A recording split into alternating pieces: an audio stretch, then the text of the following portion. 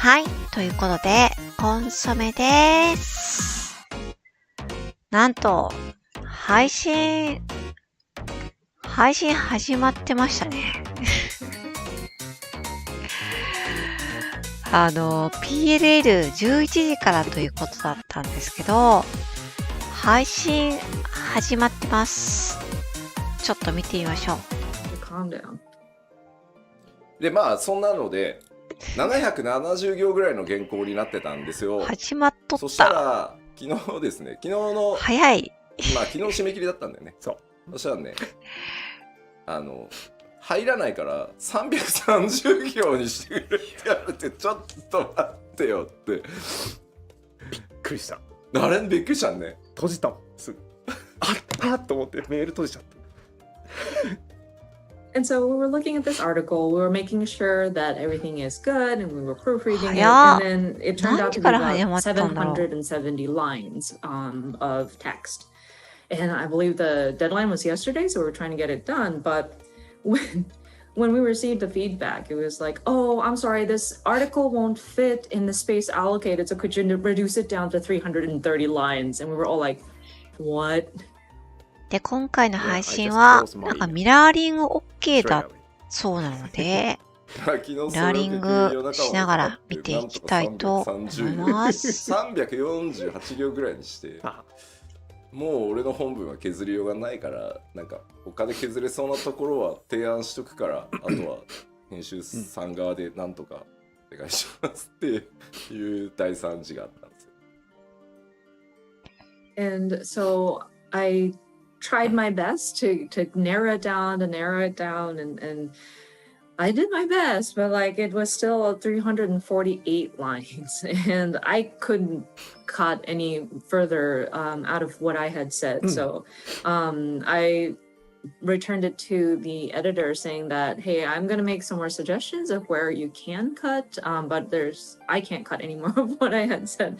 And so that was the issue that was happening behind the scenes. まあこれはでもね、しょうがなくて、実は僕ら長年やっぱりこうゲームインダストリーでインタビューとか取材が多くて、やっぱウェブ媒体、その紙があったとしてもウェブ掲載もありますみたいなので、文字数溢れてもまあ掲載の、なんだろう、機会ってどっかにあるだろうから、フルバージョンっていう形でやれればっていうのが、それも全員にあったんですけど、やっぱりこう経済はい、フランシスコさん、コンソメです。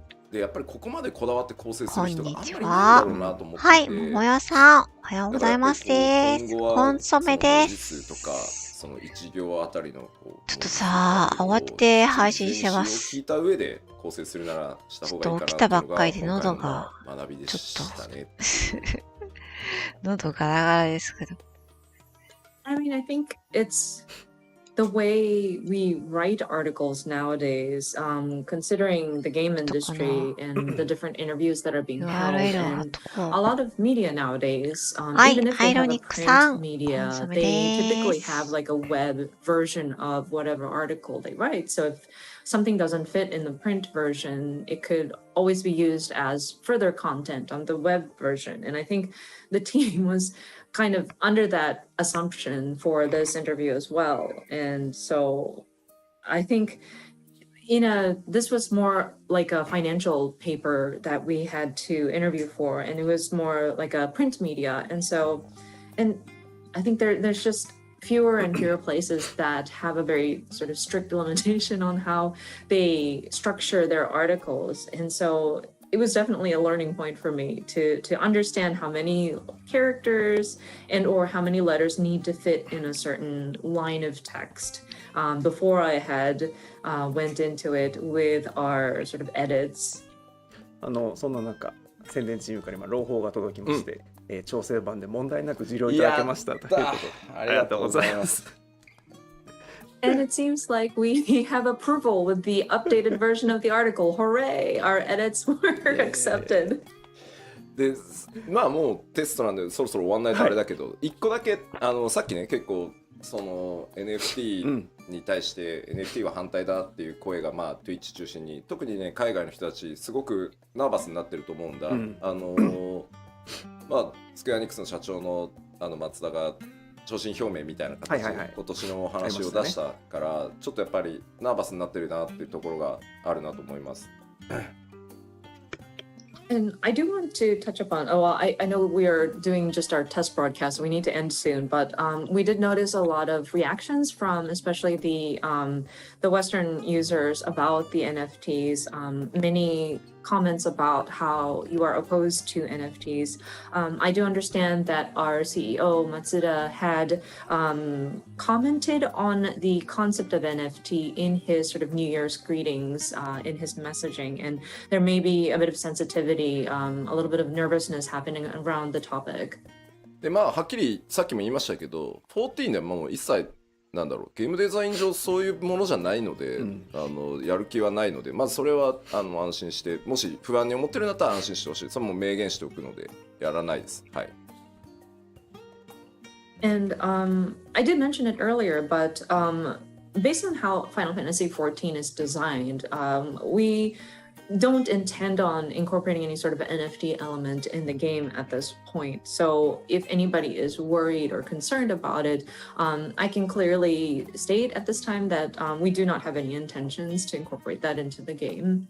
ただ見てると NFT をいわゆるマイニングされたものをただ掘り返すものなんじゃないかっていうふうにやっぱ勘違いしてる人もすごい多いなとは思ってるので、まあ、今度その海外の何かインタビューで、吉田さんが考えるその14とは関係なしにね、吉田さんが考える NFT って何ですかみたいな機会があれば、しっかりその新しいビジネスモデルでゲームが面白くなる可能性があるものだとは思ってるので、ただそれに対してやっぱそれ専用のゲームデザインが必要だと思ってるんで、まあ、その辺一回こう詳しくというか、解説する機会があればね、話してみようかなとは思ってるんで、まずはね、みんなが思うような悪いことはならないし、ゲームはまずね、お金がどうこういう前にやっぱ面白いかどうかとか、まあファンであるっていうことが最優先だと思ってるんで、そこはね安心してもらいたいです。はい。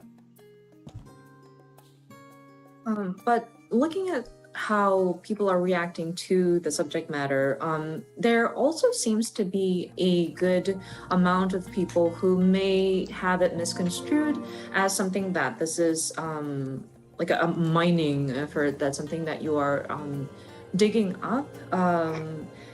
And there might be some misconception about what exactly an NFT is. And so I would love, if there is an opportunity to speak to the subject of NFTs in an interview or something that's in an interview that is completely unrelated to Final Fantasy XIV, because it is an opportunity for a new business model. And I do believe that the vehicle itself could potentially be something that makes the concept of a video game a little bit more interesting.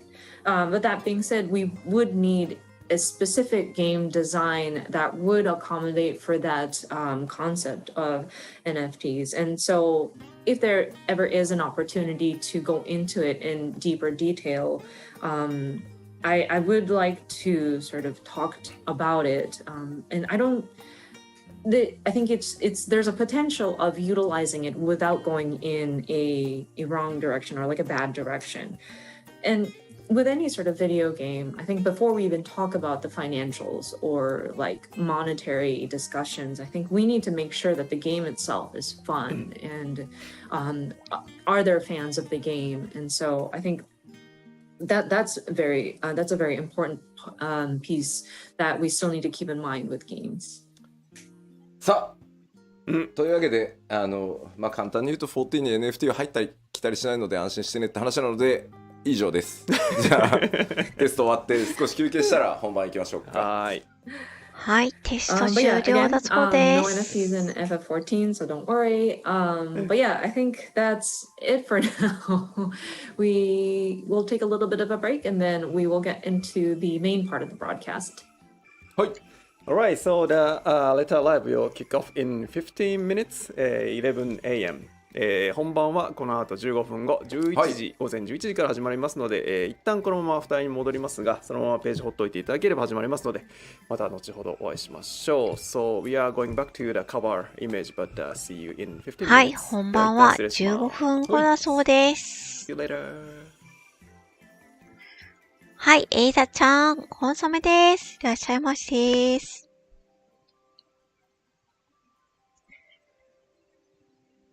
はい、PLL テスト放送が終わりましたね。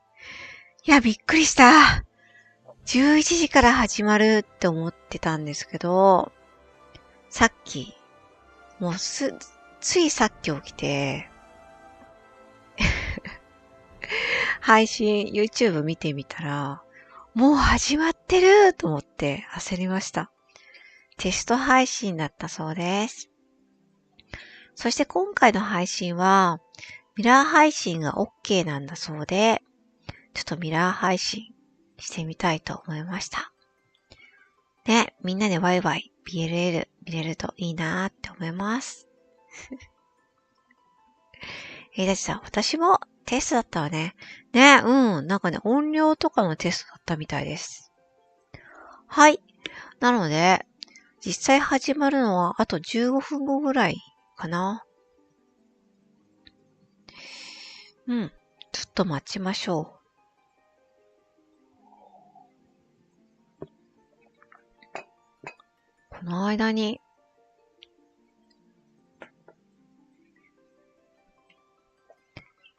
FF でも起動するか。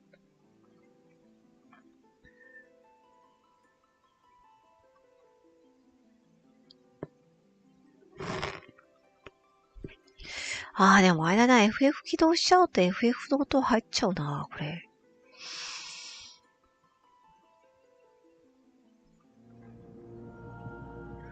おもやさん、帰ってきてご飯食べたら始まったからびっくりしたね。びっくりしましたよね、私も。と思って。始まってるやんと思ってびっくりしました。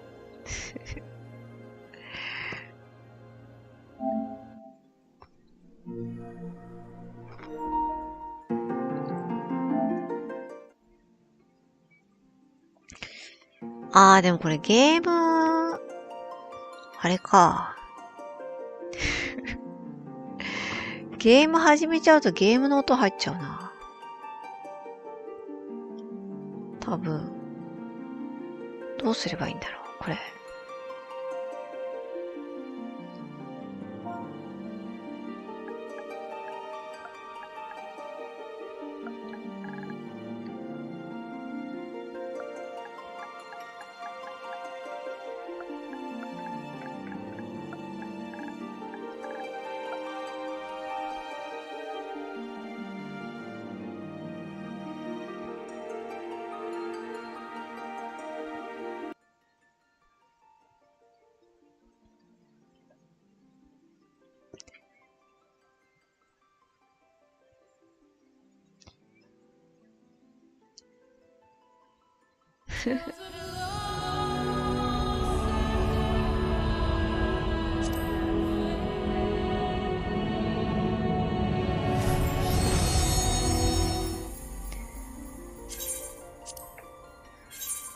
あれかな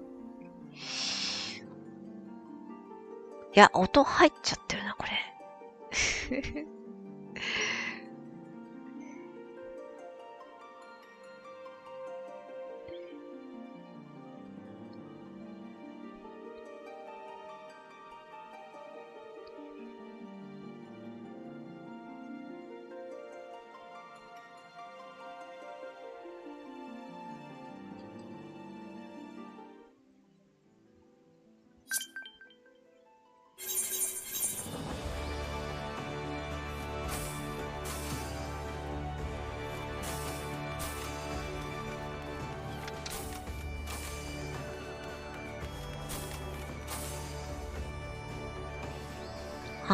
でもこうすると、あれだね。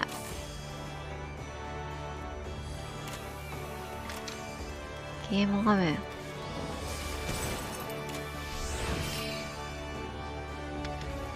ゲーム音が入っちゃうのか。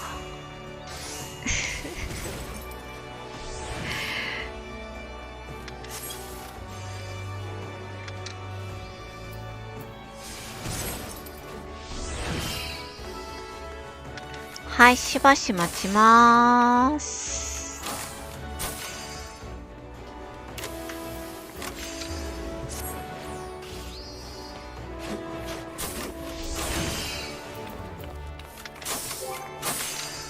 つもの学校になりましょう。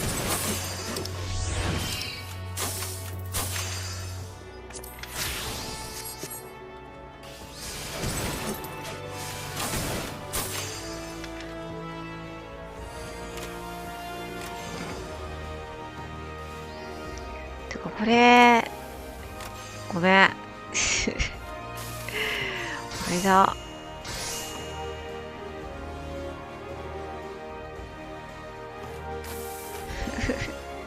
チャット欄丸出しだった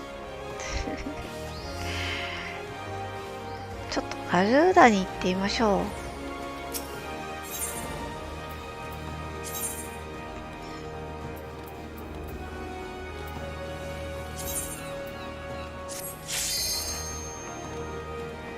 違う、ガルーダじゃないや間違えた。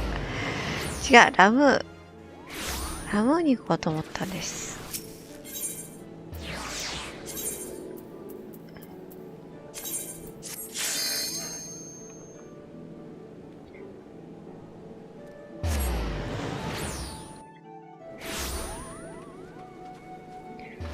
ラムー誰かいるかな。誰もいない誰もいなかった。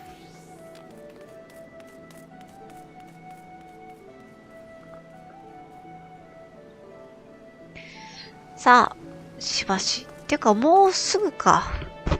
もうすぐですね。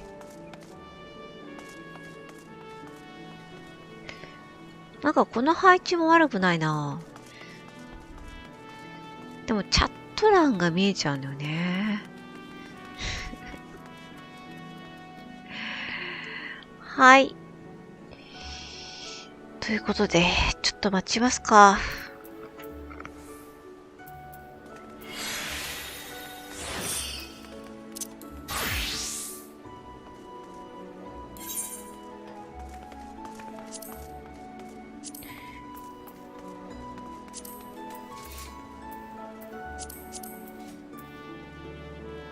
ちょっと料理して待ちたいと思います。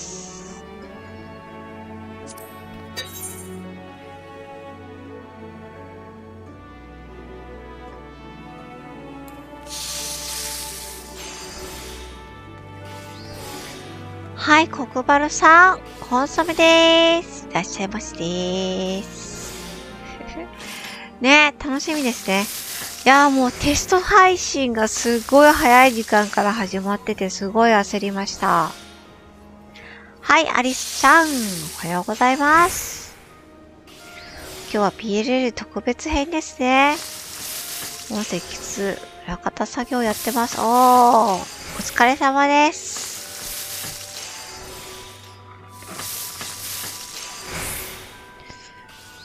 いやー、セッタでも、何時から配信してたんだろう。結構早かったよね。だってもう10時半ぐらいから配信してましたよね。配信というかテスト配信。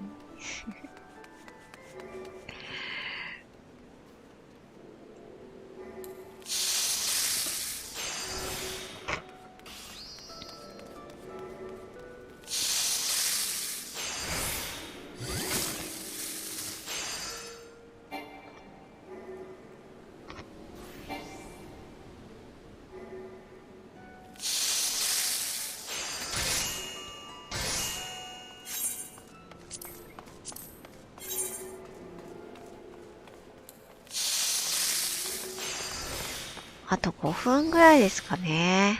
始まるの。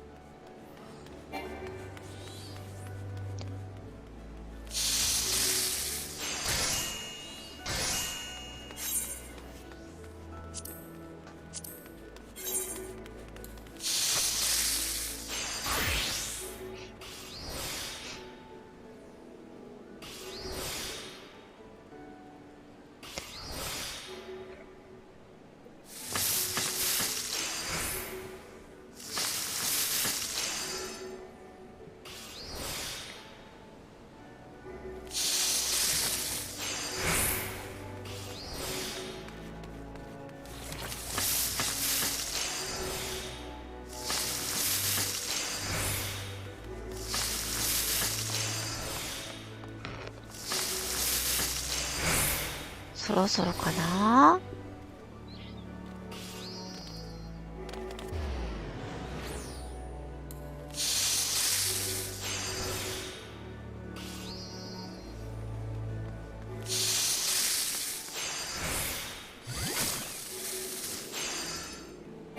17分。しばし画面を切り替えます。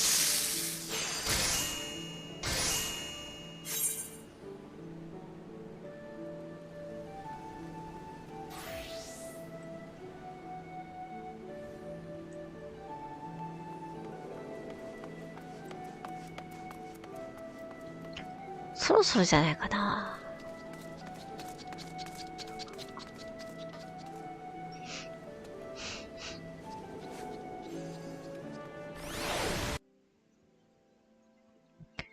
さあ、待ち構えましょう。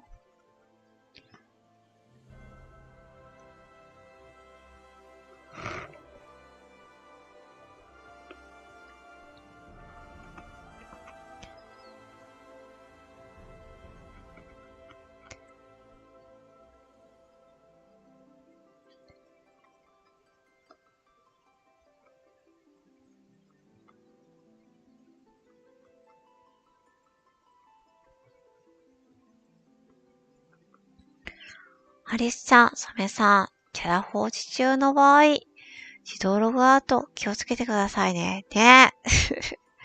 まあまあ、でも、今はね、そんなにログイン戦争ってほどでもないからね。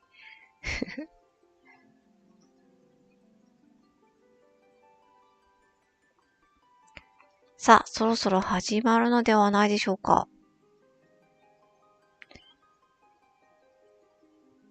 飯田ちゃん、スティックぐるぐるしなきゃ。ああ、わかる、それ。右スティックぐるぐるするよね。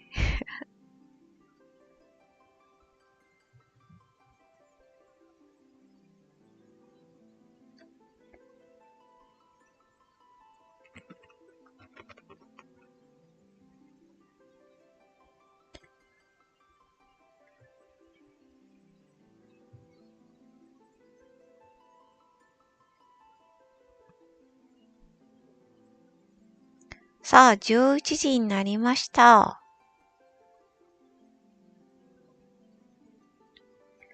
はい、今回は、ミラーリング配信 OK なのだそうなので、ミラーリングしてみました。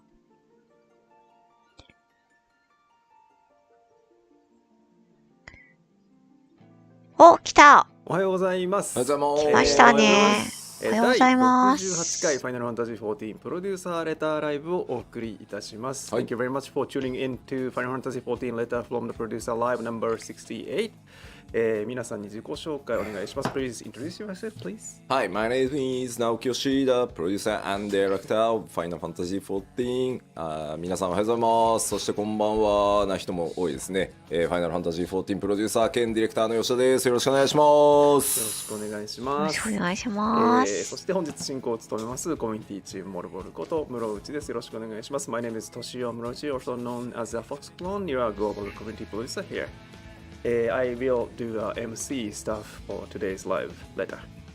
はい。そして、本日はですね、本日の、プロデュ PLL も、日本語と英語のバイリンガル放送でお送りいたしますので、我らがあいみさんがスクエニアメリカオフィスから入ってくださっております。So once again, today's letter live is fully bilingual in both Japanese and English. So we have a special member from Square Enix America office.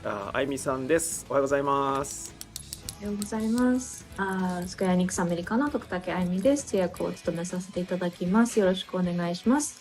Hello everyone, this is Aimi from the Square Enix Los Angeles office. I'm going to be supporting for the translations today. はい。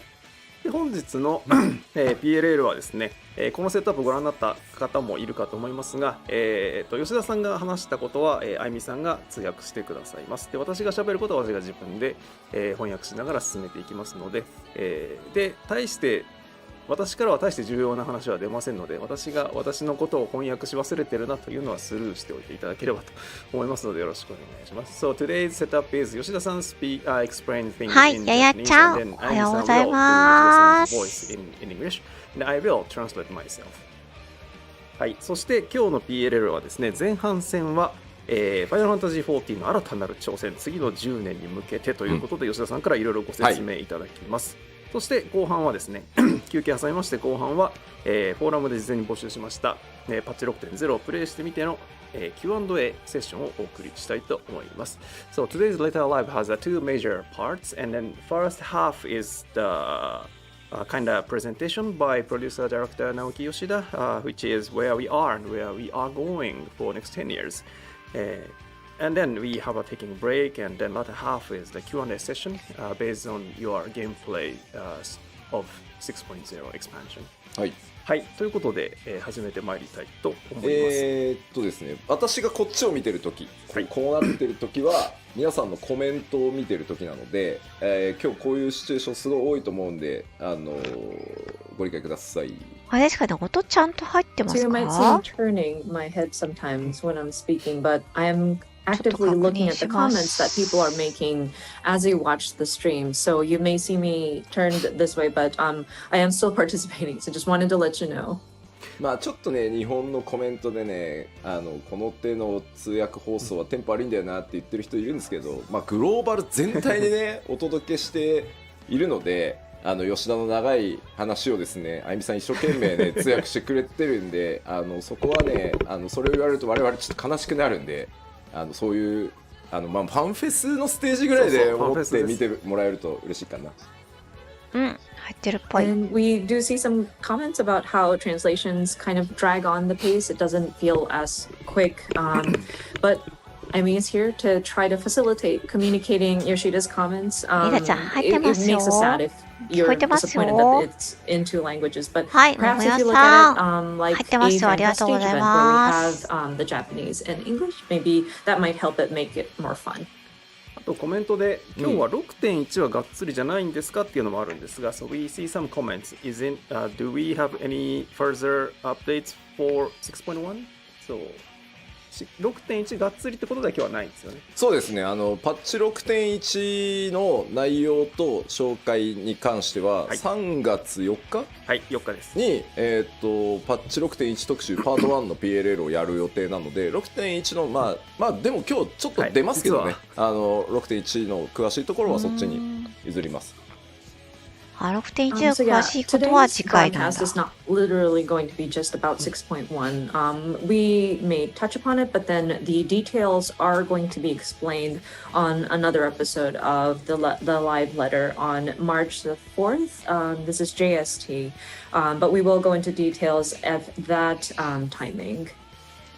あとはまあなんかこう重大発表的なねニュアンスで取られてるけど。楽しく気楽に行くので皆さんもですね緊張せず気楽に今日は見てもらえると嬉しいです。And some people might be bracing for a very important announcement when we talk about today's broadcast, but that's not the intent. We would love for you to just relax and just have fun with the broadcast. 面白いですよ。なんかこういうこと言うたびにさ、よしやめんのみたいなの出るんだよな。ついに俺さでも挨拶し忘れてた私。新情報発表会でさ、言ったばっかだよね。ライフワークだって言ってるんで、そういう話じゃないんですよ。And I understand we were talking about like the future of Final Fantasy XIV, but every time we mention something like that, people are like, "Oh no, is Yoshida going to quit?" And no, I think I told this when we were doing our announcement showcase in February. It's like 14 is my life work. It's not like I'm going to just up and leave suddenly. もうそんなんで嘘つきってやるの嫌だから、なんだろう、そんなね自分の去就をね重大発表をしますみたいなねことは言わないですよ。ちょっと恥ずかしいね。うん。I don't want people to be going around saying, "Oh, you're such a liar," because I mean, I'm not the type of person who would make these kinds of like my personal announcements on a live stream. So.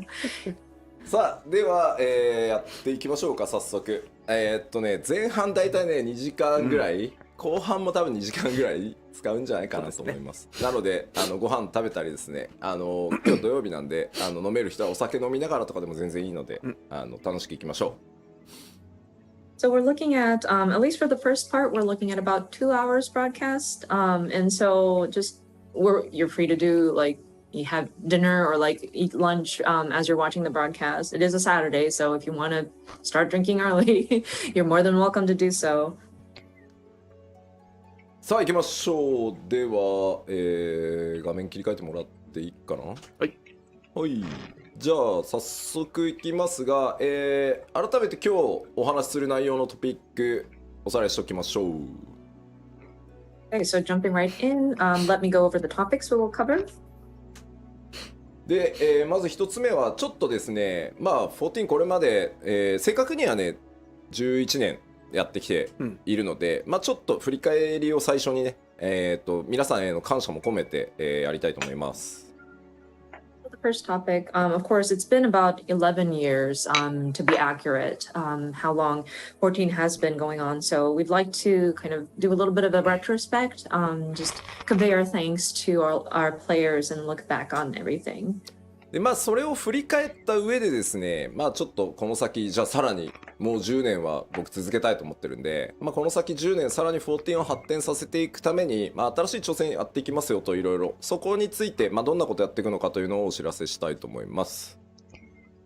And then once we do look back on our past, then we look forward to the next 10 years. Because as I mentioned, I would love to continue having Final Fantasy XIV for yet another 10 years. So there are many different things that we want to do in order to continue expanding Final Fantasy XIV, many challenges that we want to take on. So I want to touch upon some of those items in today's broadcast.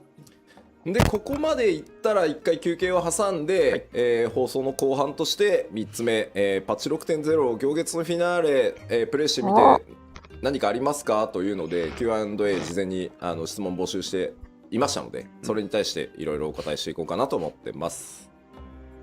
And then once we do that, we will have a break in between, and then it'll go into the latter half of the show where we kind of asked the players, what did you think after playing 6.0? And so we will do a bit of an Endwalker Q&A. あと10年から吉田リビングデッドを使う気だなみたいなコメントがあったんでWe're seeing comments like, oh, 10 more years, huh? Is Yoshida going to kick off his living dead? まああったよね、確かにね。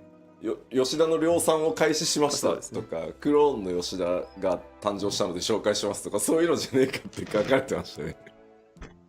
But yeah, I think I've seen comments similar to that, and like people saying, "Oh, we have mass manufactured Yoshida clones."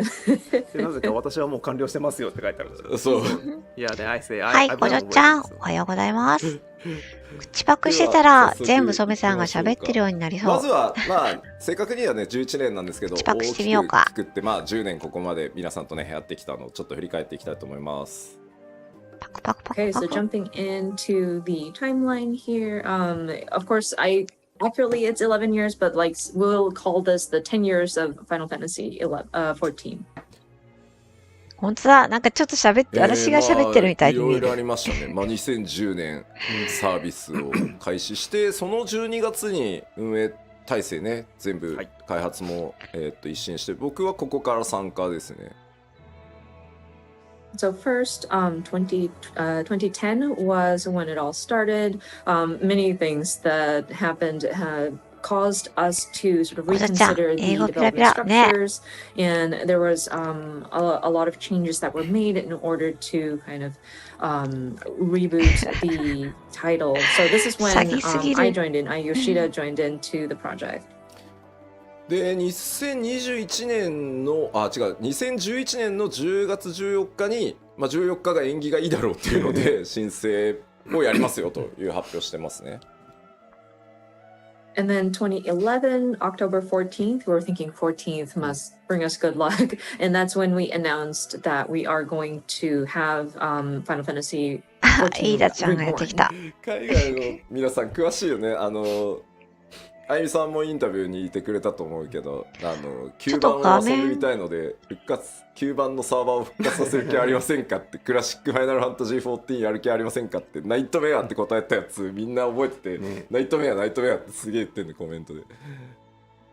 I love how the comments from the West are. I love how they know all these details, and I'm sure Amy had sent into the interviews as well. But people were asking about, oh, are you going to make an FF14 1.0 classic like WoW Classic did theirs? And Yoshida answered, Nightmare. And so people are calling the time of 1.0 in Nightmare. It's awesome. 根性版ってナイトメア版って言われてるのかな。の11月11日にですね、時代の終飯田ちゃん焉寂しトレーラー公かったんで。開とともにですね、一旦申請の準備のために Q14 のサービスを、終了させていただいてます。これさ、背景 And 黒い of 方が course, 見やすいかな。 in November 11th ちょっと黒 of くしてみた。 2012, we titled it The End of an Era, and we sort of closed the service for the original version of Final Fantasy XIV. まあ、9番からねやってくださってる方も結構いるし、9番の捉え方って結構まちまちだとは思うんですけど、9番の、ラスト付近はそれはそれでまた独特の、ゲームデザインの MMO として結構ね好きだった、面白くなったんだよって言ってくれる人たちもたくさんいて、まあ、僕らシャットダウンするのを決めながらも作ってたところに対してそういうね評価をもらってたりするのはとてもありがたいことなので、僕らもすごいね実は小柄さん励みになってます。いいです。 And of course, people who have 背 been 景黒がいい playing か。見やすいよ since ね、なん the かこっちの方 original が。 1.0 may have their different opinions about how the game had played. But there were people who thankfully acknowledged how 14 was starting to shift, and they did take notice about how the game design was unique, despite we were looking to sunset the original version. And so it was wonderful that people acknowledged that, and that was very encouraging for us as a team. ちなみに9番から今日視聴してくださってる方で Q14 からやってるよって方、パクパクどうですか？詐欺。手を挙げてもらってもいいですか？ So if I could have people in the comments, by show of hands, I don't know how you raise your hands, but like anybody who's been playing since 1.0, the original Final Fantasy 14, we would love to see who's been with us since then. めっちゃいするな。ごい There's a lot. Wow. What? Thank you very much. すごいありがたい。 That's amazing. Thank you guys. お、工場ちゃん。まあここからねあと10年根性版から組楽しんでいきましょう。レガシ But ー yeah, パ we're イセン looking だ。 forward to the next 10 years. So yeah, let's all take care of our health and keep going. That's awesome. で、2013年ですね、ベータテストをやりながら、2013年8月27日についに新生オルゼや正式サービス開始することができました。So moving on, 2013, we start our beta testing for A Realm Reborn, and then August 27 of the same year, we were able to relaunch as A Realm Reborn. 振り返るとですね、2011年の3月ぐらいから一気に新生14の設計だけ5人ぐらいで設計をスタートして、2011年の6月から6人のプログラマーがコードを書き始めたのを覚えてるので、実質そこから2年2ヶ月で新生リリースしてるので、もうちょっと驚異的今振り返ると。And looking back, it was 2011 in March.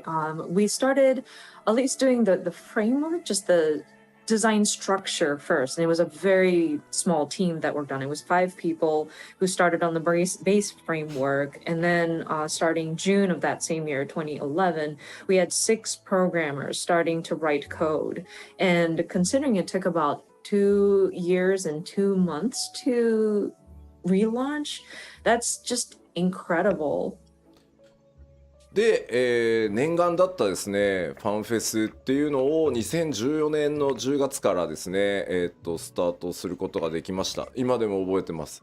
アリスちゃん、あ、サメさん、私、レガシーユーザーなのです。おー、レガシーパイセンだった。結構いますね、レガシーさん。初めてやった北米のファンフェスの基調公演で東パイステーセンジに上がった時本上の版大歓声でですね、もうすごかったですね足が震えて素晴 I らしい。 still remember it today. The first time we did our fan festival, and we started out in the North America region. And when I took the stage to do my keynote presentation, and just the cheer that I received from the audience, man, my legs were shaking when I was up there. で初の拡張であるヘブンズワード、2015年の6月にリリースして、その後の8月に、全世界累計登録者数が500万人を突破したと。And then next, we were able to launch our first ever expansion pack, Heaven's Word, in 2015 June. And then soon after, we reached 5 million registered players. でこの辺りはですね、我々開発チームもですね、高難易度高難易度って言われてよしやっちゃうぞって言ってもうキリッキリなのをやったらですね、いや難しすぎんだろうってなってですね、我々もいろいろな失敗を繰り返しつつですね、今につながってる本当重要な時期だったと思います、ここは。But this is around the time when people were starting to clamor for higher difficult content, and the dev team got so excited about, oh yeah, you want difficult? And so we gave you a really, really tough content, and people started complaining now about, oh no, this is too difficult, Yoshida, this is too difficult. And so we were trying to find that balance. It was trial and error trying to get to that nice balance. But I think it was really important that we're making that conversation. はい、アリスちゃん、レガシー時代を語ると一日あっても足りません。いやちょっと簡はい、単だったなっていちこちゃん、言われるぐコらいがンソメちょうどいいんです。だないと。らっしゃいませです。And it was then that I learned this very valuable lesson, which is I think it's best to keep the difficulty where the players would walk out of it saying, that was pretty easy. で、グレンのリベレーターを発売したのが2017年6月で、この辺りからようやくこうバトルコンテンツ以外の、そのもう14の世界に住むみたいなことをより具体化していけるようになったのがこのぐらいの時期で、それがね、功を奏してですね、登録者数が、この時点で1000万人突破と。And then, of course, Stormblood released in 2017 June, and we started looking at various other types of content aside from battle and combat, content that would involve the feeling of living in the world of Final Fantasy 14. コダちゃん、もは申請編が思ったよりクリアしやすくて、ユーザーからもっと難しくといった結果、あれき起動編形式。そうなんだ。あれき霊式やってないから思い出さわかんないや。れるグレンのリベレーター初日のね、ラウバーン透滅戦。すごかったですね。And I still remember when Stormblood first launched, Rauban Extreme. 透滅戦。ありましたね。I think we all remember that. あの失敗があってね、今の安定したキューイングシステムがあったりするからね。But I mean, even with that failure, we learned from it, and we were able to build a much better queuing system. そしてですね、2018年になると、全世界登録者数が1400万人を突破して、2019年には、1600万人を突破と。ありがとうございます。So I'm sorry, this is where we hit 14 million is 2018 August. And then moving on, we reached 16 million players by 2019 May. So thank you so much for all the players that are staying with us. そうして続けてですね、2019年に、漆黒のヴィランズを発売し、その年末にはですね、全世界累計登録者数が1800万人を、突破となりました。And moving on, we released Shadowbringers in 2019, and soon after, we surpassed 18 million registered players. 数字に関して言うと、単純に数字だけをこう見ていくと、そのなんていうの、増えるペースっていうのがばらついてるように見えるのかもしれないんですけど、実は体験したことのある人が増えれば増えるほど、新規が当然減るんですよね、パイが決まってるところから新しい人を呼ばなきゃいけないので、だからここまでの数字になってるのにさらに数百万増やしていくっていうこと自体はとてもすごいことで、これは本当ね、開発運営チームの努力もそうなんですけど、マーケティング PR チームが、コミュニティの皆さんと一緒になって達成してきてる数字なので、本当にこれはね誇らしい数字だと思ってます。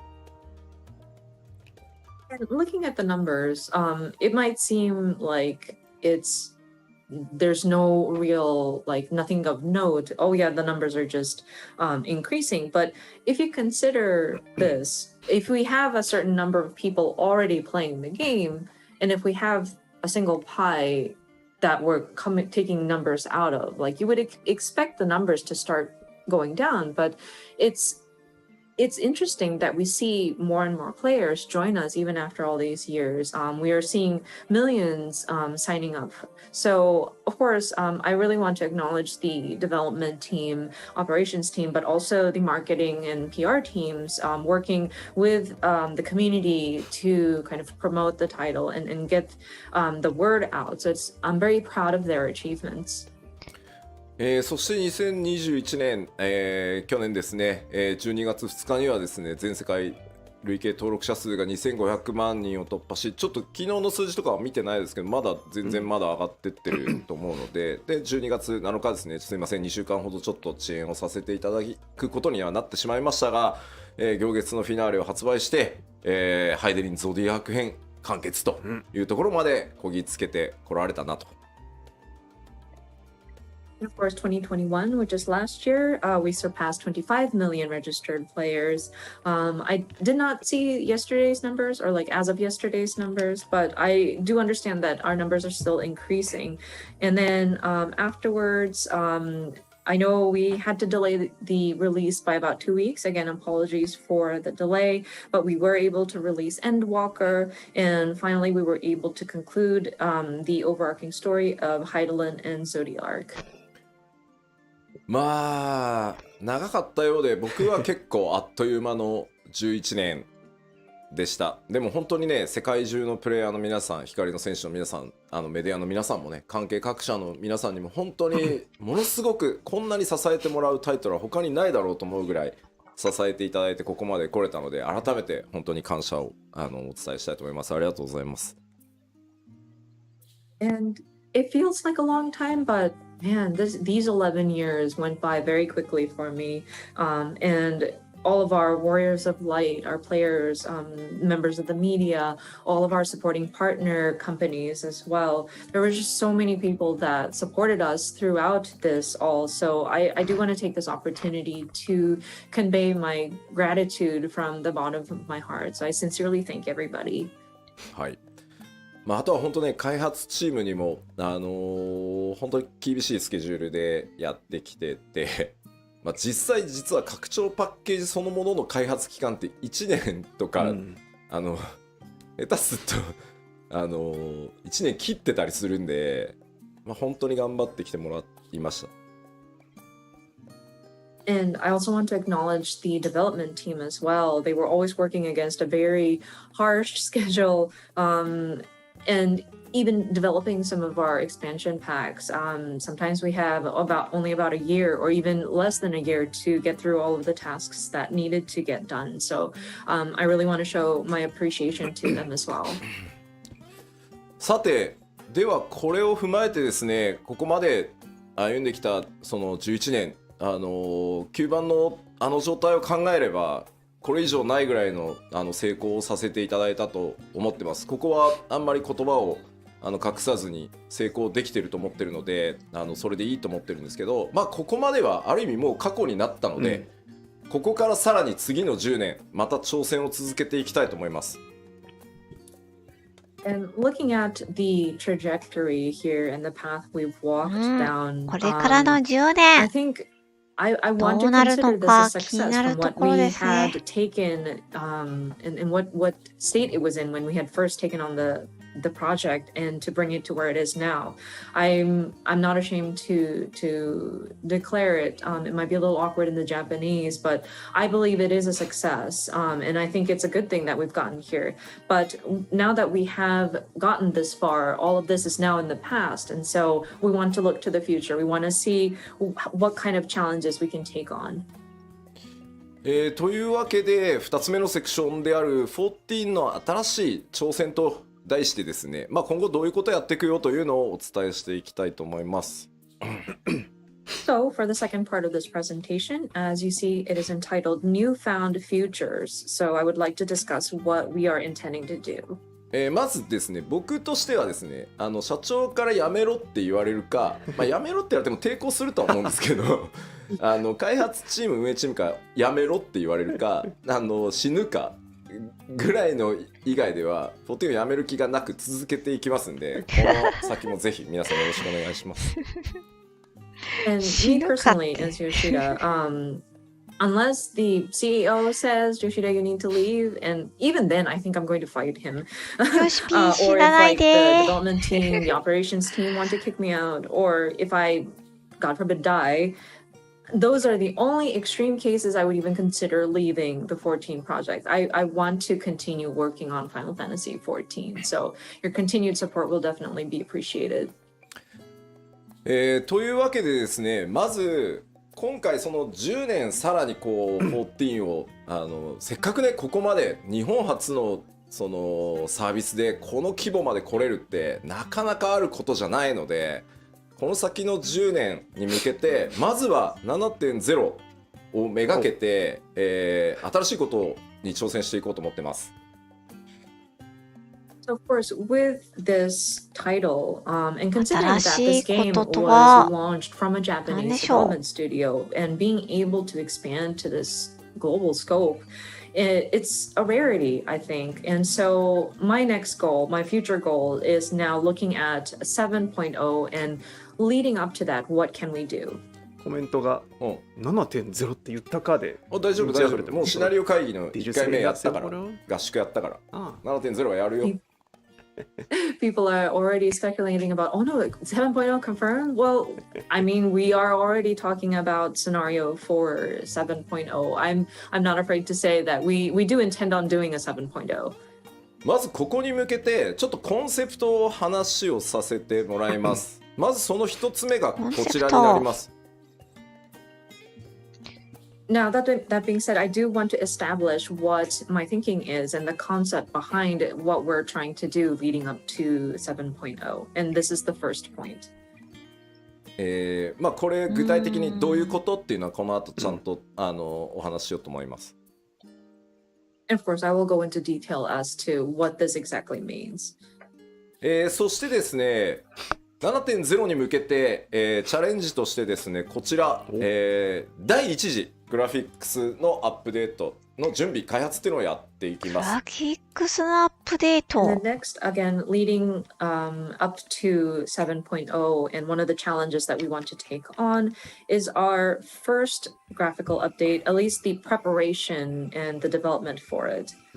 なんで第一次ってついてるかっていうのも後でねこの項目の掘り下げでちょっとお話ししようと思います。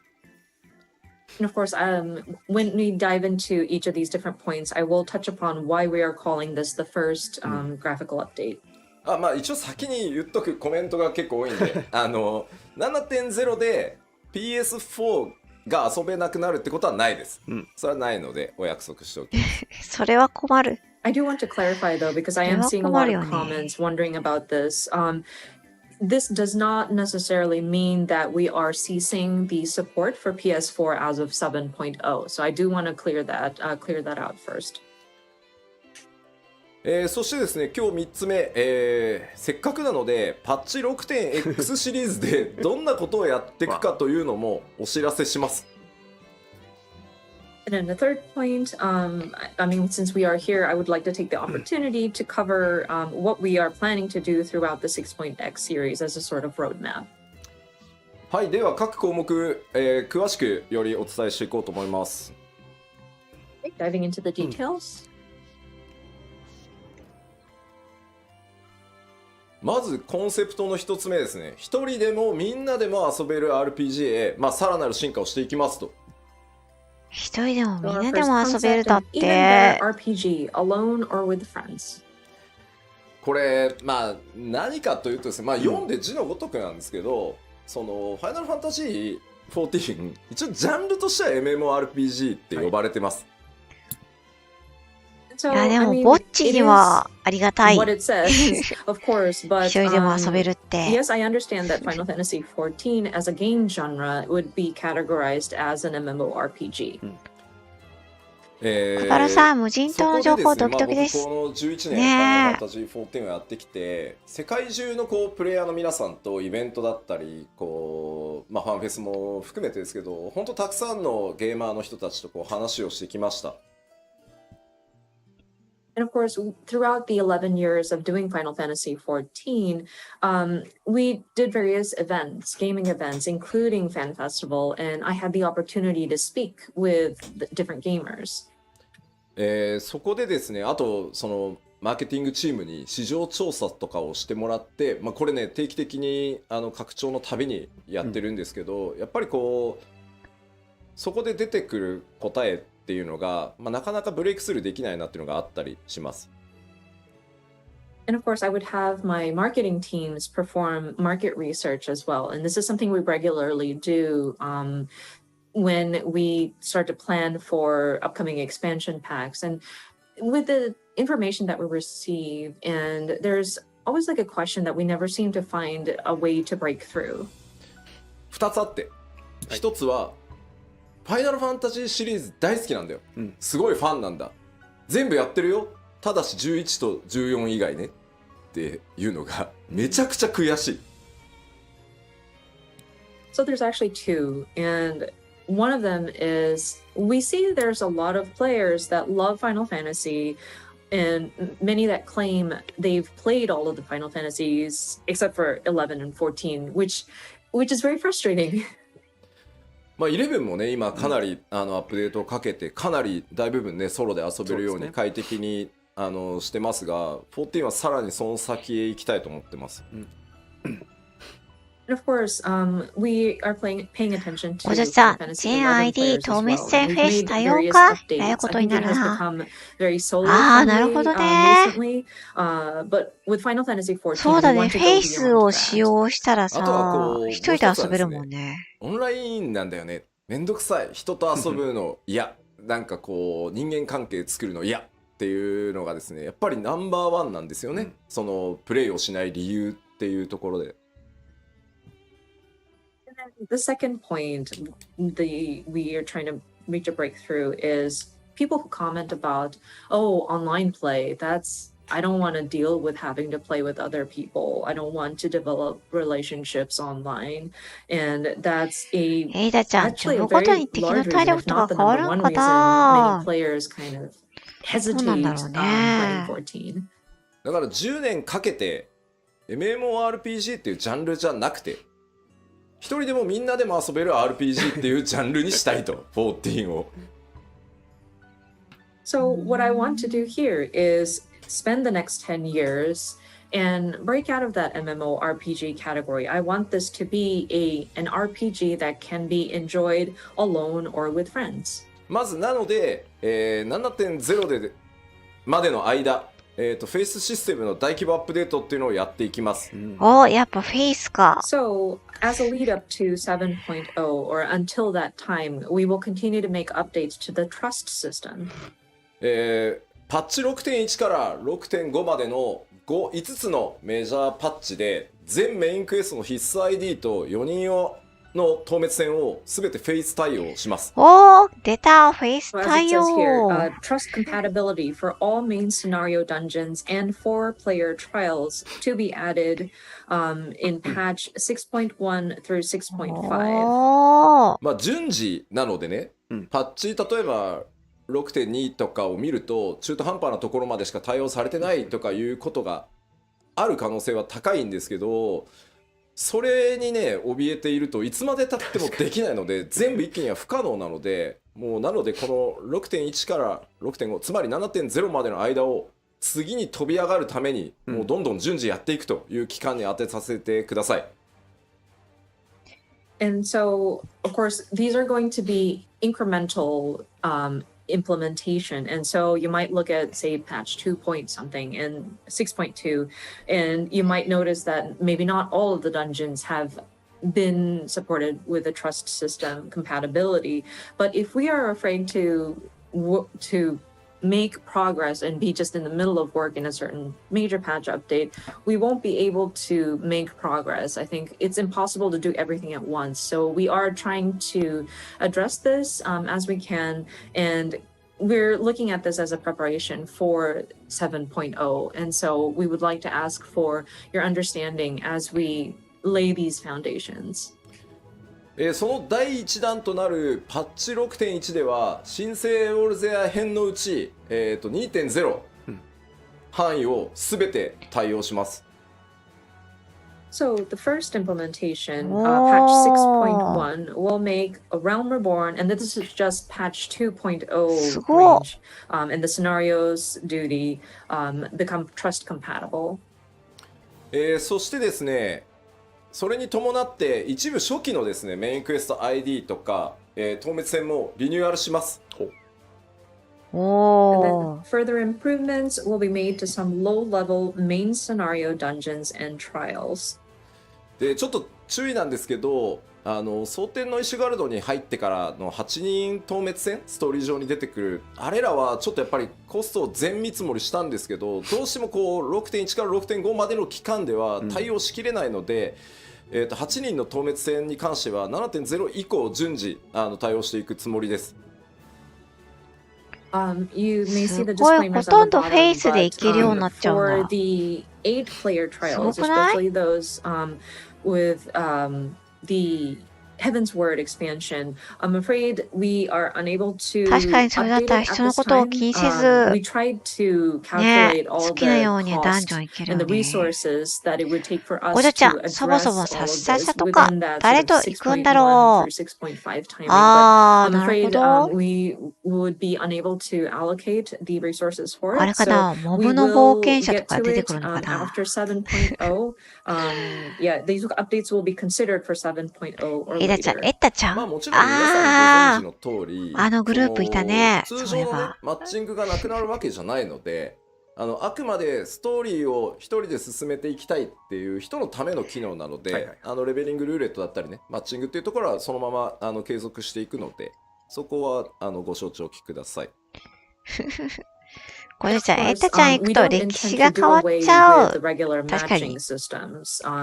Your leveling dungeons and queue エ matching ダちゃん、 and じゃあ duty この練 finders 習が will 早い still 段 be 階で active and できるの available. These か。 trust compatibility is primarily for those who have a strong desire to play through these story dungeons on their own.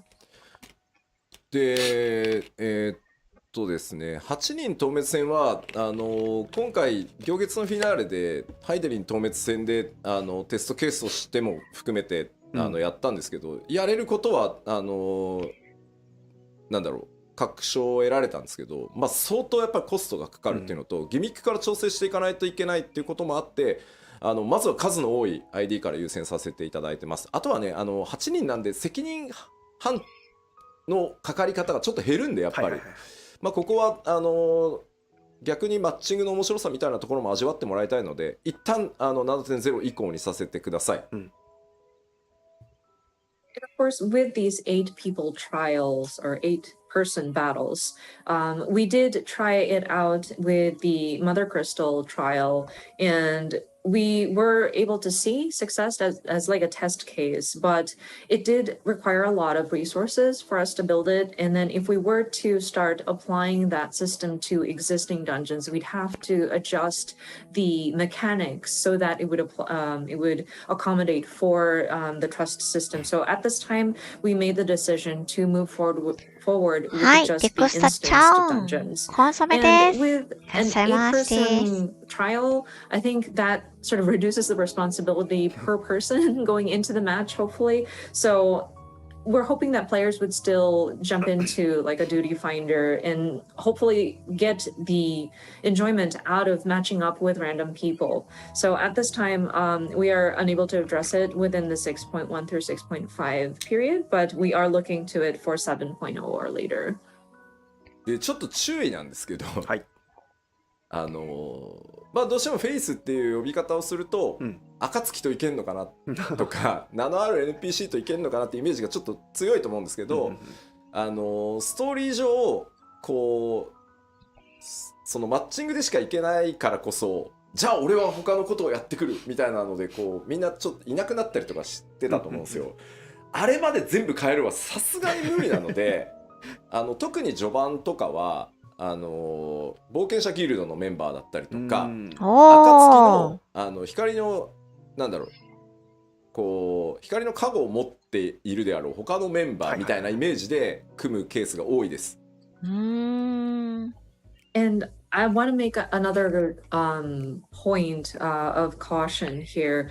Whenever we say trust compatibility, I think the じゃあ初期 thought ダンジョ that ンは can we go into this 他 dungeon の with 冒 members of 険 the 者的な Scions NPC と or any sort of named フェイスするみ NPCs. たいな And ことになるのかな。 some of these story dungeons have key players kind of leaving the scene, like where the warrior of light goes into a dungeon and say somebody goes up and say, oh, I'm going to take care of matters over there. We can't have them come back just to join you in the dungeon.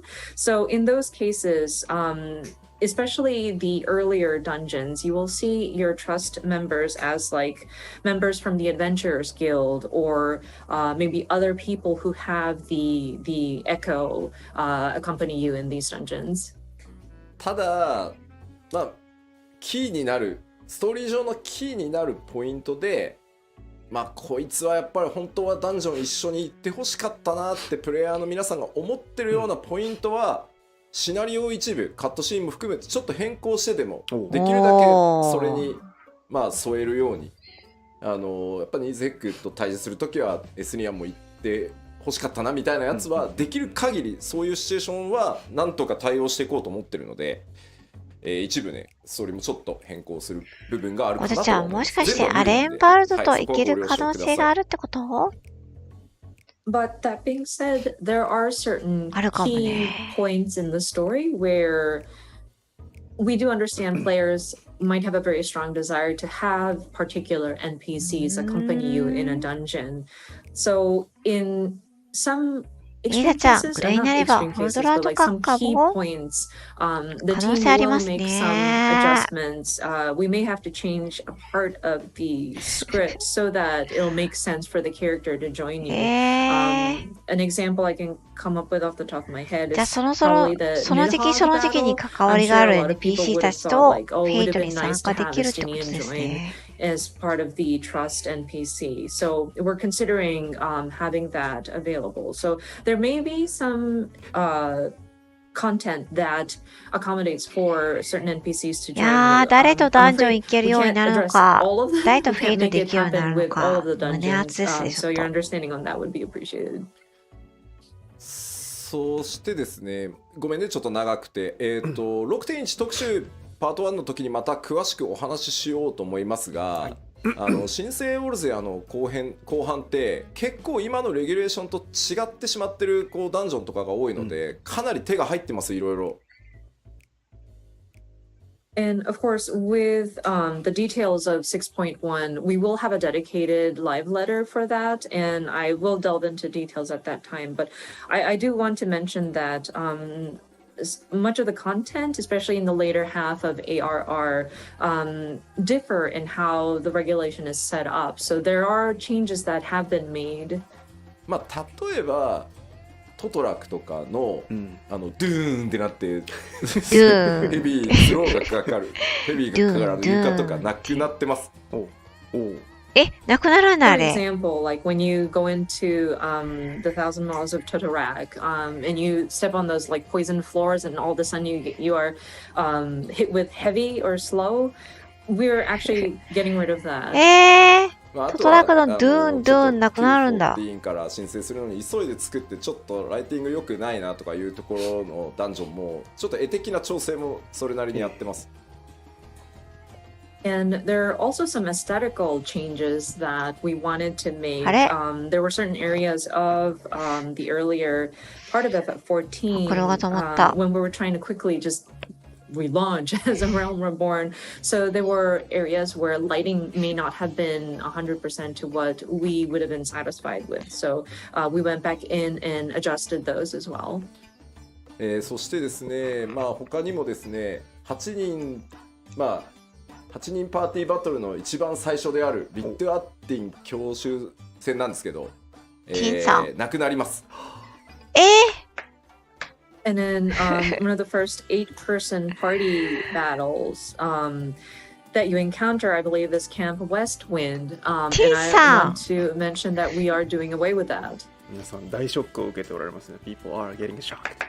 帝国の盾としてね、武人として、身を挺してやってきた、ね、帝国将軍の一人、まあ将軍ではないけど正しくは8人でフルボッコはいかがなものかということでですね、はい、ちゃんとコストをかけてですね、クエストインスタンスバトルとして、生まれ変わりますので。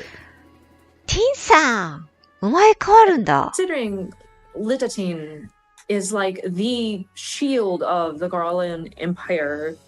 I mean, he's technically not a captain, but like, I mean, he's like a very prominent figure. I think it would be very humiliating for 8 people to come in and just beat him up. So we actually allocated the resources to rebuild that battle so that it's going to be a quest instanced battle that you go in.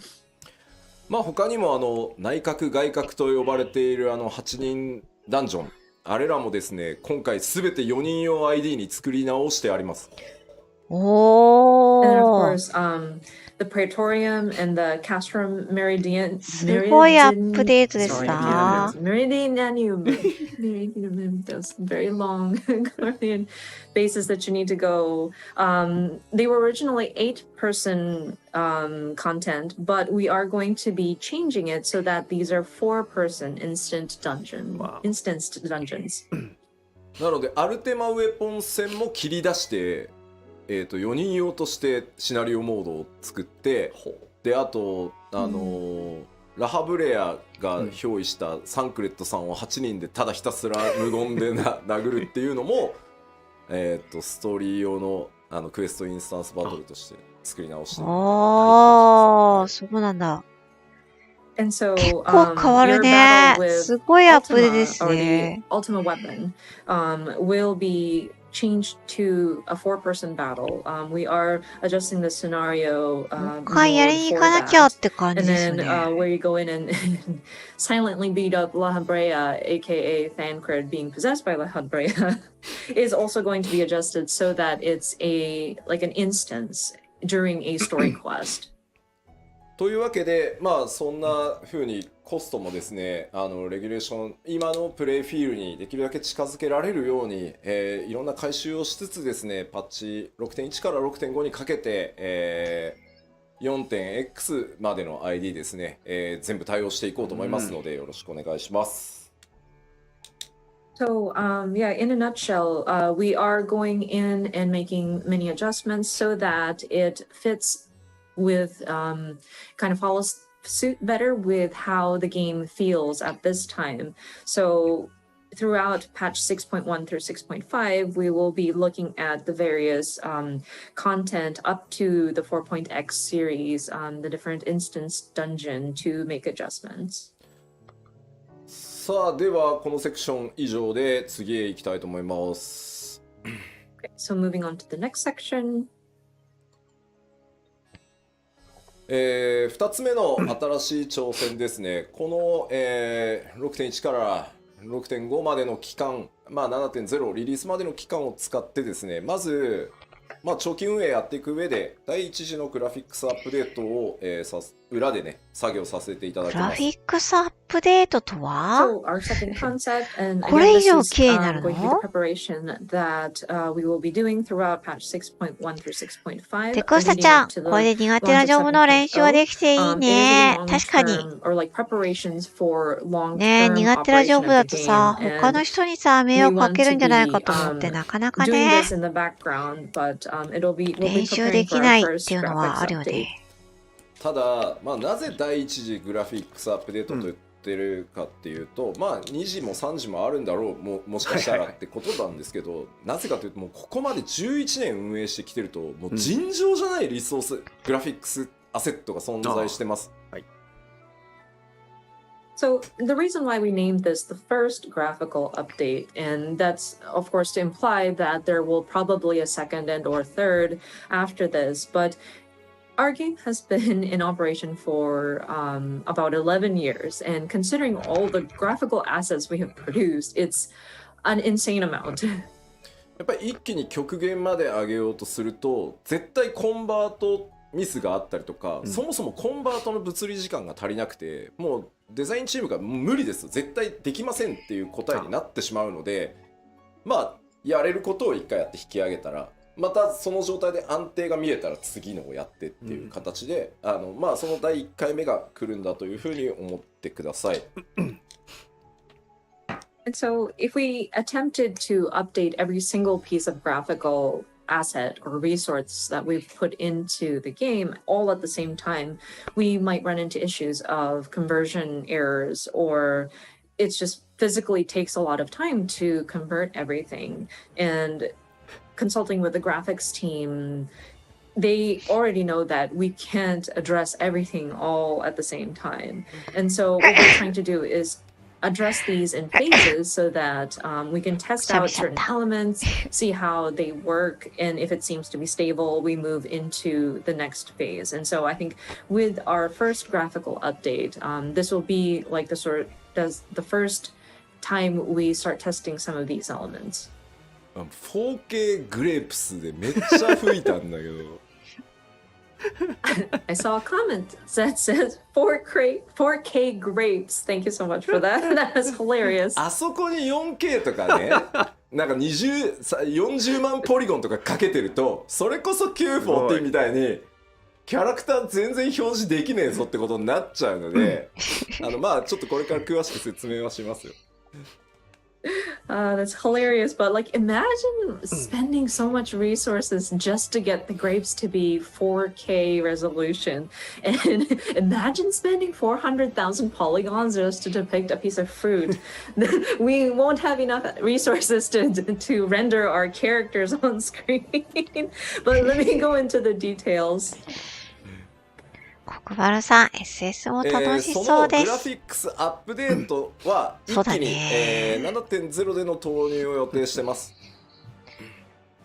So again, these graphical updates are intended to be implemented in 7.0.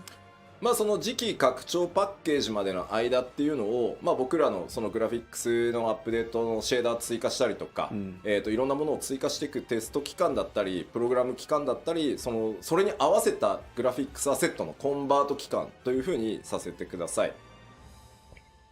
So until 7.0, this will be, again, our preparation period. So this is where our team will be testing out various additions to the graphical elements, including different shaders. We'll probably need to write more programs. This is where when we're going to be doing our asset conversions, etc. で、ここが重要なんですけど、あくまでやっぱりマルチプレイのゲームであるっていうのをぜひ覚えておいてほしくて、やっぱり画面全体の美しさ、9番から申請した時に感じていただいたように、やっぱり総合的な美しさ、世界の美しさっていうのを追求していきますよと、コンセプトとしてはね。And of course, one key point that we want players to understand is that this is still a multiplayer game, and so we want to strive for the aesthetic quality of the overall picture and looking at the sort of beauty or the element, aesthetically pleasing sort of overall picture. だってこうまさにね発売されたホライゾンのさクオリティでさ動くと思われたら困るわけだよあれで俺たち300人とか描画しなきゃいけないんでいやできはするんだけど、みんなの PC 動かないよ。確かに。And I see games like Horizon Forbidden West, and I don't want to get people to think that we'll raise our graphic quality to that. It's amazing, yes, but imagine having to have to render 300 different characters on screen at the same time at that quality. And it's not physically impossible, but then I don't think it's going to run on anybody's PC. そこは覚えといてね、みんなね。So please keep that in mind. ここをね、なんか勘違いされるのが一番怖い。That's the scariest thing for people to kind of misconstrue. で、当然なんですけど、アニメーションとか、まあその世界全体、画面全体の美しさっていうところにやっぱりアニメーションとかライティングシステムっていうのも大きく寄与していると思うので、このあたりもアップデートしていきます。And of course, considering the sort of overall aesthetic, animation is going to be a key element we're looking at. Lighting is another element that we want to adjust as well. まあ例えばアニメーションに使っている、よくねメモリがって言われますけど、メモリの割り当てをちょっと増やすことによって今までより長尺のこうエモートモーションが作れるとか、あとまあそのライティングがライトの数が増えることで実は潰れていたバックグラウンドのディティールがより見えてきて、リソースに手を加えなくても綺麗に見えるみたいなところもあるんで。So what we mean by different updates to animation and lighting systems is, for example, I know people would automatically start talking about, oh yeah, memory issues with animation. So if we revisit some of the allocation of the memory for animation, it might allow us to create emotes with a longer animation loop, or with lighting, they're just having more lights than we had originally set up would allow for details that would have been sort of washed out or like not visible because of insufficient lighting to kind of show up. And so that will allow for an improvement in the graphical quality without us even having to adjust the elements that are already in the game. まあ重要なところです。はい。スタンドアローンのゲームクオリティにはなりません。これをですね、皆さん頭にすり込むためにもですね、寝る前に必ず一度復唱していただきたいぐらい。And again, very important point. I want to stress again, the new graphics will not be comparable to those of standalone titles. This is, again, very important. I want you to remember it. I want you to repeat it before you go to bed. That's how much I want people to remember. まあ、とはいえ、やっぱりグラフィックスいろいろ手を入れて、パフォーマンスというかね、処理はより動作が重くなりはするので 7.0 では最低動作保証スペックの条件が、まあ、変わるのは確定です、はい、ただできるだけ多くのスペックに、ね、対応できるっていうところはこれまでのポリシーでもあるので、捨てずにやっていきたいと思ってます、So that being said, we do want to update the graphics for sure, and so that means your processor might require more power in order to render these graphics properly or like efficiently. So we will probably have to update the system requirements for your machines and your PCs. We will try our best to accommodate for as many models of machines to accommodate with the changes, but we do want to make you aware that it is pretty much guaranteed that we will have to update the system requirements. でやっぱり気になるプレイステーション4なんですけど、この 6.x 期間中に、先行投入すると思いますけど PS4 版の最適化をやっていきます。And I know people are wondering about PlayStation 4 support as of 7.0. I think what's going to happen, and this will probably be done prior to the launch of 7.0, so sometime within the 6.x series, we do want to optimize the PS4 version for sure. で、さらにですね、まあ PC 版にあるようにグラフィックスオプションのカスタムっていうの PS4 版少ないんですけど、あれを増やしてですね、新しいその描画とか入れるとやっぱ重くなる部分があるので、重くても綺麗でいいやっていう人はオンにしてもらえばいいんだけど、まあオフにしてそのフレームレートを優先するみたいなことができるようにしていくので、PS4 のサポートっていうのも少なくとも 7.0 のタイミングではしっかりやりますので。So, and on top of that, there are various graphical configurations that you can set up on the PC version. Like you can customize some of the like display options, and we understand that it's a bit lacking in the PS4 version. So we do want to implement options in the configuration so that you can select like prioritize frame rate, or if you want to, if you're okay with performance kind of dropping slightly, but still have the graphics performance, then you can select that option, whatnot. So I do want to assure you that we will continue supporting for PS4 at least until 7.0. お、おなんぞこれ。超リアどうル。思うんだろう、これ。 What people's reactions are. 超リアルなんだが。俺かと思ったって言ってる。Some people think, oh, is that me? そうそうそう。なんかさ、多分ね、これじゃないよね、多分みんな求めてるの。I don't think this is what we are looking for. This is not what we desire. ばあさ、ヒなんかロシ疲れた吉田って書かれてる。Some people are saying this looks like a very tired Yoshida. そう、なんか違うでしょ。Yeah, but it kind of does feel awkward. こんなレベルになるわけ超リアルまあ、こなんだけど。こまでリアルにはならんす。ここにはリアルにはならない。 So we aren't going to be working to make it look this real. まあいわゆるフォトリアルを追求していくとグラフィックスアップデートってこっちに行きがちなんですけど、おそらくファイナルファンタジー14の世界やキャラクターが気に入ってくださってる方多分こっちを求めてはいないと思ってます。 And some games, of course, their intent is to lean towards that photorealistic depiction, and people tend to lean in this direction. But I think for those who enjoy the aesthetic of Final Fantasy XIV, this is not necessarily what we want to begin with. では、今そのグラフィックスアップデートって実はテスト開発もスタートさせてるんですけど、テストスタートしてからまだ1ヶ月と1週間ぐらいなんですね。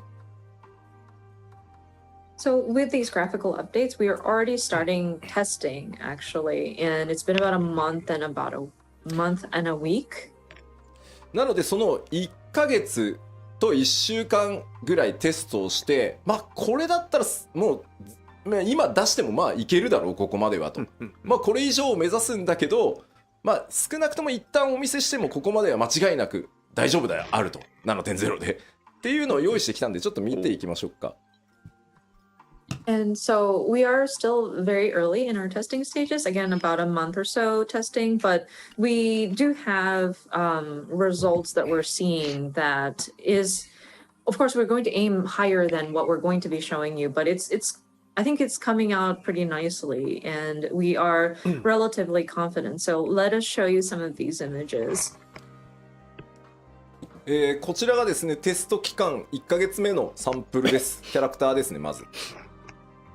So from first month of testing, so this is one of the samples. これ左が今で、右がテクスチャーをハイレゾリューション化してます。髪の毛も含めて。で、あとシェーダーを、1枚入れてます。And so what you're seeing is the current image on the left, and then on the right, we've made the textures high resolution, and we've added a layer of shaders. あと、セルフシャドウって言って自分の髪の毛の影が顔に落ちた時、まあその自分のオブジェクトが自分に影を落とすのをセルフシャドウって言うんですけど、そこも調整してるので、結構ね、セルフシャドウ実はすごい気になってて、カットシーンとかでも。And one thing that we did pay attention to was the self shadow, or whenever there's like an object that drops a shadow on yourself, especially if you look at the bangs and the shadow it casts underneath it. That was something that I wanted to address looking at the cutscenes in the past.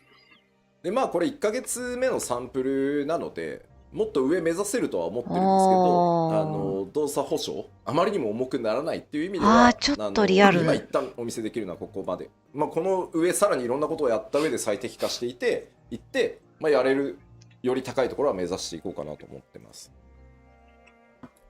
So of course we do want to strive for even better, but at this time I think from 1 month of testing and making sure that the game itself runs properly, I think this is what we can show at this time, and then we'll continue to test and we'll continue to sort of improve and then apply optimization. まあいわゆるヒロシと呼ばれてる彼でやるとこんな感じです。Of course our Derplander. でちょっとミコッテのサンプルです。Here's a sample of the Mikote. まあ戦月賞のボケ具合が、まあなくなったりですね、髪の毛の柔らかいそのカールの印象とかってちゃんと出てるのと、まあセルフシャドウがボケてないので綺麗にかかると思います。Of course, you may notice the face paint. The war paint is a lot crisper now. And then, as mentioned earlier, self shadow is nicer. I think it's brings out the softness of her face. まあこれがだいたい1ヶ月目だっていうのをぜひ認識しておいてください。Again, just to remind you, this is after testing for about a month.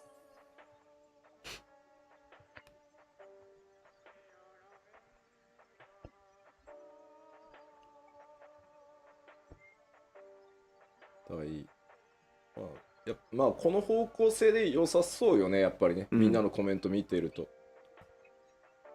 Looking at everybody's comments, it seems like we are on the right track in terms of like the direction we want to take it to. そうですね。Yeah, it looked like でララフェルがね、一番難しいんですよ。And the Lalfell was actually quite challenging. なんかリアルにするところがなくて。There no areas really to make it quote unquote realistic, you know. ララフェル、あんまり陰影つけても。まあでも髪の毛綺麗になって、目の周りはものすごく鮮明になって、まあキャラメイクしておけばね、もちろんいろんなパターン作れるとは思うんですけど。But I think the hair has definitely gotten more defined, and then the eyes has become very crisp, and it looks a lot more alive, so to speak. And with being able to character create, I think it will allow for players for a broad range. そうね、肌の感じをどこまでなんだろう、本当にツルツルにするのかララフェルは、こう少しそうは言ってもちゃんと肌っていう感じを出すのかは、結構ね調整が難しいところだとは思ってるので、ただ皆さんが求めてるであろう方向性は理解してるつもりなので、しっかり種族ごとにですね調整しながらいきたいなと思ってます。And it's still a challenge to figure out how do we depict the surface of their skin. Like, do we make it completely like flawless, spotless, or do we actually give it some texture to make it look like skin? We want to believe that we understand what the players are looking for, but it is something that we still need to kind of explore. まあなんて言ったってね、11年も皆さんと一緒にこのゲーム作ってきてるんで、そうですね、皆さんが求める方向は理解してるつもりではあります。はい。But again, we've been with you guys for about 11 years at this time, so we want to believe that we understand what the players are looking for. ですいません、ちょっとテスト1ヶ月目ということでですね、キャラクターサンプルとしては以上になります。またなんだろう、途中でねファンフェスのタイミングとかあればまた途中経過とかね、お知らせしていけたらなと思ってます。So yeah, because we are still in the early stages of testing, as for character samples, that is all that we have at this time. We're hoping that we can continue to update everybody on the status. Perhaps maybe next time we can do it at like a fan festival or something like that. じゃあ改めてですね、そのキャラクター、まずそのグラフィックス、第一次グラフィックスアップデートで、キャラクターに関する表現のアップデート項目をお知らせしておきます。Okay, so just wanted to recap all of the different elements that we look to update for our first set of graphical updates in terms of characters. まずですね、全体的にテクスチャーを高解像度にしていきます。髪とか肌とか、それから今日ちょっとね、ご紹介できてないですけど、装備品のテクスチャーの解像度も上げていきます。So first one would be higher resolution textures, which includes hair, skin, and we weren't able to show any examples today, but we do want to improve the textures of the gear as well.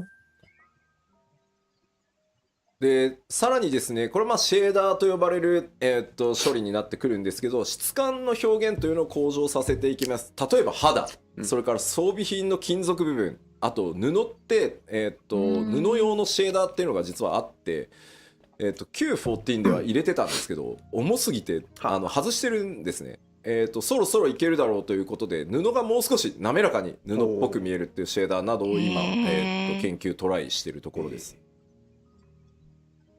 And then the next item, and this is relating to various shaders, shader processing, which is improved material qualities, of course, skin, metal, and fabric. It's interesting because in the 1.0 or like the old version of Final Fantasy XIV, there was a shader or like a process that was just applied to fabric so that it would look the textures would the texture quality would look like fabric, but it was too heavy of a load on processing, so we had to remove it in the relaunch. But we're testing various ways to see if we can apply something like that to make fabric a bit more, well, smoother and more fabric-like. And we're still kind of researching and trying out various methods. そしてですね、キャラクターに対してのライティングとシャドウの強化というのもやっていきます。特にね、見栄えに直結しやすいこうセルフシャドウに関してはすごくずっと気になってたんで、なんかこういうところまでちゃんと説明してくれるのすごいね。まあさっきもお話しましたけど、できるだけプレイヤーの皆さんの今のキャラクターに持ってるイメージっていうのが変わらないように、綺麗になったな俺のキャラって思ってもらえるようにしていきたいと思ってます。Of course, again, our goal is to make it so that the overall appearance of player characters will be altered as little as possible. We want you guys to see the graphical updates and think, oh wow, my character's become pretty. で注意点が2つあって、はい、まず1つ装備品、信じられない数のアセットがあるのであれを 7.0 までに全部コンバートするのは不可能です。So 2 points of caution. The gear, we mentioned about updating the material quality of gear, but you know, there's an incredible, unbelievable amount of gear available for all of our player characters. And considering we'd have to convert them all, we will not be able to get through converting all of the gear by the 7.0 timing. ね、グラフィックが良くなった。なので 7.0 で新しく実装されている装備っていうのは全て今回のグラフィックスアップデートを経た内容で作っていきます。なのでクオリティがより高いもので全部用意するつもりです。およちゃん、申請前の PLL ってなんか懐かしい。From 7.0 will have gone through the process of the updated graphics. So, of course, those will be of the higher quality. ただし、できる限りこうプレイヤーの皆さんがミラプリとかをしておしゃれによく使っているものに関してはちょっと優先的にできる限り対応をして、またパッチ 7.x シリーズで徐々にその古い装備っていうのも新しい仕様に少しずつこう対応していけるようにっていうふうに思ってますので、ちょっと数年がかりで全体が上がっていくことにはなるかと思いますが、よろしくお願いします。But we understand that there are certain glamours that people use often. So we want to look at those and try to get those done with a higher priority in terms of like which to get to. And throughout the 7.x series is when we will address the rest of the previous equipment or gear. So I'm afraid it will take at least a few years to address all of the different textures. あと NPC です。今回ね、プレイヤーのキャラクターみんなクオリティアップするじゃん、バーンって。NPC 全員も無理だと思っていて、70までには。The other thing are the NPCs. I know we talked about updating the player characters and the graphics on those, but I'm afraid we're not going to be able to address all of the NPCs by 7.0. まあ申し訳ないんだが、クオリティの高くなった NPC とまだなんて順番が回ってこない NPC っていうのが出てしまうと思うんですけど、ちょっとそれも許していただけると助かります。So I'm terribly sorry to say this, but you may start はい、 seeing 京介さん、 NPCs that こんにちは have で gone す。 through いらっ the しゃい graphical ま updates and those す。that have ハ not ロ gone ー。 through the updates. ハロー、ウェル But カ please, ム。 your understanding would be appreciated. これをね全部やれって言うと、いやもうじゃあグラフィックスアップデートやめましょう、無理です無理ですってなっちゃうんで、ちょっとちぐはぐっていうのが出ちゃうタイミングがあるとは思うんですけど、それをやっぱり承認していかないといつまで経ってもできないと思ってるので、ちょっと許していただけると。なのでちょっとイルベルドはまだ後でいいかみたいな。ごじちゃん、帰りやナマズ、象が優先されるのか。チコちゃん、悲しみの時間格差。確かに時間格差生まれそうですね。I'm afraid there will be times at which not all of the NPCs will have gone through their graphical updates and it might look a little disoriented or disjointed. But if I don't allow for that to happen, we won't be able to get to it. So again, if you could forgive us for going through that, that would be appreciated. Like, your bird might not get his graphical update as quickly as maybe like the Sultana, but テレジアデレジはっていうお声が結構あるんですよ。ただですね、残念なんとテレジアデレジってプレイヤーのなんだろうキャラメイクで作られてるんで、僕らが手を下さずともあいつ勝手にクオリティ上がってしまう可能性が高い。Some people are asking, oh, but what about Telegy Adelegy? And I realized his expression is part of the parts that you can select when you're creating your character. So because we're updating the player character facial parts, Telegy Adelegy is going to have his graphical updates already. So he may be an exception to those NPCs. まあというわけでプレイヤーベースで組まれているものはね必然的にそうなるんですけど、まあナナモさんとかはねやった方がいいかなとは思ってるんですけど、ちょっとまだ精査まではしきれてないので、ちょっとそういう状態が出るとは思うんですけど、よろしくお願いします。So yeah, any characters that are built based on facial parts or body parts that are available for players to utilize will probably be updated simultaneously with like the player character graphics. But there are certain key NPCs that we're also looking at. Maybe the Sultana, but we have yet to sort of assess, and we will continue to sort of explore the options. で、まあちょっと今日お見せしたのは繰り返しになりますが、テストをスタートしてまだ1ヶ月ちょっとのデータなので、さらなるですねクオリティの向上に向けて他の種族も含めてですねテスト続行していきます。いずれ装備とかもねこんな感じになるよというのもお見せできればと思ってます。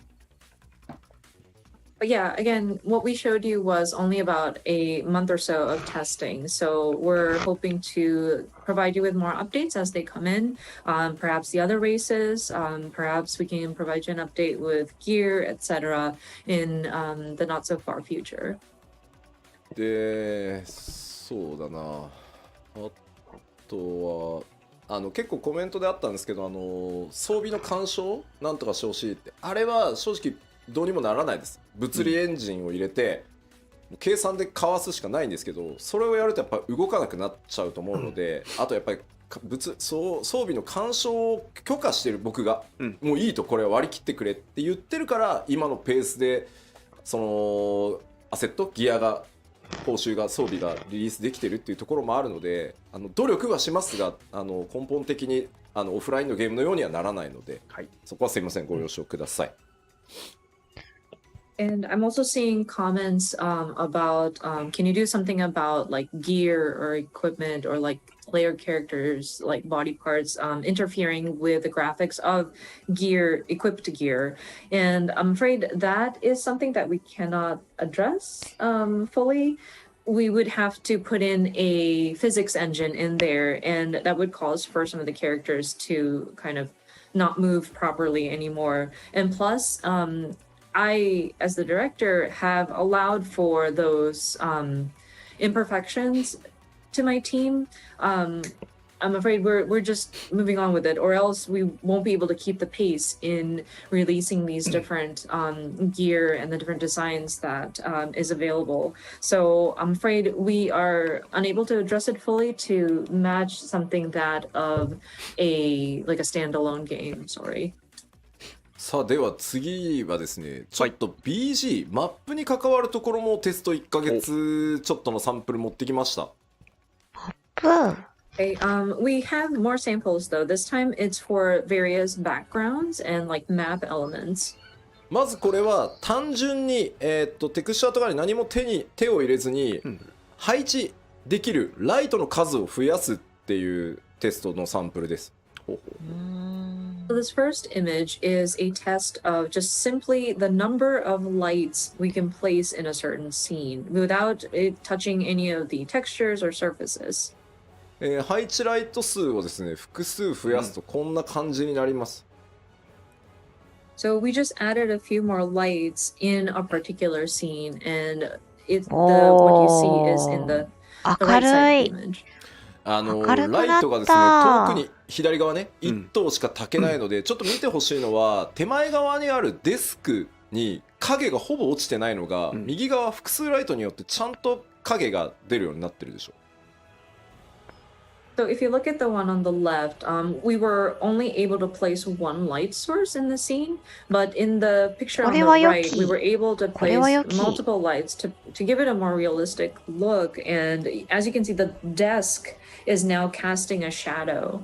まあ当然分かりやすく上の方にライトさらに1灯追加されてるので、まああそこまで作り込んでたのにライトが当たらないことによって全部黒で潰れちゃってたのが、まあしっかり見えてくるようになるので、これね多分プレイじっくり見ていないとというか受ける雰囲気が変わるので、これによって。すごいよく見える背景が。I think one of the key changes that you can see is because we were able to place a light directly on top, you're able to see some of the details that would have been kind of hidden behind a shadow. And so I think with allowing for more lights to be placed, it will kind of give you a better impression of some of the atmosphere in some of these locations. でさらにですね、こちら今の現在の状態のティターニアですね。Next, you see Titania in their current state. でこれはシャドウです。シャドウのテストをお見せします。So this is where we tested out how shadows appear. まあ影に使ってるテクスチャーの解像度と計算を上げていくので、これぐらいくっきり見えていくようになると思います。美しい。So this is where we tested 雰囲気出る。 the texture わ、めっ as ちゃ well 綺 as 麗。 the calculation め formula っちゃ綺麗 behind や how ん。we're displaying the shadow underneath Titania. And we す believe ご that い。 we were こ able れ to は improve the quality and the ライティングで resolution こ up んなに to 変わるん what we だ。 see on the right image.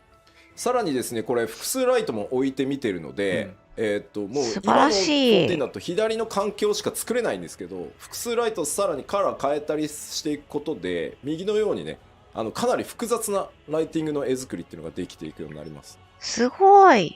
これは美 And し as い。 you can see, we have multiple lights again in this updated picture, and then plus we put some colored lighting. So the background is exactly the same, and it was actually quite intricately built, but by having these different sort of lighting available to shine on it, you can see the complex details that was part of the これは structure. めっちゃ綺麗だよ。ちなみにこれ左のストーリー的には左の雰囲気がいいなって言ってるコメントがあるんですけど、はい、実はこの状態をさらにグレードアップさせたバージョンを BG チーム作ってきたんです、サンプルとして。ただ開発者目線で見ないと分かんないからライトの色を赤とかにして複数ライトが混ざってるっていう環境を作ってくれって言って僕がわざわざデザイナーがセンスよく統一してきたものをバラしたんで、デザイナーのセンスじゃないので、これね僕のプレゼン用だと思ってください。デザイナーの名誉のために言っときます。はい。一応プレゼン用なんだこれは。One thing I do want to clarify because somebody pointed out they liked the look of the original Titania where it has that sort of mood with all the muted colors. Yoshida I want to point out that this is the developers actually brought to me an example of what improved graphics would look like with that stayed within the color palette of the original picture, but that's very much in the developer's perspective, and I wouldn't be able to tell the difference of what has improved. That's why I had requested my designer to intentionally place red lights, something that's more obvious, just to show an example. So don't worry, this is not what we're trying to do. We're not trying to like destroy the atmosphere. The designer was very mindful about keeping the tone of the story, but I wanted a more like overt example. So just wanted to clarify that. でここでちょっとね特に注目してほしいのが画面右の奥、上の方に見えてるステンドグラスのあたりをちょっと見ていただきたいんですけど。And one part that I do want to point out, if you look at the upper part of the image, where the stained glass is. これ左と右マップのポリゴンは何も変わらないんですね。テクスチャー解像度も変わってないです。So just reiterating that we have not changed any of the polygons that are in the map layout. We did not improve any of the textures here. なのでライトを変える複数置けるようになるだけで実は BG アーティストたちがこだわって作っていた箇所っていうのがより明確にちゃんと見えるようになるんですよ。左は全部影で潰れてるんですけどもともとちゃんと凹凸あるんですね。And so this is what I'm trying to show with this image is that by being able to place multiple lights in a scene, we are able to showcase the details that our background artists have put into the structure. So above these stained glass, you might see these sort of like tiered sort of molding on top. And the picture on the left, it makes it unnoticeable because it's kind of drowned in the shadows. So by being able to place multiple lights, we're able to accentuate those details that our background team has put into the structure. ちなみにバックグラウンドアーティストたちはライトの追加をやっていこうって言ったらめっちゃ喜んでました。So when we were talking about adding multiple lights, the background team definitely had a very strong reaction to that. よかった。さあで次はですね、こちらは金属表現を、その質感を上げますというサンプルになります。So next sample we want to show you is how we depict like the texture of the metal. こちらもですねデザイナーの趣味というよりはですね悪趣味なぐらい変えてくれって言ってるのでそれをご承知おきください。And of course, this again is supposed to be an example, and so I asked my designer to make it very gaudy at this point. So please understand, it is not necessarily the designer's choice. すごいピカピカややりたかったけどシェーダーがなくてできなかったので、まあこれぐらいゴールドをちゃんとやっていきますよ。ピカピカや輝きが So 違 up う until ね。 now, we didn't have the proper shaders to apply, but we would love to improve the look of metallic surfaces. For example, gold here. すコメごいですよね。ントで吉田の家じゃんって書いてあるんだけど、俺んちこんなんだってもう仕事してないわ。People are saying, "Oh, is this Yoshida's house?" And I was like, "No, if I were that rich, I wouldn't be working." でもこれ怖いもんで、今まで我々は左を金だと信じてまいりましたけども、なんかもうブラスにしか見えないですよね。Yeah, actually, we trusted left side screen is gold up until now, but now it only see brass, not gold, no more. まあこういう形で金属の、質感強化っていうのもやっていきます。まあこれはねとても分かりやすい例じゃないかなと思います。ヨシピーの家っていうのがすごいウ Thank ケ you る。 for that. But yeah, again, we're trying to make improvements to the material quality, so the look of metallic surfaces as well. さらにですね、続いてはマップに使えるメモリっていうのも、上限を上げてあげようと思っているので、それによってですね、より多くのオブジェクトが配置できるようになっていきます。ほほー。 And next was to look at the memory resources allocated to rendering a particular area on a map. And I'm looking to raise that sort of cap so that we can place more objects in a particular field. まあこれ左側が現在よくちょっとマトシャと出会ったりするところですけど、こんな感じになってます。これ現在ですね。So the left side, you may remember your first encounter with Matsuya. でそれがですね、今回このぐらいまではいけるだろうと。おー。 And す with ごい testing, ディテールが we 細かく are なって seeing that we る。 could possibly place more objects like these. 左と比べてですね、やっぱりまず注目点としてはその1枚のループで作られてたその階段状になってる部分っていうのが、それぞれ素材違いをしかもこう組み合わせで、ずらして配置したりすることによってこう使い込まれた感とかより出せていける。このあたりはね実はすごく大きいと思います。And so in the left, you may notice that it's just a repeat layered on, like a repeat layered on top of each other. But in the updated graphics, you can see that we are able to place objects not exactly like on top of each other, but like you can shift it by a little bit. It'll allow for a more realistic depiction of the area has been in でもちょっと use. ごちゃご So ちゃ this した is 感はあ actually るけど。 quite, it helps with like the immersion. であとはその床ですね。実は床の上にもう一枚テクスチャーを重ねてブレンドさせることでですね、床のこうおちゃちゃん、レイクランドで抜いちゃっ今た。だとねメモリがないので108本の木巨大がな床を一再び枚植えられるのか貼ってどう。にかところなんですけど、そこをさらにこうレイクランドの木が108本抜かれてたんですか。 And then the floor or the ground それは知らなかっ with the た。 graphical update would be able to add another layer on top to give it more texture and kind of blend it in. So like cracks in the ground. Previously, we wouldn't have enough memory, so we would just have to paste one giant floor and deal with it. But with the graphical updates, I think we'll be able to improve on the texture quality as well. そしてですね、続いてがちょっと BG でお知らせする最後になるんですが、Next is, I believe, the last set of samples that I've seen for the background elements. こちらです。我々開発チーム最大の敵、自動草って呼んでるやつ。これは自動草。 So this is one of our pet peeves, arch nemesis, I should say. These are like these automatically generated grass. これがですね、カットシーンのチェックをやってるとですね、割り込んでくるんですよ。自動で生やされるんで。多分カットシーン作ったスタッフの時には生えてなかったんでしょうけど、僕がチェックする時は生えててですね、このジャギジャギがすごい入ってくるんですよ、カメラに。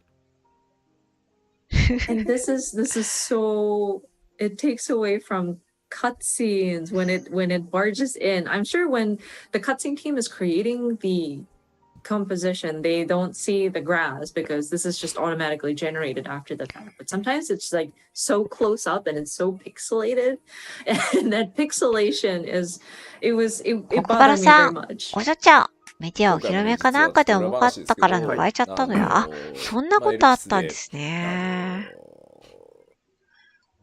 ヘルメスにね、メーティオンにせがまれてエルピスの花をこう見せるシーン、夜空でねあるじゃない。でヘルメスがこう仮面を外す、あそこがですね、何度チェックしてても自動草が入ってくるんですよ。で頭にきたんでもう BG 班に頼んでこの辺もう草生やさない設定にしてあ、なるほど、除草剤を撒いてしまったんですね。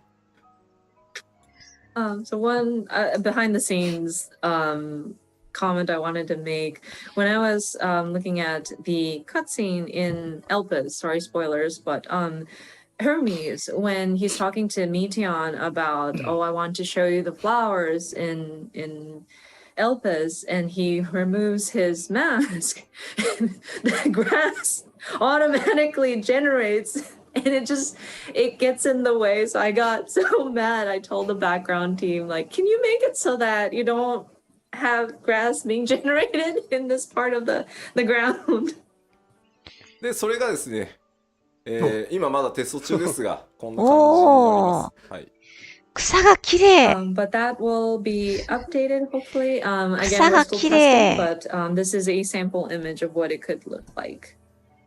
で、まあ種類もね、複数持てるようになるので、これね、めっちゃ美しい。草原化の部分は何も手入れてないんですよ。向こうに見える木とか、草が美しい。ですけど、まあこんなに変わるですよね。全然違うね。So and plus we are able to generate a variation of different grass or plants, and so while we haven't added or modified anything in the background, like the trees and the field in the background have not been modified, the look of it is different because of how we can process these automated grass. これはですね、自動草そのものを入れ替えるので、申請から行月まで全てのマップで自動で生えてる草が綺麗になります。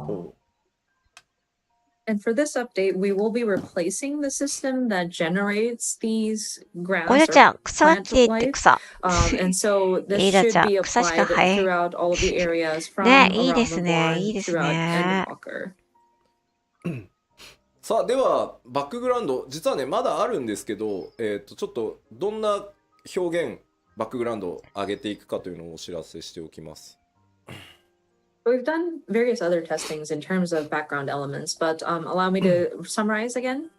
まず先ほど、サンプルでも見ていただきましたライト配置数の追加、質感、凹凸表現ね、雰囲気の強化っていうのがこれによって、行われます。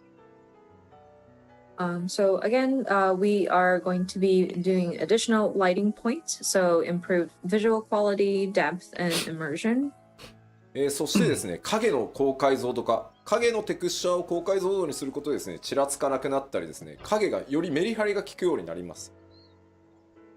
And then higher resolution shadows, and so we'd be improving the texture of the shadow and how it's depicted so that it will allow for like flickering, decreased flickering.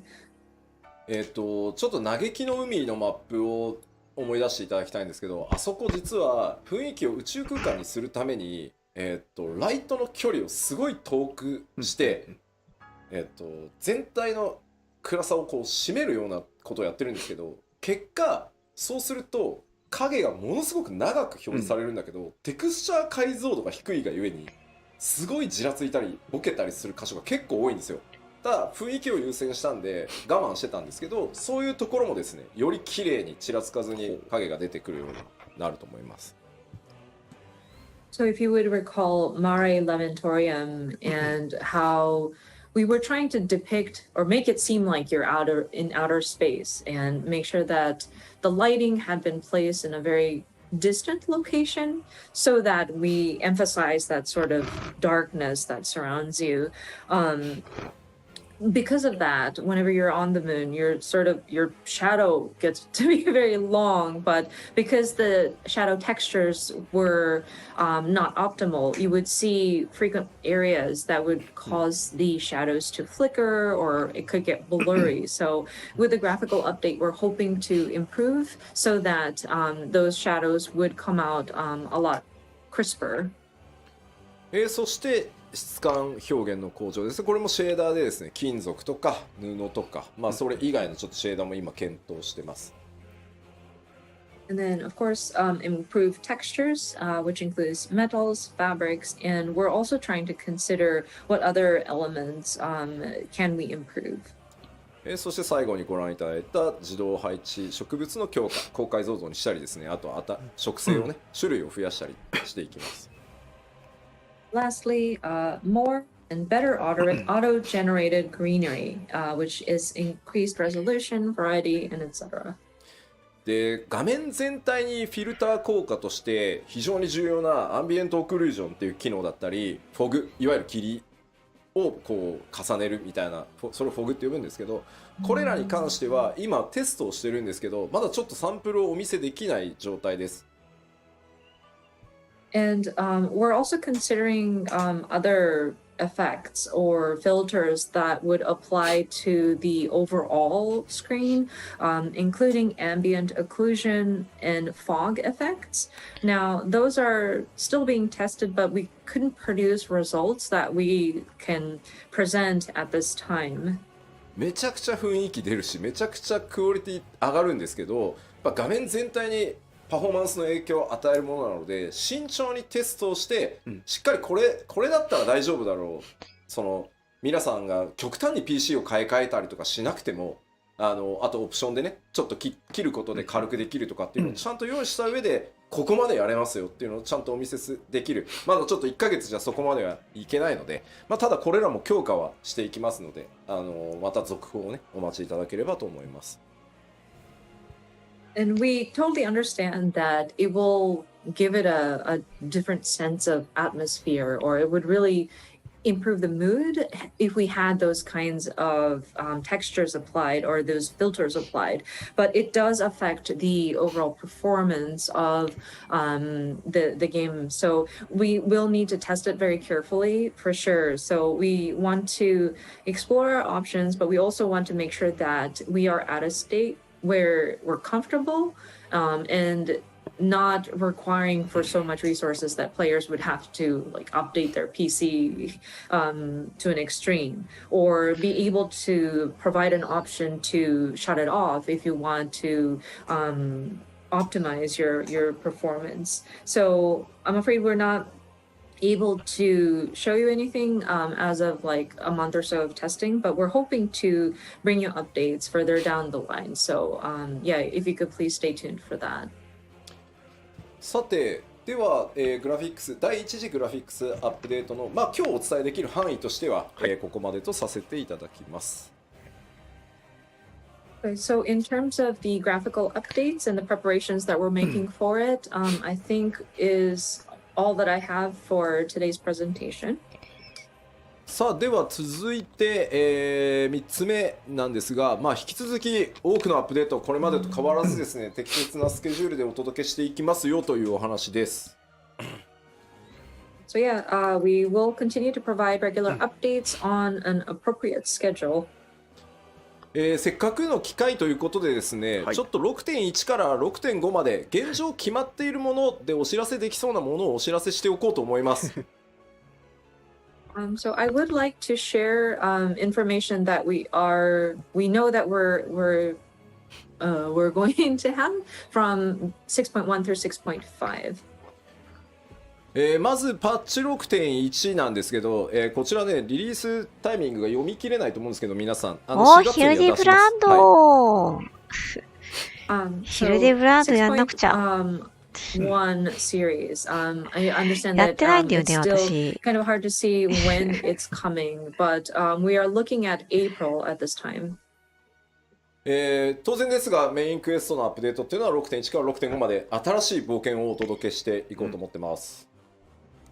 Of course, part of those updates will include the updates to the main scenario.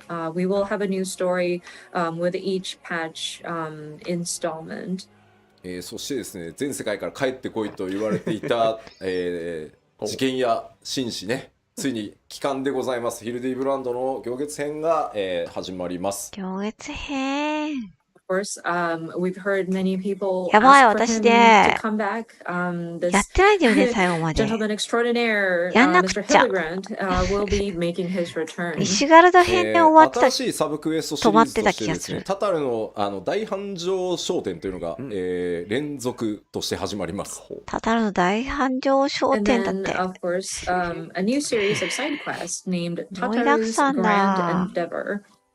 ちなみにヒはいルディブランドが最後に目撃されたのはコンソメですパッチ 5.3 で実装された漆黒決戦ノルブラントでエリディブスによって召喚された中にいましたね。確率でたまに出てくるんでね、あいつID の中に、あそこですね、最後に目撃されてるのは。え、そうな I の？ believe the かっこいい last セリフ。 Hildebrand, last time Hildebrand was seen was in patch 5.3, the Hero's よさ、 Gauntlet. ヒルディ And お this す is す a めだ random よ。 occurrence, so you may or may ねえ、や not ん have なく seen ちゃ him. But when ね。you are doing your Warrior of Light battle, he is one of the people that is summoned. さあ、どんな冒険とかね、珍道中になるのか、ぜひ楽しみにお待ちください。But yeah, we hope you enjoy whatever odd adventures that he gets into. まあどんどんいきます。パッチ 6.1 まだまだあってですね、アライアンスレイドミソロジー・オブ・エオルゼア12神にまつわる物語ですね、スタートします。Continuing with patch 6.1 updates, we will have our Alliance raid, Myths of the Realm, part 1, implemented. This is going to delve into or touch upon the mythos of the 12 gods. そして新 PVP のクリスタルコンフリクトというのが、スタートして蛮族クエストアルカソーダラ続編があって、ゼツは本当お待たせしました、レイド大好き勢、本当お待たせしたんですが最新ゼツリリースします。And so next is a new PvP, the Crystalline Conflict. We will have a new Beast Tribe quest, or like a new tribal quest, Arkasodara ミソロジー・オ tribe ブ・エオル quest in ゼ their ア。 dailies, and then a new ultimate content. Thank you so much for your patience. Our new あ、失敗した。 ultimate duty will なん be か間違え implemented た。 as of 6.1. ゲームはねアルテマになりますが、もうバランスチェックも終わっていて、結構むずいですよ。あれ？なんで間違えたん And だろ of う。 course, we will finally be reopening the Unreal battles.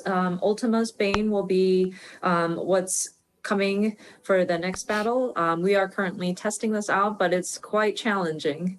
アルテマウェポンってもともと結構初期に時間のない中で作られていて、IL が結構みんな上がってるんで、いろいろギミック無視できたりとか、被弾してもそんなになんですけど、レベル90でバランス取り直してきっちりアイテムレベル確定させたらね、やっぱ面白いしやりごたえあるなこれって感じでした。Of course, when we first designed the Ultima weapon fight, it was done in a rush. And then by now, I think people have raised their item level. So even if you take damage, it's not as bad. But with the Unreal battles, we have adjusted the boss fight so that it matches that of a level 90 player. So, and we've kind of finalized the item level. So testing it out, I enjoyed it. It was a very interesting battle, and it's very challenging for sure.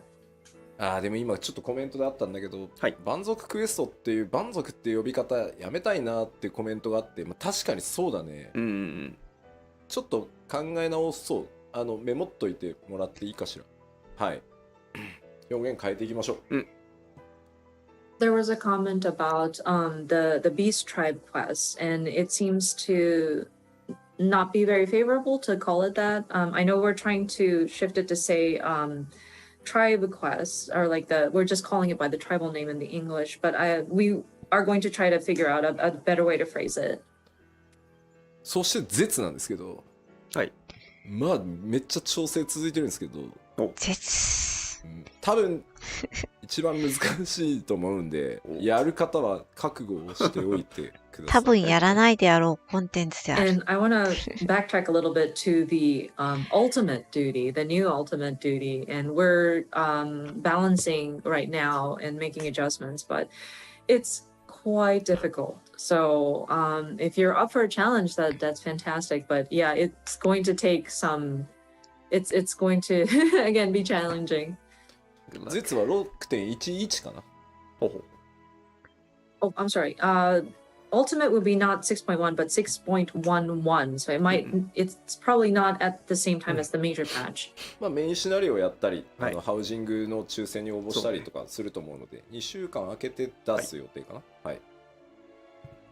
We are hoping that players would enjoy the main scenario first, and then 6.1 is also when we open up the Ishgard housing. So I'm sure people will want to sign up for like housing plots. So we're going to wait 2 weeks after the launch of the major patch and then release the ultimate duty. まだまだあってですね、6.1、まあ、さっきお伝えしたメインクエスト ID のフェイス対応 2.0 半やって、それ以外のID もちょっとグラフィックスの調整とかいろいろやってます。So continuing on with the 6.1 series updates, so the main quest, the trust system for A Realm Reborn patch 2.0 main scenario dungeons. そして新しいリワードシステムとしてですね、キャラクターカードっていうのの、システム実装が、ドーンと始まります。And then a new calling card style UI. So this is going to be a new reward type system that we plan to start implementing. まあこの辺の詳しい内容はね、3月4日からのまたパッチ 6.1 特集パート1、パート2の方でお伝えしていきます。そしてお待たせしたロスガルの、新髪型対応がスタートとなります。So for this calling card style UI, this is something that we'll cover in our next two live letters. There's one definitely planned on March 4th, and we'll do like a 6.1 feature, part 1 and part 2. So we'll delve into details at that time. So next item would be new hairstyles for Hrothgar. Thank you so much for your patience on this. そしてハウジング、イシェガールドハウジングが開き、お得意様取引はなんとアルフィノ・アリゼのお母様であるアメリアンス編となります。The next two items is the opening of Imperium or Ishgard housing, and then custom deliveries. You get to meet with Alizé's mom, Amelian's. 新 PVP はいつですか、まあ、またちょっと PLL で詳しく言いますけど、6.15 を予定してます。はい。We had a question about when is the new PvP going to go live. Again, we'll cover this in the upcoming other PLLs, but we are looking at 6.15 timing for that. まあそれ以外にもですね、透滅戦など多数のものが、まあ透滅戦名前言えないですけど、ありますんで、ぜひご期待ください。ここまでがまあ 6.1 のざっくり概要です。はい。And of course, new trials, we can't say what, but other assorted updates are planned for the 6.1 series. そして続いて 6.2 ですが、こんな感じになってて、まあ一番の注目はやっぱりお知らせしていた、無人島開拓が 6.2 からスタートになります。無人島。So next up is the 6.2 series. This is one of the 動物の森かな like the anticipated content, I believe, is the island sanctuary. That's when we're going to start opening this up. 昨日全体を一通りチェックしましたけど、めちゃくちゃでかいんで規模。だいぶね組み上がってるんでもう。I had the opportunity to check the overall sort of content yesterday, and it's quite large scale, but I think it's coming along nicely. またちょっと今日は時間がないのであれですけど、詳しく説明する機会は取ろうと思いますが、基本的には外の世界と全く異なるそこだけで完結できる遊びになってますし、まあゆっくり本当にゆるくやれるので。楽しみに待っていただけると嬉しいです。いやー、楽しみ。So I'm afraid we don't have the time to cover it today, but we will take the time some at another opportunity so that we can explain the details of this. But it is going to be a different sort of area that you can enjoy, and it's a very self-contained sort of content that you can enjoy. で2.x 残り新生オルゼアの 2.x シリーズのメインクエスト ID を全部対応し想定編にも突入します。あとは武器強化コンテンツの新しいシリーズをスタートしますとかですね。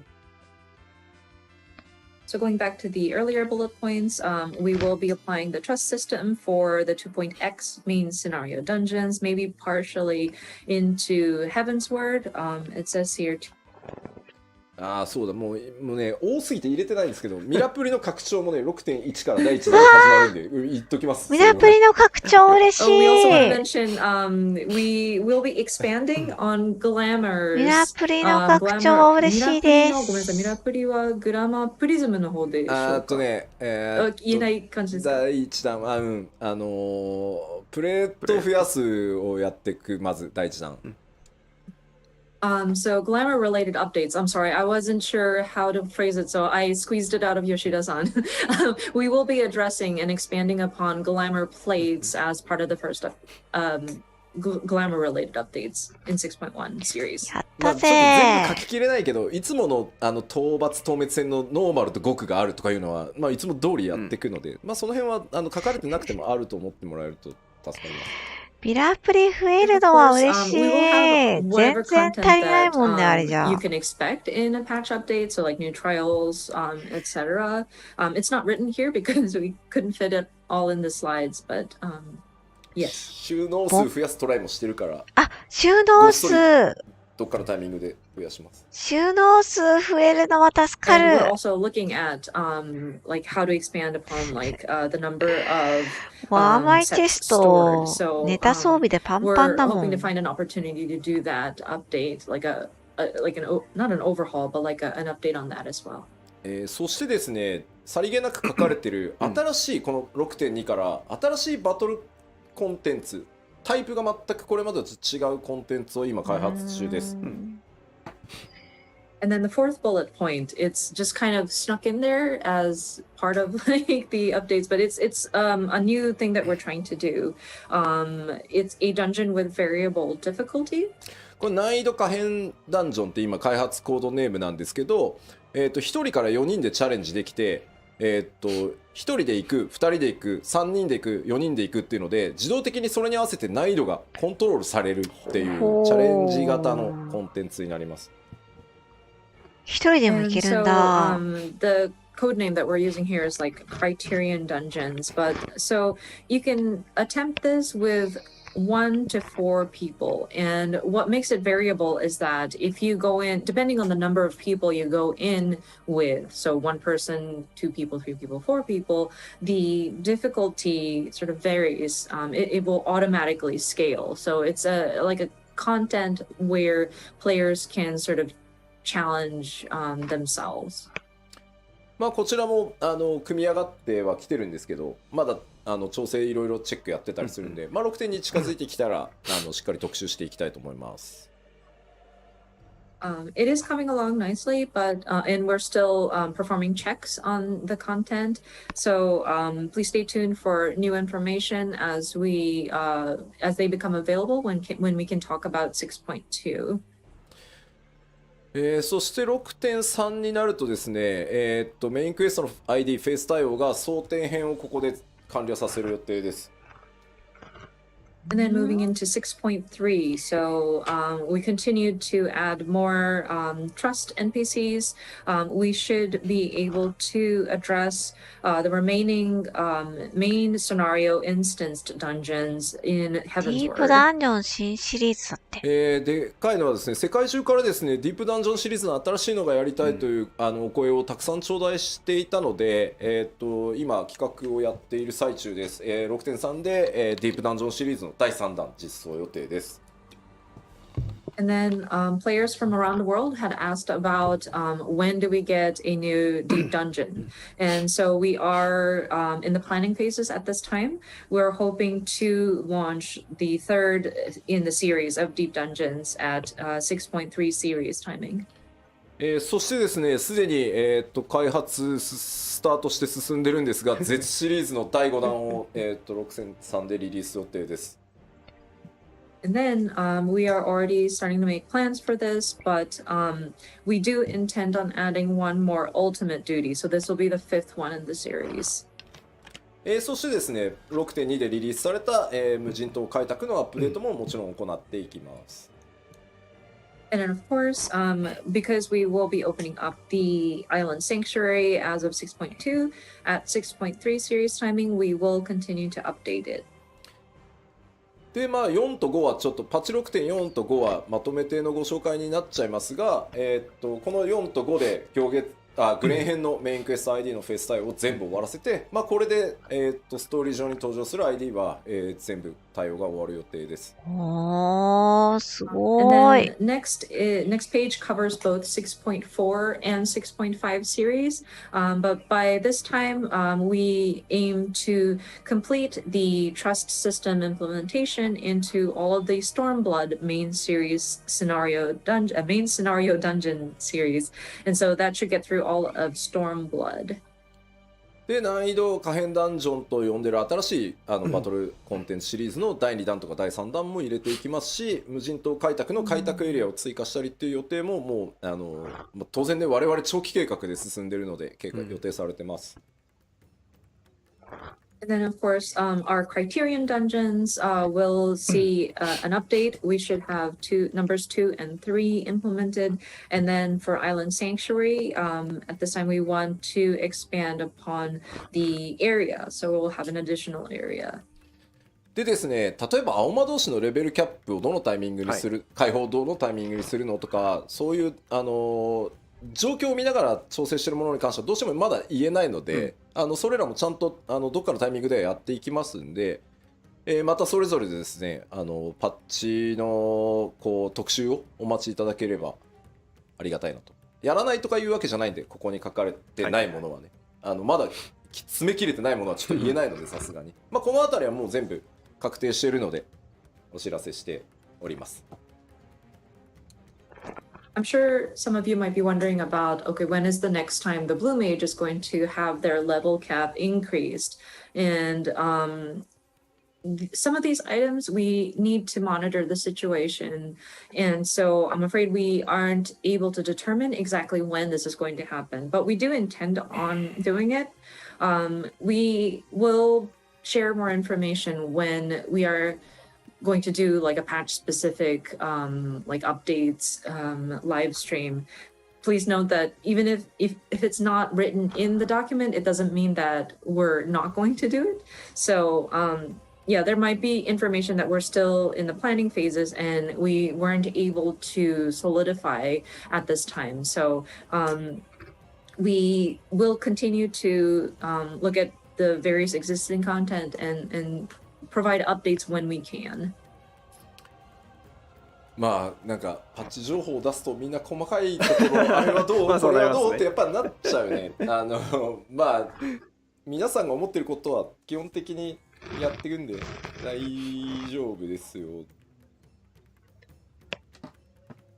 I see that people in the comments are talking about various granular areas of patch updates, and I think it's safe to say that things that we know people are expecting in a regular update will more than likely be included. So I want to make sure that yeah, don't be worried.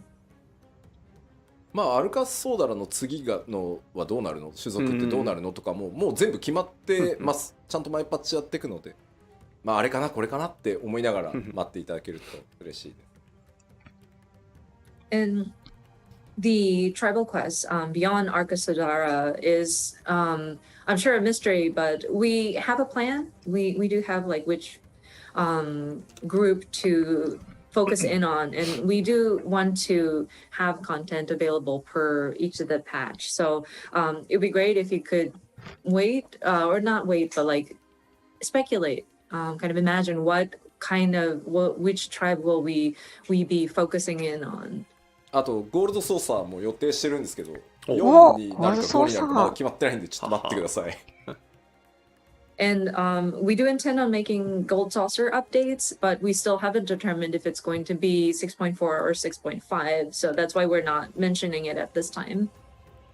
さあというわけで変わらずですねもりもりでやっていきますよというお知らせでした。But yeah, just wanted to go through all of these roadmaps just so that we know that we continue or we plan to continue providing very hefty updates. ただですね、一個皆さんにこれを踏まえてですね、ちょっとお知らせをさせてください。But with that being said, allow me to make one announcement. メジャーパッチのサイクルについてです。And this is regarding the major patch cycle. これまでですね、申請スタートからですね、ずっとできるだけこの 3.5 ヶ月に1メジャーパッチ配信っていうのを、目標に掲げてやってきました。So of course, since the relaunch as A Realm Reborn, we've tried to keep this pace of one major patch update per every 3.5 months. でこれをですね、本当申し訳ないんですが、2週間プラスしてですね、4ヶ月にさせてください。And I'm terribly sorry to ask you of this, but we need to extend it by 2 weeks, and so we want to change it so that it's one major patch every 4 months. でこの2週間って何かっていうとですね、我々開発内では実装期間っていうのと調整期間っていうので大きく2つあるんですけど、この実装期間にプラスあと1週間、それから調整期間にプラスあと1週間の時間をいただいて、マイメジャーパッチを 3.5 ヶ月でなんとかやってきたのをちょっと4ヶ月、プラス2週させていただけると助かります。2週間ぐらい。So of course we have periods of our development cycle where it's development and then implementation, and various adjustments, fine-tuning that we do. So those 2 weeks that we ask of you for your patience is 1 week for additional implementation, and then 1 week additional for fine-tuning. So that makes it that 3.5 months now turns into 4 months. でですね、夏季休暇期間とか、我々やっぱりサマーバケーションスタッフに渡したりですね、年末年始やっぱり家族とねゆっくり過ごしてほしいっていうのがあるので、夏季休暇期間とか年末年始の場合には、これにプラス1週間ねさせていただくことがあるかなと思います。And in addition to that, we do have breaks, like summer vacation or summer holidays, New Year's holidays. I'm sure people have family that they would visit over the holidays, and so for those holiday seasons, we might see an additional like 1 week's not delay, but like 1 week's time added as well. やっぱりここまでその前半の10年間っていうところでもお伝えしましたけど、相当みんなの開発チーム運営チームのモチベーションというところに頼ってやってきたところがあるなと思っていて、それは僕自身の稼働の高さも含めてなんですけど、休みたいというよりはやっぱり適切にみんな健康で健やかに開発に取り組むことでよりクオリティも上がっていくだろう。休みは大事。足りてない無理をしてきたっていうところもあるので、ちょっとそれが理由になってます。As I explained in the first half, when we were looking back at our first 10 years, we really depended on the motivation of each of the developers that are on the team, and me included. I was moving around and very hands-on with my team, but looking at our schedule and how we work, I do want my team to be healthy and be able to sort of maintain a good level of quality because they are taking the necessary breaks. And to be honest, there were areas where we might not have performed as well as we should have because some of us may have been pushing too hard. So that's the reasoning behind why we want additional time. でまあ非常にね皆さん優しいコメントいただけてるんでとても嬉しい。特にスタッフの健康とかね気遣っていただけてるんでとても嬉しいんですけど、まあ、これまで 2.0 からねなんとか 3.5 ヶ月でこうやってきたこの実装10何週調整何週みたいなのでまあやってきたんですけど、ちょっとね比較を持ってきました。And thank you so much for the kind comments regarding our staff and making sure that you're showing your concern to our staff members. It really warms my heart, and I'll make sure to relay that. But considering what we've been doing in terms of providing an update every 3.5 months since 2.0, and we work with a schedule of like such and such weeks for implementation and whatnot. So we put together this comparison chart for you to take a look. まあこれまで、企画、開発、調整、デバッグっていうのを、まあ、3.5 ヶ月でやってきてたんですけど、Of course, our development largely is broken down to planning, development, adjustments, and debug. And this is some of the numbers that we've pulled up. まあ、パッチ 3.3 の時が左の列、5.3 の時が右の列です。So the column on the left is patch 3.3 series timing. And then the column on the right is patch 5.3 series. まあコンテンツ数がねそこまで極端にってわけじゃないんですけど、やっぱジョブ数がまずね11だったのが18になってたり、ボス数が作ってるボス数がもう17から23って増えてるんですよ。めっちゃ増えとるやん。これ当然調整コストめちゃくちゃ増えてるんで。めっちゃ増えとるね。So, I mean, the number ジョブ数11から content, 18 like か。types of content may not こうやっ have てみると varied だいぶ over 増えてます the ね。 years, but if you look at, say, like the number of jobs, from patch 3.3, 11 jobs, we've now jumped up to 18 as of 5.3, which means a lot of different balance adjustments for those. Number of bosses have gone from 17 to アイテム 23. 数、もちろんね、ボイス数の数がすごいな、2倍以上。月額課金で、まあ、どんどん採用してどんどん増やしていて、チーム規模も当然上がってるんですけど、じゃあ人が増えればそんなに簡単に僕ら工場製品作ってるわけじゃないので量産が上がるかっていうとやっぱりそうではない。トレーニングも必要、経験も必要。やっぱりそんなスーパーエースたちが中川とか須藤とかがバンバン育っていくわけじゃないのでOf course, with our development team, thanks to the support via monthly submissions, our subscriptions from everybody, we are able to strengthen our team. We were able to hire additional staff. And so our team has definitely grown, but I mean, we're not in a factory manufacturing, we're not an assembly line. So we require training. We require for our staff to gain experience. Not everybody is a super ace player like Nakagawa or Sudo.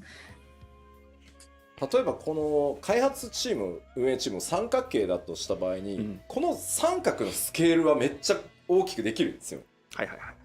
だけど結局上の方に行くと、どこまで行っても最後は頂点はディレクターとかプロデューサーってなってくると、ここがやっぱそんな簡単には増えないんで、まあ、何でもかんでもたくさん調整もチェックもせずに出すってわけにもいかないから、まあ、吉田を別に分身させろとかその培養して増やせばっていう考えもなきにしもあるんですよ。まだテクノロジーがそこまで追いついてないんで吉田を培養しろ。So if you would imagine our sort of team, I guess, our staff or how we're organized as like a giant triangle. And of course, we can always scale the triangle to be larger, but I mean, it's still a triangle, so the tip is very small. And when you get to like the director and producer level, I mean, we train fantastic people, but like it doesn't grow in numbers as much as like when you scale the lower part of it. And there still requires a lot of adjustments that need to be applied on the things that we do create. And of course, it would be awesome if we can create like multiples of Yoshida. Maybe if we can clone him or like I don't know. But still, it is quite a challenge. 吉田にハイデリンキックし分割しようって言われてるけど、そう薄くなってんじゃん、1吉田。一気に14個。Somebody's saying, perform the Heidelin kick on Yoshida and sunder him, then we'll have 14 of him. But then, wait, no, but he's sundered, so he's like thinner. Like this, you have a diluted version of him. ヨシピーがちっちゃくなっちゃう。でもね、例えばそのカットシーンの数字なんてね、2時間25分トータルだった自動送りしていくと、パチコーテだと4時間30分になってるんですけど、当然ですけど、そのいただいた利益で人も増やし、いろんな会社さんにお願いして腕のいい人たちにたくさんカットシーンやっぱ作ってもらってるんですけど、どうしてもねディレクションする側っていうのの人数は限られてくるので、それでももう倍増近い感じですし。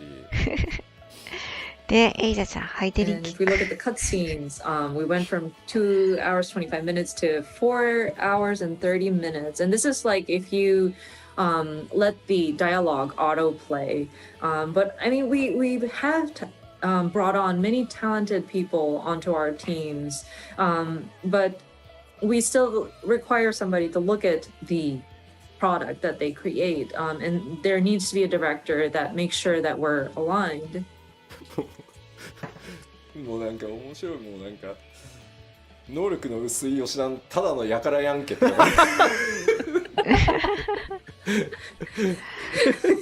comments still going on about Sunder Yoshida, like, well, but what if he's like that's like a low quality Yoshida?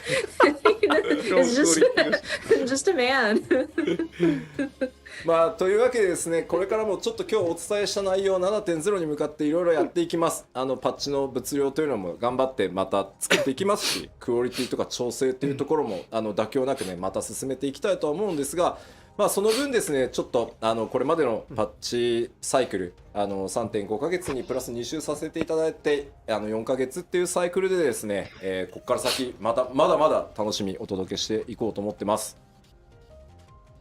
But yeah, we are making various plans leading up to 7.0, and we still want to continue bringing you the different patch updates. And so with the different elements that we implement, as well as the balancing that we do, the fine tuning, we don't want to compromise any of that. That's why we do want to continue producing the patches to the quality that we hold ourselves up to. So we do want to ask for that initial 2 weeks so that we will have the 4-month patch cycle, but we will continue to bring you regular updates. 本当にあと10年やっていけばとてつもなく長い旅になると思ってます。皆さんとね一緒に今度は20年歩んでいこうってことになるかと思います。And we strive for another 10 years. This is our goal.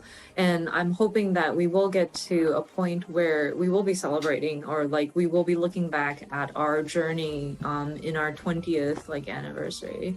まだまだやりたいことね、チャレンジしてみたいことあります。驚いてもらえることやっていこうと思いますので、ぜひこの先もですね、一緒にまたボッティン作っていただけると嬉しいです。はい。We do want to do more, take on more and more challenges, bring you more surprises. So I want to continue building this together with you all. So yeah, it would be great if you could continue to keep with us. はい、では前半。はい、ありがとうございました。Thank you very much. So this is all about the first half of today's letter live. 今日の前半、プロデューサーレターライブの前半が終わったようです。DC トラベルはいつが結構多くて、今のところ予定 6.18 かなで予定してますんで。DC トラベル。Sorry, one more thing. We did see a lot of comments about, so when is data-centered travel going to be implemented? We are currently looking at 6.18 timing for that. はい、ありがとうございます。Thank you very much.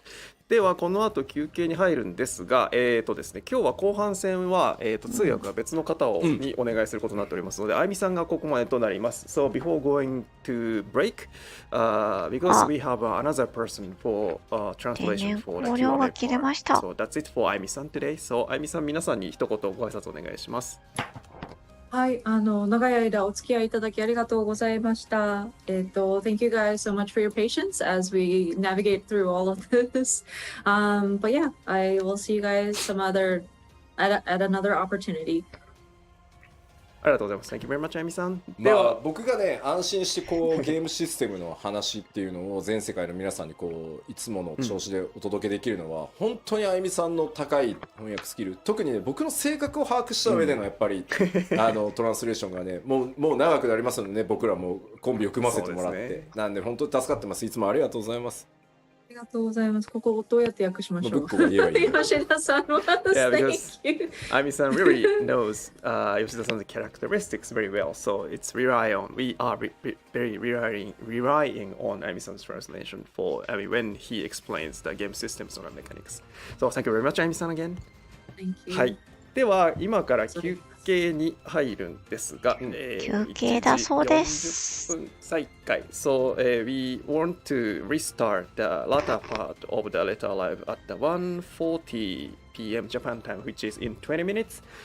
でですね、今日の休憩の音もご紹介したいと思います。So during the break, we have 2 videos today for you to enjoy. 20分あるから1本ならいいやと思ったら2本あんのかよ。Yeah, we have a 3-second digest preview of all the songs from the upcoming Endwalker soundtrack, and a time-lapse video of mosaic art we created live using screenshots that we were submitted by our players during another broadcast. 2本ありまして、1本目は、先日つい最近公開しましたエンドウォーカーのサントラが出ます。それの、3秒ダイジェストの全曲紹介の、トレーラーがありますので、そちらをご覧いただき、その後ですね、これも先日ご紹介しましたが、別の生放送企画でモザイクアート、皆さんからお送りいただいたスクリーンショットでモザイクアートを作るという企画がありまして、それのタイムラプスビデオがありますので、そちら2本続けてご覧いただいて、また、1時40分から再開したいと思います。はい、それでは休憩です。ビデオをご覧ください。どうぞ。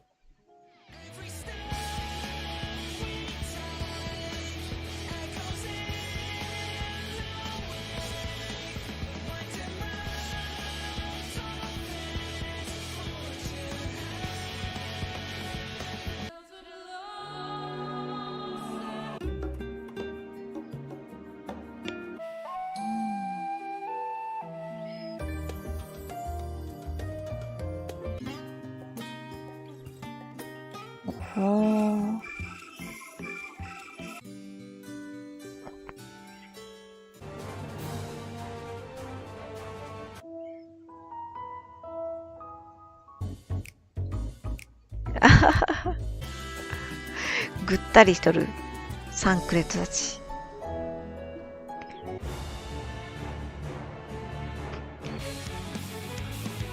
おいいっすねー。戦闘 BGM。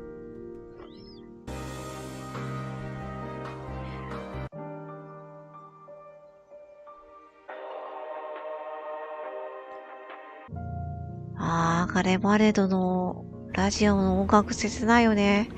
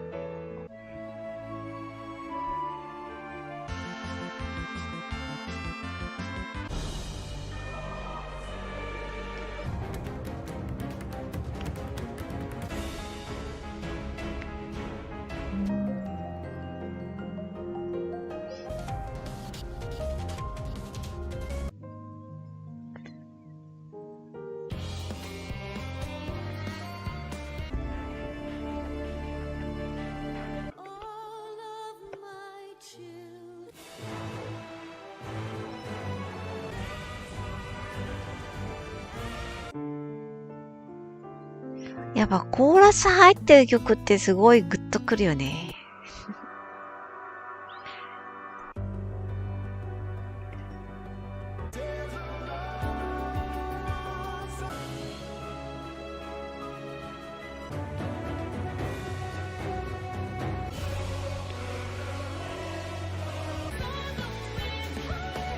新竜もいいよね。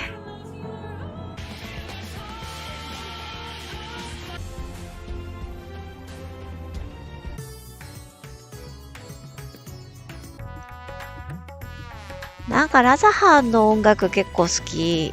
ばったりできるって感じ。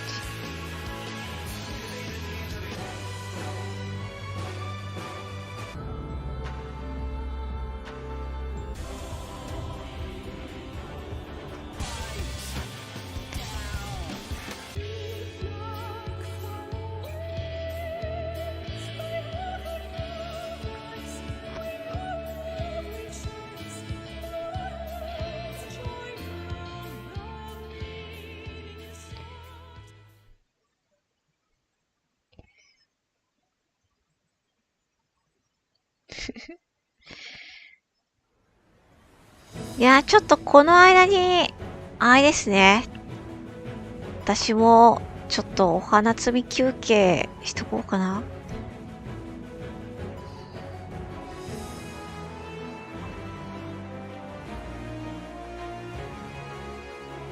皆さん言ってるよい。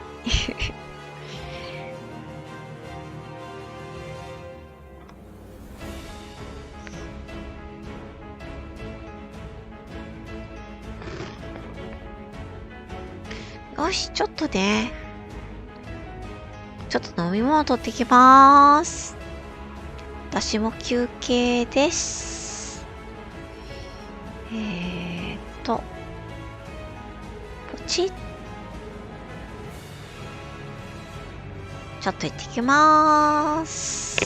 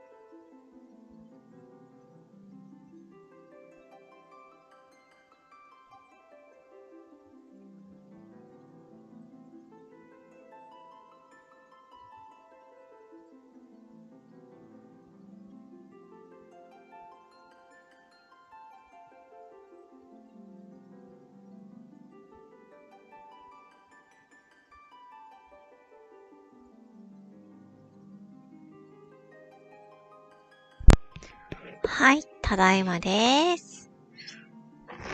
休憩何時までって言ってたっけ？休憩何時まででしょう。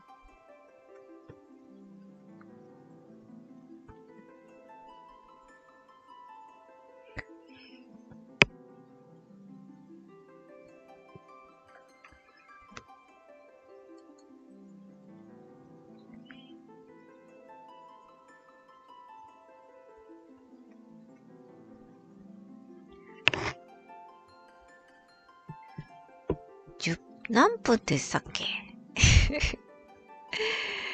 もうプロモーションムービー終わっちゃったみたいですね。いやー、ちょっと無人島のあたりがすごい聞きたい。気になる。無人島は楽しそうだよね。ちょっとずつ開拓していくみたいな。そんな感じかな。ね、サバイバルゲームみたいな感じになっていくんですかね。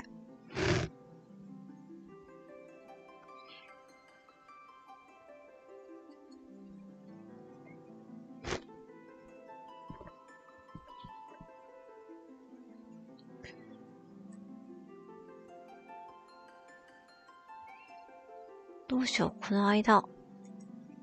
ゲームでも起動しとこうか。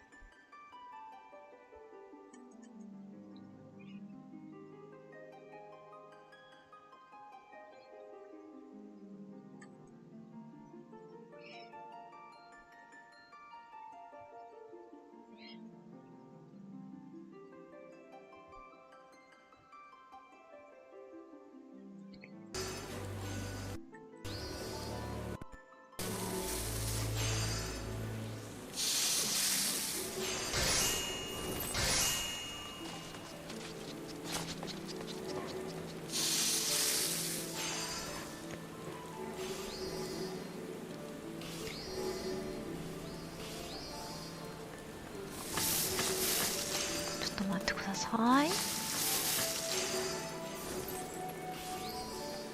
あー、音だけは入るんだな。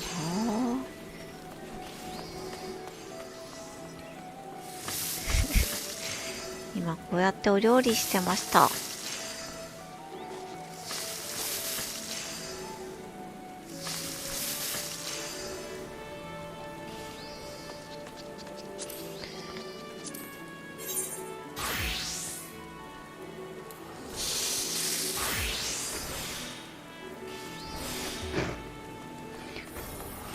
お料理しながら待ちましょう。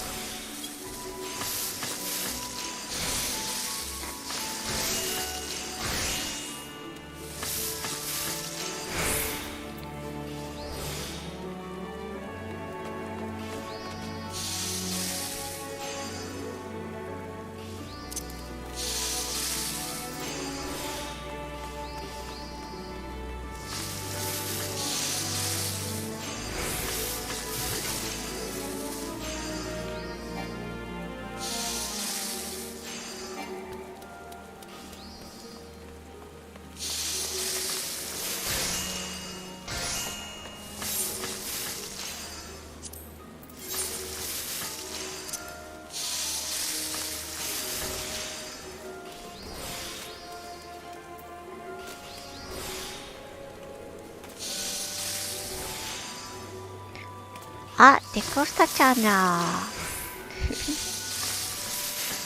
テクスタちゃん、いらっしゃいましです。みんなでお料理だ。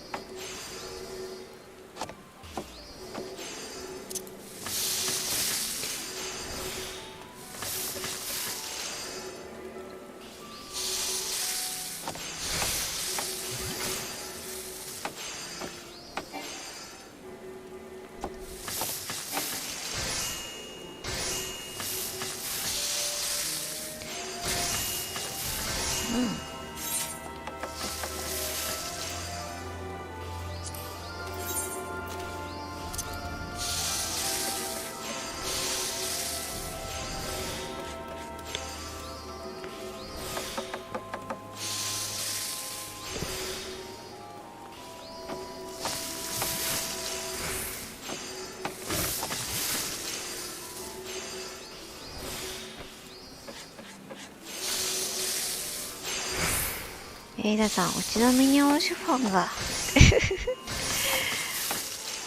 オルシュファンがデクスタちゃんを見てる。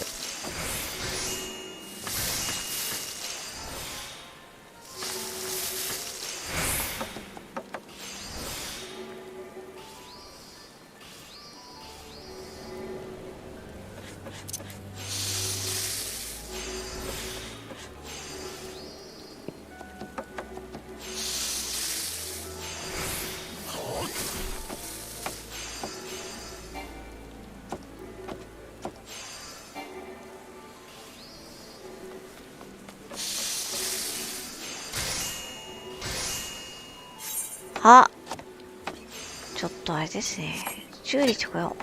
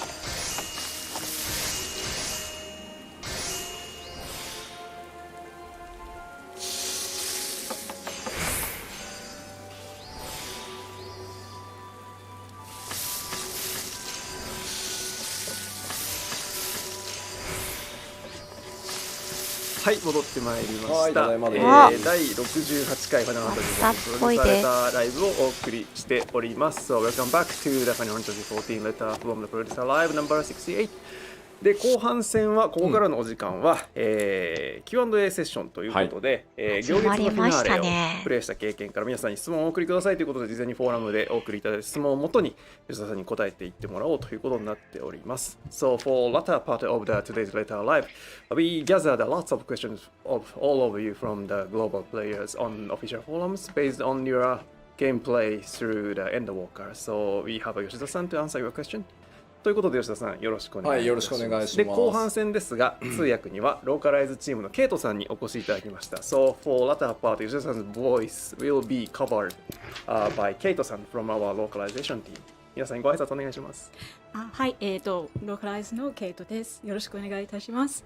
Hi, I'm Kate from the English localization team。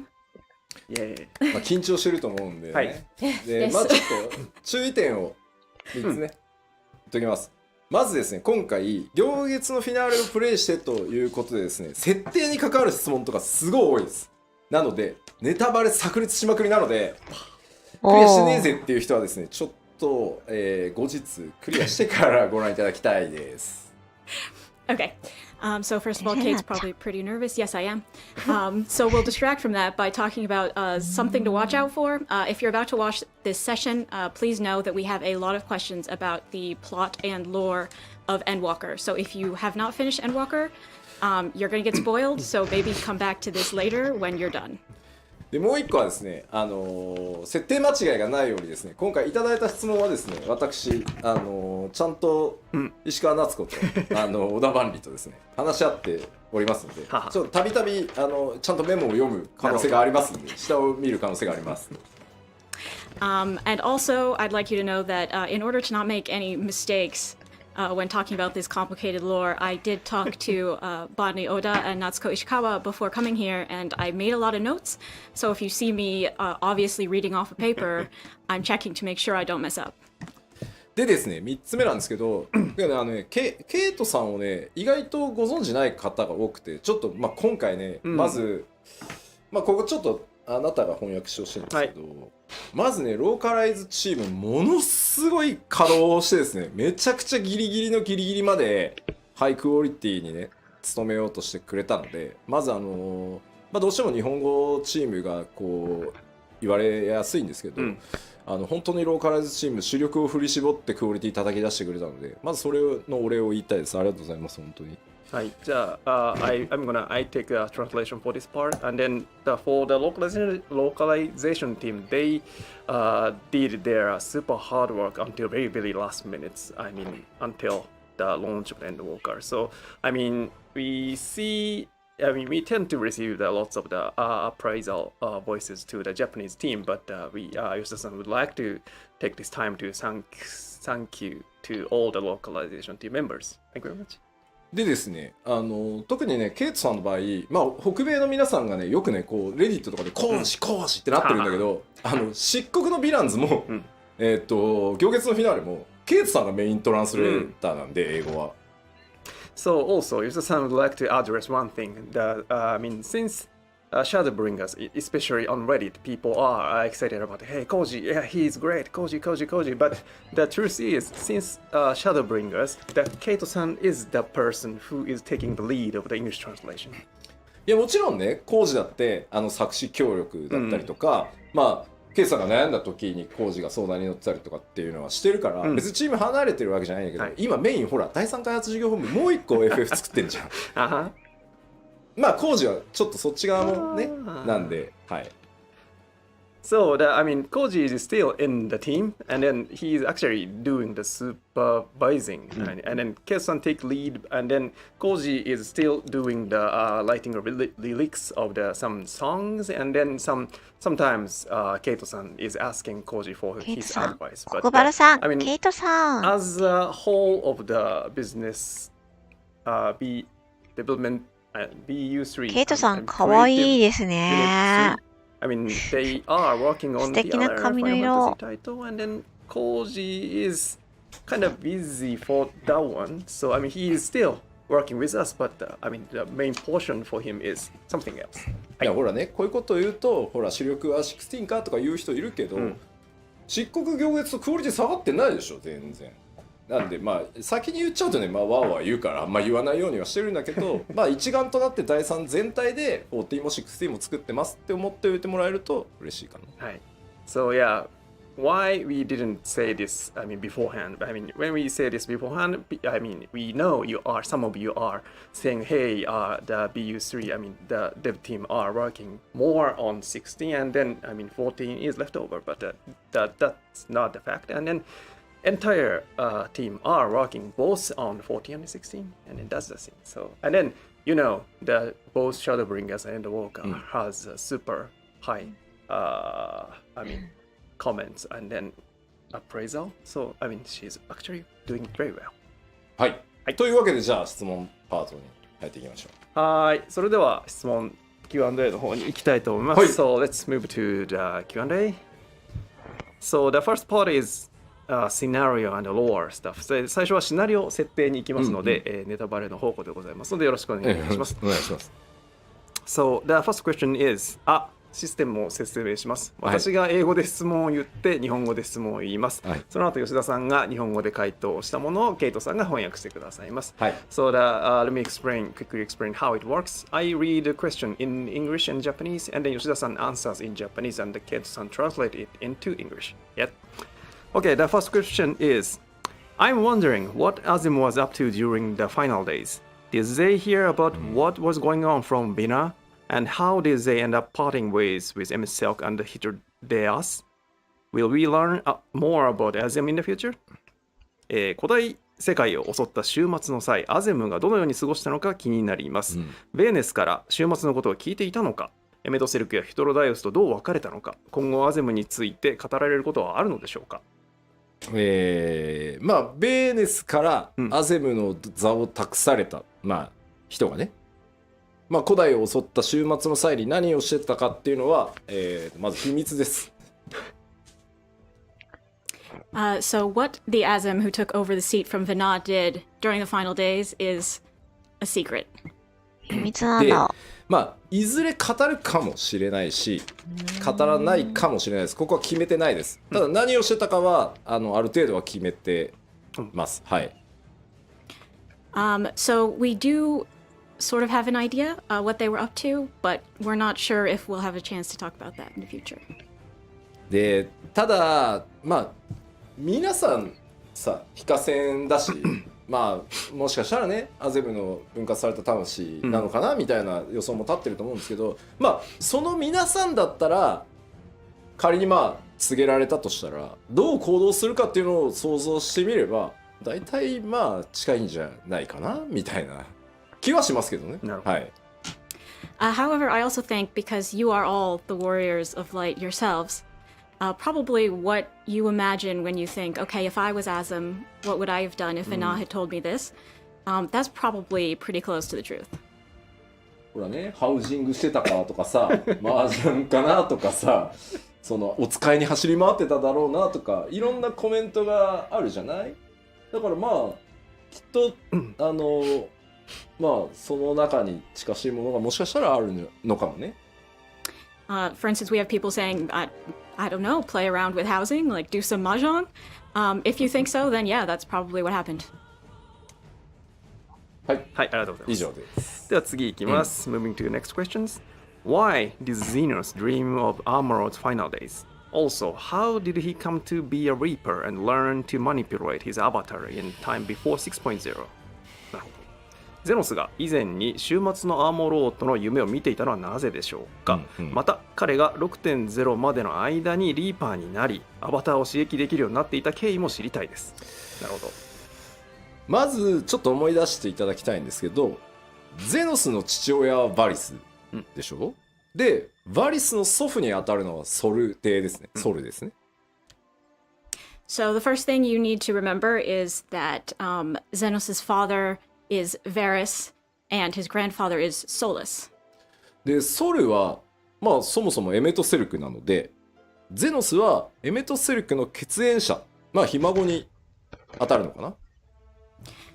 So if you think about it, Solus is Emmett Selk, which makes Zenos a direct descendant of Emmett Selk, like his grandson. 孫って言われると確かにこういうなんて言うんだろう、DNA の特殊性って、必ずまっすぐ受け継がれるわけじゃなくて、突然思い出したかのように発言したりすると思うので、その辺をイメージするとちょっとなんとなく見えてくるんじゃないかなとは思います。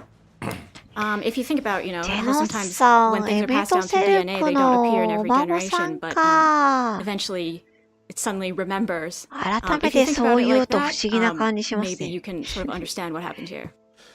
で漆黒秘話の中にも、本当サイドオブサイドのストーリーですけど、ヒントがあるのでちょっとクリアした今ね、改めて漆黒秘話とかを見直してみるのもいいかもしれないですね。Obviously, this is a side story, but if you look at our Tales from the Shadows, you may find another hint in there. So perhaps right now is a good time to go reread those stories. でリーパーになってアバターっていうのはね、まさかこの質問が来るとは思ってなかった。とても良い質問なんですけど、なんか話せないです。As for how Zenos became a Reaper and got to use his avatar, I didn't actually imagine anyone would ask this right now. It's a very good question.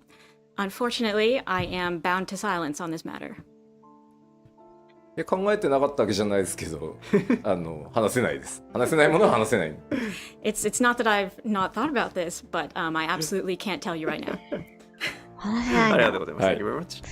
Okay, so next one. I'd be interested to know how the unsundered Asians, Zora Blair, Elidibus, and Emetselk, avoided being kicked into 14 pieces by Hydelin. オリジナルと呼ばれるアシエン、ラハブレア、エリディブス、エメトセルクだけがハイデリンキックを逃れ14分割されなかった理由が知りたいです。孫テキストをちょっと思い出していただきたいんですけど、物語行月の最終盤でエメトセルクが、この時代まで私を残したのはっていうセリフをまず言ってるんですね。So if you think back to the text, towards the end, Emetselk did imply that Vinal let him live on purpose. なのでそのハイデリンがかつて放ったその光の一撃っていうものには、エメトセルクならギリギリかわせるだろうなっていう加減が入ってます。So in fact, she did intentionally leave a tiny flaw in her sundering attack, a crack that Emetselk, being Emetselk, could find a way to wiggle through. これね、なんて言ったらいいんだろうな。加減って力を加減してるのとはちょっと違って、意図的にこれを使えばっていう、ニュアンスだと思ってもらえればいいです。It's sort of like, yes, it was a very powerful attack, but intentionally, she chose to do it in this fashion. ただ、シナリオ中でも語られている通り、その光の一撃ってハイデリンにとっても本当にギリギリ視力を振り絞っての一撃だったので、加減までしてる余裕はなかったので、なんとか彼ならやってくれるだろうっていう、賭けみたいなもんですね。So we said this in the actual game as well, though, which is that, when Heidelin did this attack, it was a very strong attack. It was the limit of her power, so she couldn't really fine-tune it. So, as intentional as this was, when she did her big, massive light attack and sundered the world, she couldn't guarantee that Emetselk would live. She was kind of making a gamble. でその光の一撃が放たれる時にエメトセルクは、その場に居合わせたラハブレアとゾディアークの核から抜け落ちてきていたエリディブスらしきものと協力して一時的に次元の狭間に逃げることで、それをかわしたっていうことになってます。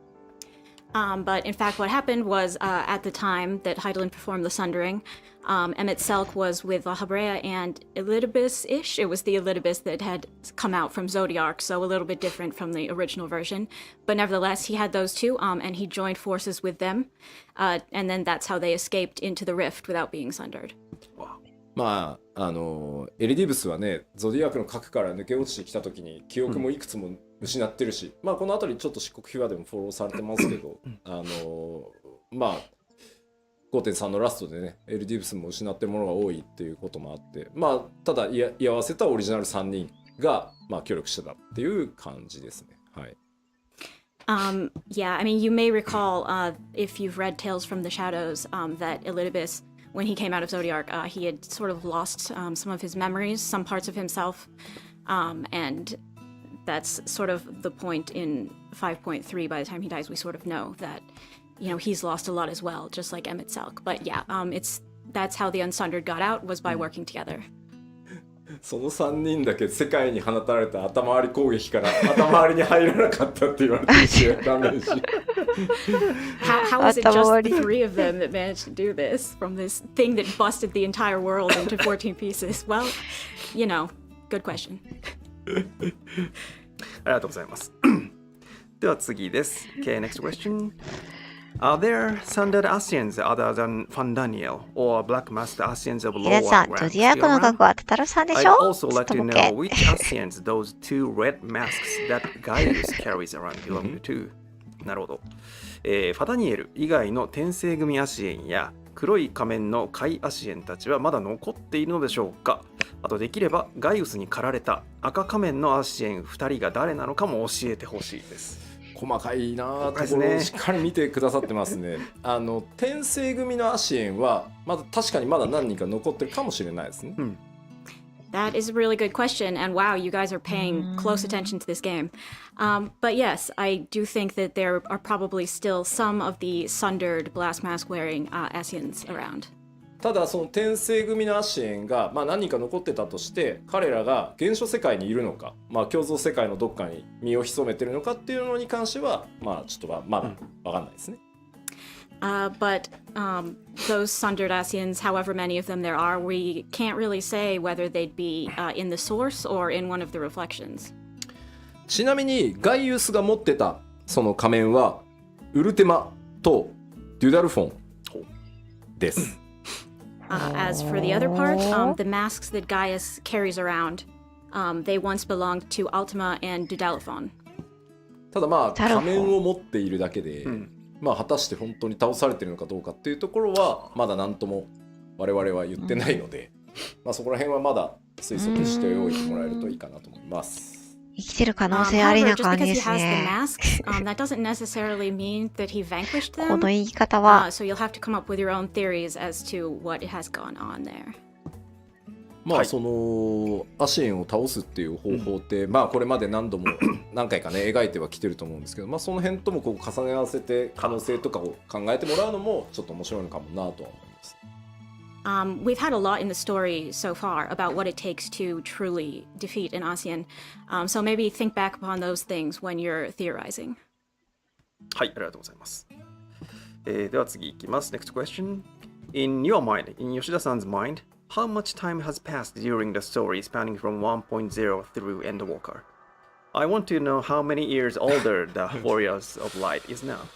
吉田さんの中ではQ14 から、行月のラストまでで劇中ではどのぐらい年月が経過した想定でしょうか。非化線が14の世界でいくつ年を取ったのか気になります。なるほど、言われてみればこれね実は特にはイメージしてないんですよ。でトレーラーをその字根底文字の根底を書いて、このぐらいのその風貌にしてほしいっていう時ってなんとなく現実の経過時間、拡張だと2年か2年半に1回とかっていう間で、皆さんと同じようにそのヒロシと呼ばれてるウォーリアー・オブ・ライト代表もいろんな冒険をしてこうなってるだろうっていう予想で作ってます。So to be honest, that's really hard, and I don't have a particular figure in mind. When we're making the trailers, when we're coming up with the storyboards and things like that, we actually think about okay, the Warrior of Light has done these different adventures. How would they look now? Imagining it with a time frame of 2 or 2.5 years each time, just like in reality, what you all have done. なのでトレーラーとはあんまり作中ねゲームの中を紐付けないで時間経過のイメージをね結びつけないでいただけると嬉しい。But the trailers are really not reflecting the length of the story itself, so I would appreciate it if you guys could think of them as separate things. で作中での時間その 2.0 から 6.0 までもうなんか数年としか言いようがないあんまりイメージしてないです。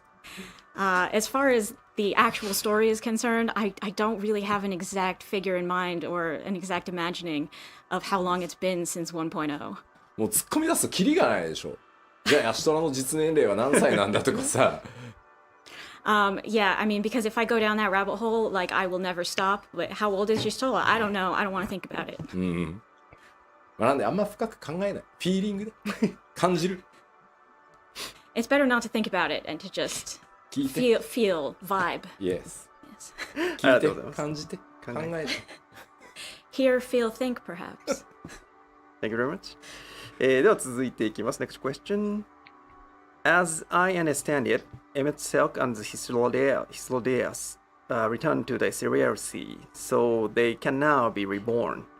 If their souls are reincarnated, will the people they become to be able to use creation magics like the ancients? なるほど。エメトセルクとヒトロダイウスは正解に帰り転生できるようになったように見えますが、彼らの魂がもし転生したら古代人のような想像力を持つのでしょうか。まあ正解に帰って魂が浄化され再び肉体に宿るとしても、まあそれは原初世界の人としておそらく宿るのみですね。Well, their souls have been cleansed in the ethereal sea, so even if we say they're reincarnated, that's just their souls being reborn into new bodies in the source like everybody else. まあ分割されてないっていう、まあアゼムとハイデリンの術で一時的とはいえ復活してるのを改めて正解に帰っていきましたけど、まあほぼ前例がないんで、まあ、どうなるのかっていうのは分かんないですね。まあおそらくは普通の人プラスアルファちょっとぐらいなんじゃないかなっていうのがイメージですけど、まあ分かんないですね。As for what would happen if they were reincarnated in that fashion, we've never had an example of someone who was unsundered being reincarnated like this, so we can't really say for sure. I think maybe it would be just like a normal person, but maybe a little bit cooler, a little bit better, but there's really no way to say. まあこっからは僕個人の妄想ですけど、まああれだけやれることをやり託して世界に戻ったのであれば記憶も焼き付かず綺麗に現れるんじゃないかなって思ってるので、そんなも俺を引きずって転生するイメージは僕の中にはあんまないかな。In my opinion, they really, at the end, they had accomplished everything that they had set out to do. So their souls would be completely purified. And I don't know if they'd even really want to come back. They have nothing remaining. They have no lingering memories to address. はい、ありがとうございます。Thank you very much. So the next question. Please tell us whether the star will be named Iseris going forward, or if we are sticking with Hydaelyn. Also, does everyone know the name Iseris, or just the warrior of light and their allies? 今後この星をアーテリスと呼ぶのか、今まで通りハイデリンと呼ぶのか教えてください。またアーテリスという名前は非化線と周辺の人だけが知っているのか、全世界の人に周知されているのかも知りたいです。まず今のところですね、光の戦士、まあ、主人公プレイヤー皆さんですね、その周辺で、まあ、週末の仕組みとか週末の結末っていうのを詳しく知ってる人はおそらくアーテリスって呼ぶことになるかなとは思います。I think people who are close to the Warrior of Light or otherwise very familiar with what happened actually in the final days might start to call it Aetheris. で逆に世界中のそれらの真相を知らない大多数のエオロゼア人はこれまでと変わらず別に惑星ハイデリンって呼ぶと思います。On the other hand, most of the people on the star, most of your average Eorzeans, would probably just keep on calling it Hydaelyn because they don't know any of that stuff.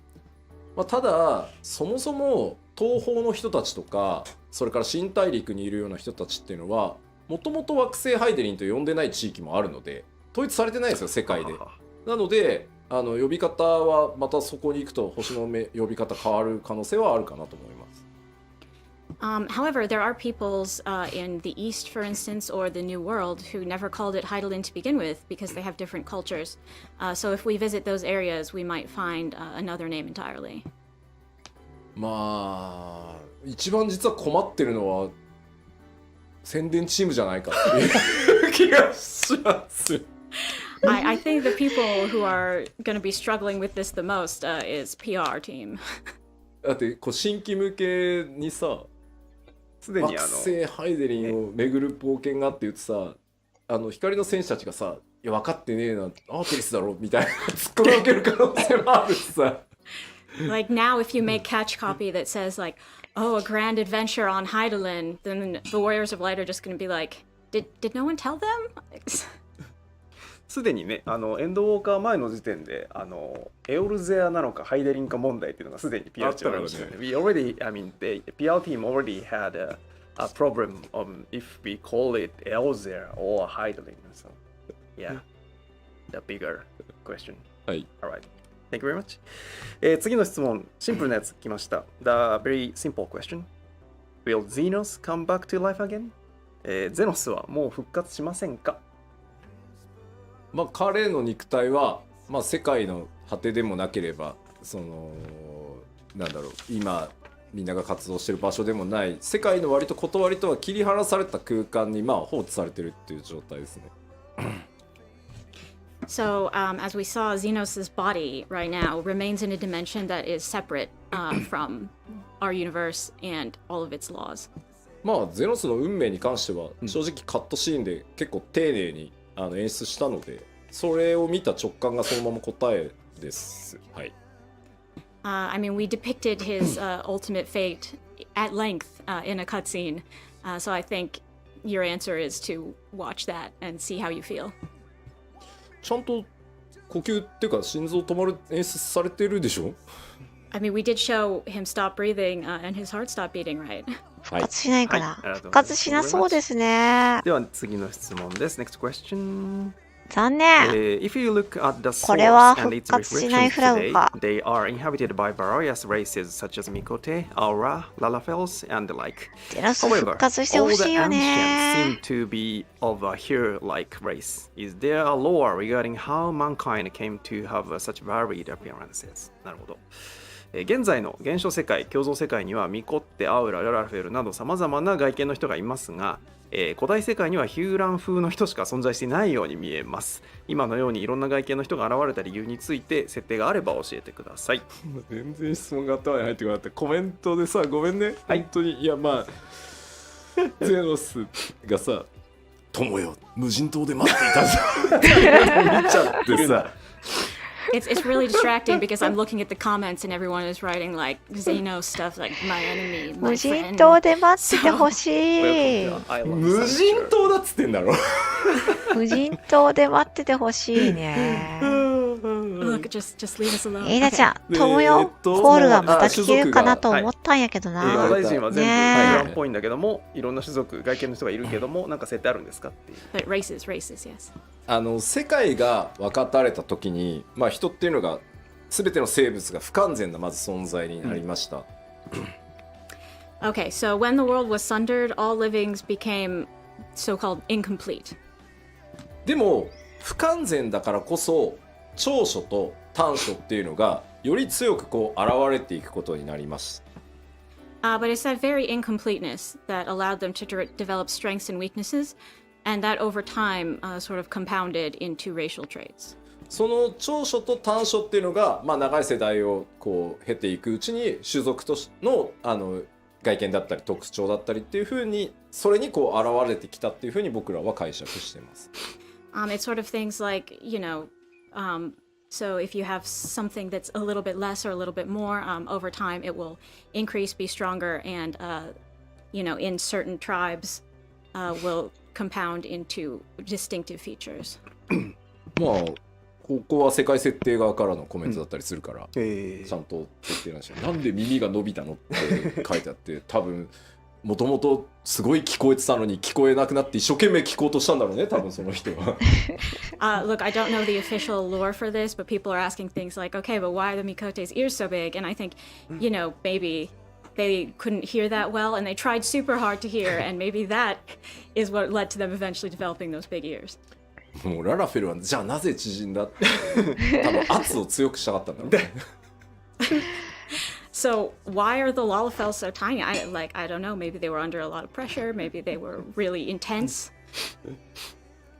はい、ありがとうございます。はい。Thank you very much. では次の質問です。Next question. The ruins beneath the bounty, treasure islands, and fabled golden cities mentioned by Emmett Silk haunt by my daydreams. Can we expect to be able to loot them someday? エメット・セルクが言っていた壮大な伏線、北上海に、潜む海底遺跡、秘宝の島、まばゆき黄金鏡などが気になって仕方なく夜しか寝られません。これらの回収は期待してもいいのでしょうか？サムデイごください。まあこれまでファイナルファンタジー14って、まあ、僕が引き継ぐ前 Q14 っていうのがあって、まあ、いろんな地名っていうのが出てました。Someday, you say. Yes. Well, I mean, as you know, we've had a lot of different place names crop up in 14 in the past. まあ、イシュガルドの門も開いたし、アラミゴにも行ったし、あなたは東方にも行き、オールドシャーレアンへ、まあ、到達してね、サベネアにも今回行ったので、And And you know, we've been able to go to a lot of places. The gates of Ishgard opened. We went to Alamigo. We went to the Far East. We went to Old Sharlayan, and even Thavnair.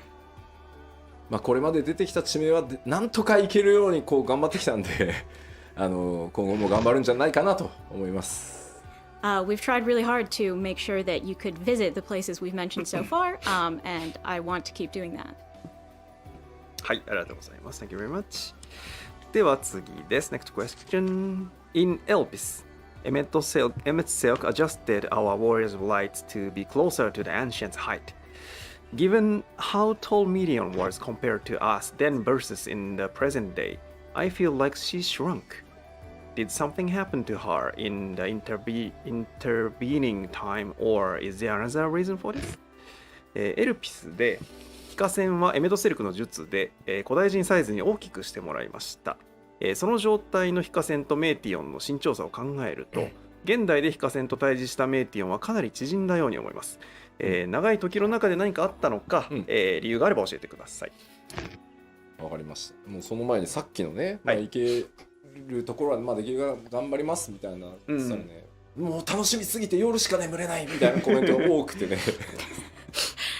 Just before that, I want to address everybody seems really excited by my response to the previous question, and is saying things like, "Oh wow, I will only be able to sleep at night because of this." 正常ってやつよね。みんなまあまあでまずちょっと思い出してほしいんですけど、ウルティマトゥーレっていうのは思いの力のみが作用する空間だっていうことをちょっと思い出してください。Okay, but back to size issues. So I want you to remember that Ultima Thule is a space where emotions are the only reality. その冒険の中で皆さんに、ね、経験していただいたように、その見えている通りにものが存在するんじゃなくて、認識、あなたがどう認識しているかっていうのが光景に反映される中域なんですね、あそこ。So what you see when you're in Ultima Thule is in accordance with the Warrior of Light's internal experience, not some kind of physical reality that's out there. だから時光の戦士、冒険者が思っていたメーティオンに会いに行くっていうその思いが投影されてます。なのでそのメーティオンの姿っていうのは当然非化線がエルピスで見た時の光景を再現しようとするので、なのでそのエルピスの時、まあ、本人がとのだからスケール比をそのままイメージされてるので、姿でビジョンになってると思ってください。So as the Warrior of Light, you are traveling to Ultima Thule to find Meteon. So the space reflects that, and it reflects your internal perceptions. And the Warrior of Light has memories of Meteon from Elvis, in a certain proportion relative to themselves. So the Warrior of Light is thinking, she's about this tall. And that's why she appears that way in Ultima Thule. だからこれはそのウルティマトゥーレに現れたエメット・セルクやヒトロダイエスも同じで、そのあくまで中域はデュナミス、思いの力がビジョンを取るので、まあ、やっぱり相対的に光の戦士である自分から見た時のスケールで、まあ、再現されてるって思ってもらえれば良いかと思います。So, and the same kind of goes for Emmet Selk and Hythlodaeus when we call upon them. Ultima Thule is a place controlled by dynamis and emotions. So really it is your internal conception of these people that determines how they appear. 確かに光の戦士大概記憶ガバガバだって言ってきたけどよっぽどあれだったんだね、大事な局面だって思ってたんだろうね。This might make you judge the Warrior of Light just a little bit, but this is how it's remembered to them. はい。はい、ありがとうございます。Thank you very much. So the next question is, I wanted to harvest some Savnarian onions while I was in Savnair. Where are they keeping them? サベネア島でサベネアの野菜を採集したかったです。どのあたりに生息しているのでしょうか。なるほど。こちらはですね、世界設定に確認してまいりました。I asked the lore team about this and came here. チョコボの餌としてね、格別な効果を秘めているものなので、サベネアの野菜っていうのは、おそらく高原キャベツのようにサベネア島の中でも特別な場所でしか栽培できないものと思われます。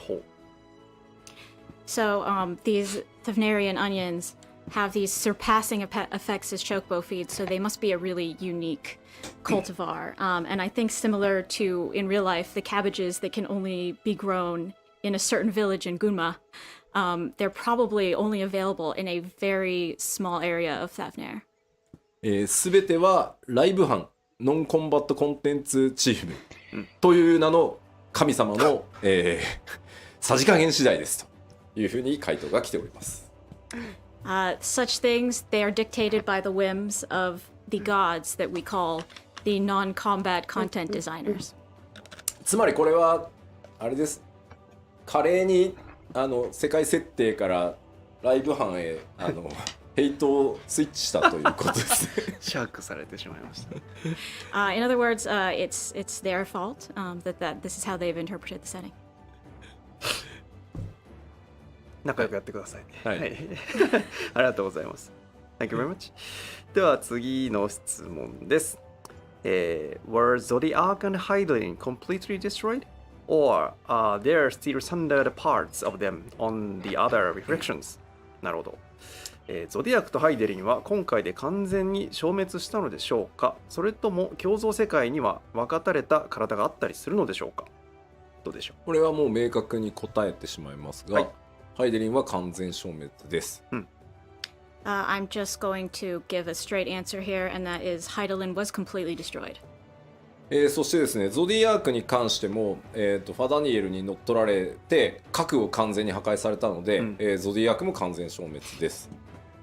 Similarly, Fandaniel crushed Zodiark's heart, which is his core, and that completely destroyed Zodiark.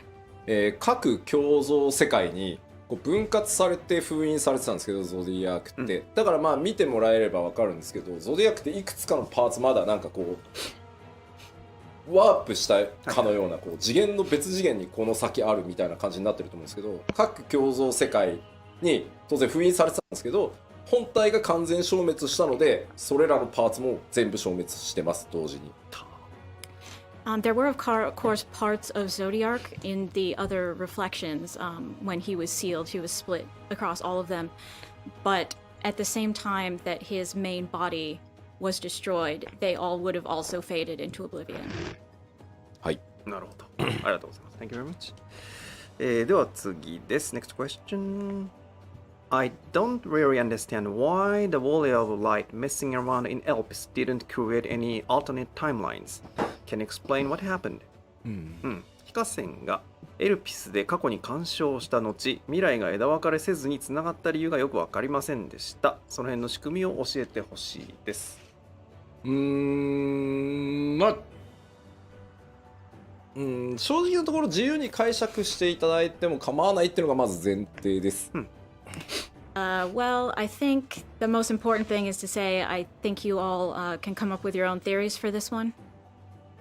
ただまあ僕個人の解釈としては、まあそもそもつながっていたんだっていうふうに解釈してます。My personal interpretation is that the timelines were always the same.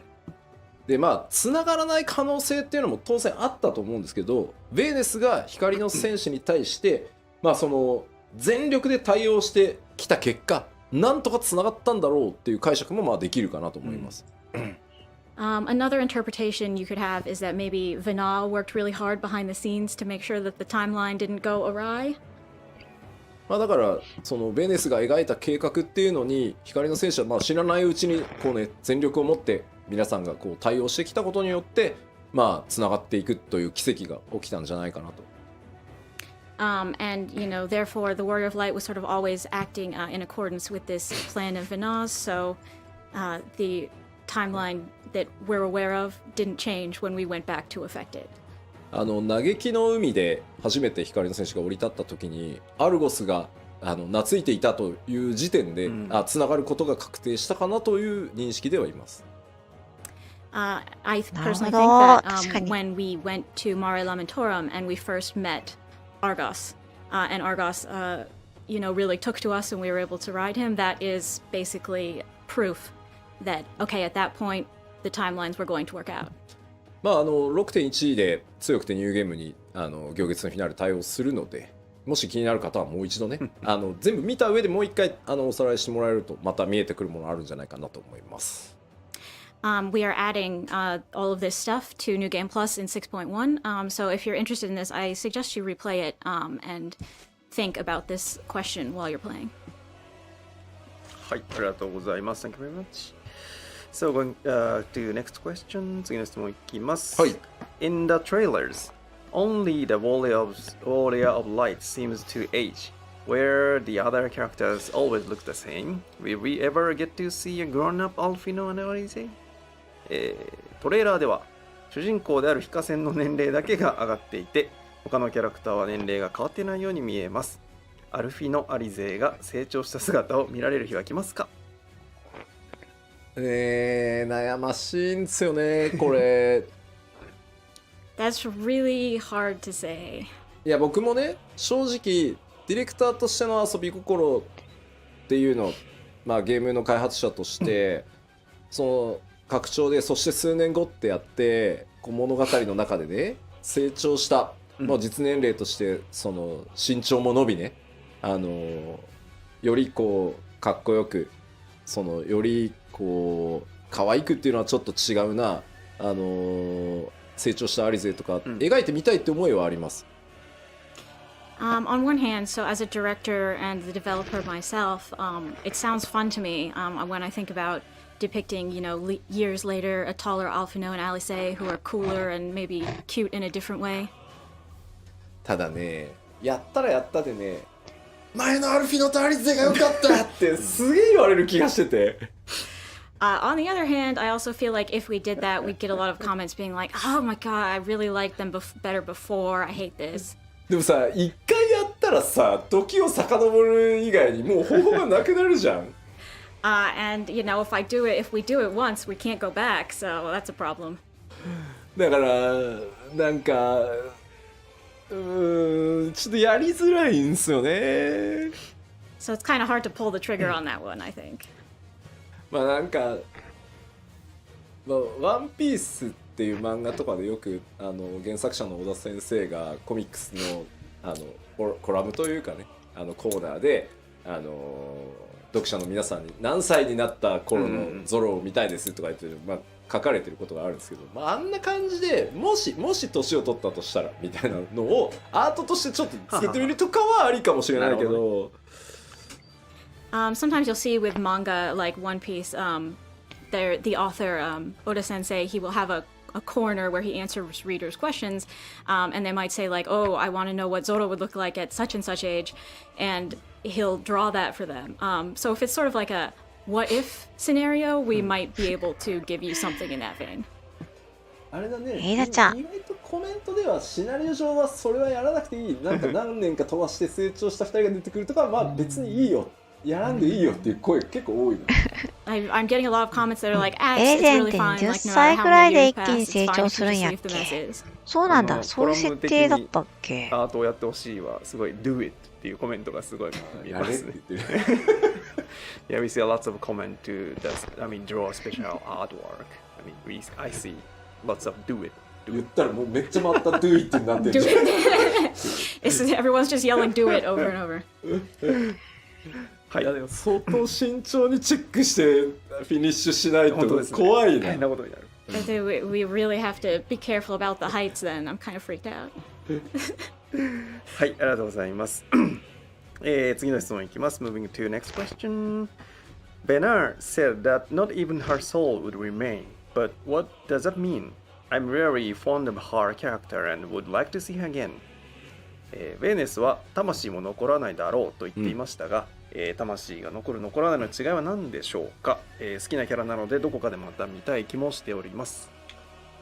魂というものもエーテルではあるので、まさしく本当に全ての魂のを構成するエーテルすら全て使い切ったっていうのが答えです。The answer is that souls are also made of ether, and she used up so much ether that also all of her soul was gone.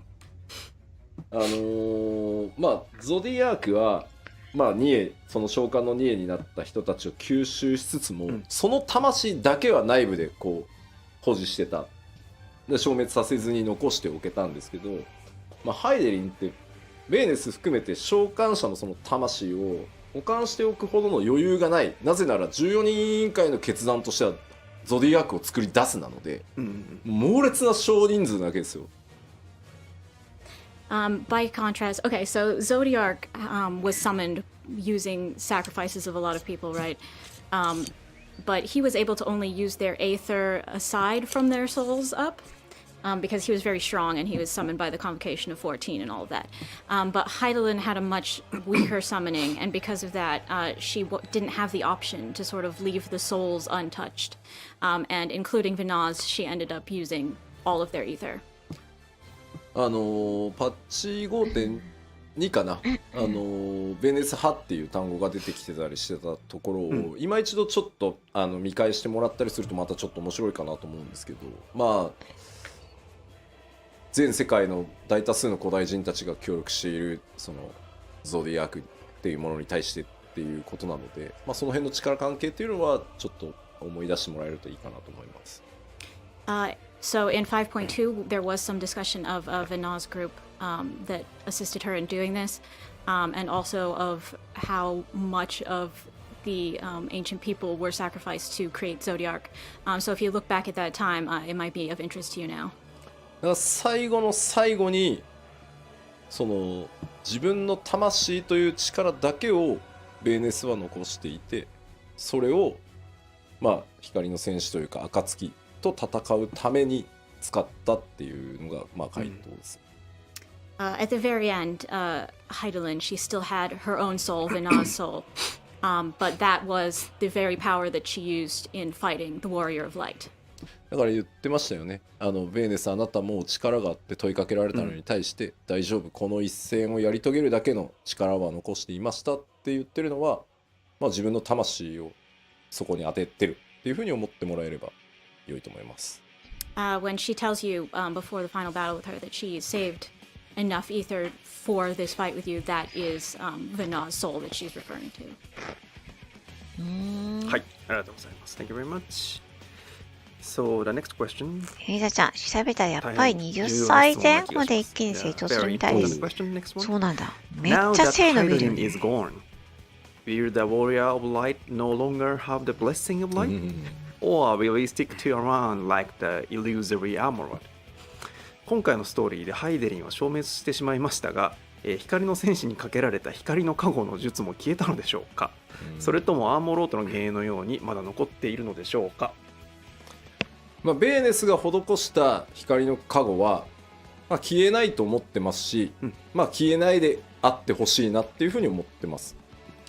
I really don't think that the blessing of light will disappear, and I wouldn't want it to. 最後に、まあ、ハイデリンというか、まあ、ベーネスが、私の思いがいつまでも愛しき子らを守りますようにっていう願いがちゃんと加護として残り続けてる、いくっていうのが、まあ、ある意味最後にかけ直してくれたかもしれない加護だというふうに、まあ、思っていたい。まあ僕個人的にもね。はい。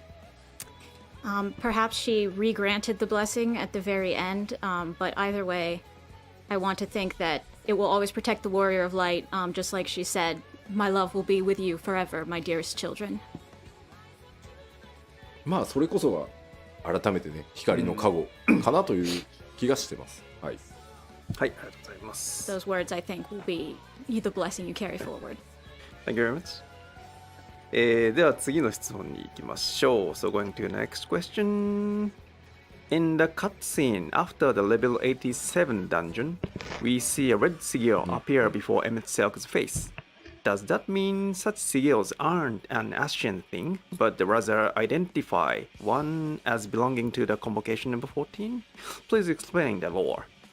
レベル 87ID の後のカットシーンでエメットセルクが顔に浮き出る赤い印をね、こう発動させていました。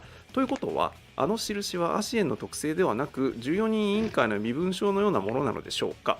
改めて設定を教えてほしいです。まあ身分証というのはちょっと違うかなと思うんですけど、まあ14人委員会のそれぞれの座に選ばれるような人っていうのは、まあ、膨大な魔力とかそれぞれとてつもない能力をまず持っているので、それらの力を解放した時にその浮かび上がるっていう風に思って、もうリミッターというかねを解除したみたいな、なんとなくイメージだと思ってくれればいいです。So it's not really just there for identification purposes, but yeah, if you think about it, every person who takes a seat in the convocation of 14 has really intense magic power. So basically, it's like it appears whenever they use grand magic, almost as sort of a limiter to constrain their magic. で、あれはマークは14人委員会のそれぞれの座を示すマークなので、14人委員会以外の人が俺も力を解放するぜってやっても出たりはしないです。However, each sigil does indicate the member's seat on the convocation. ちょっとした名刺みたいな感じなのかな。Who's not on the convocation was like, oh yeah, magic time, wow! It's not going to show up on anyone else's face. そう、勝手にね、俺は第15の座を名乗るぜって言ったところで出ないです。You can't just name yourself the 15th seat and blast it and hope it'll appear. まあなのでまあわかんない由来いろいろ想像もできるかなと思っていて、まあそれだけ強大なパワーを持っていて世界から認められる14個の座についてるってことは、まあそんなに無尽蔵にバンバン力を振るうなよっていう意味もあってまあ出すと14人委員会の人間であるっていうのがバンって出る可能性はありますよね。だから座を引き継げば多分、ヴェーネスには出ないですね多分、座を渡してるので、はい。I think it's also probably connected to sort of the convocation's responsibility. These are people who have been acknowledged by society as having this grand power and taking up these seats.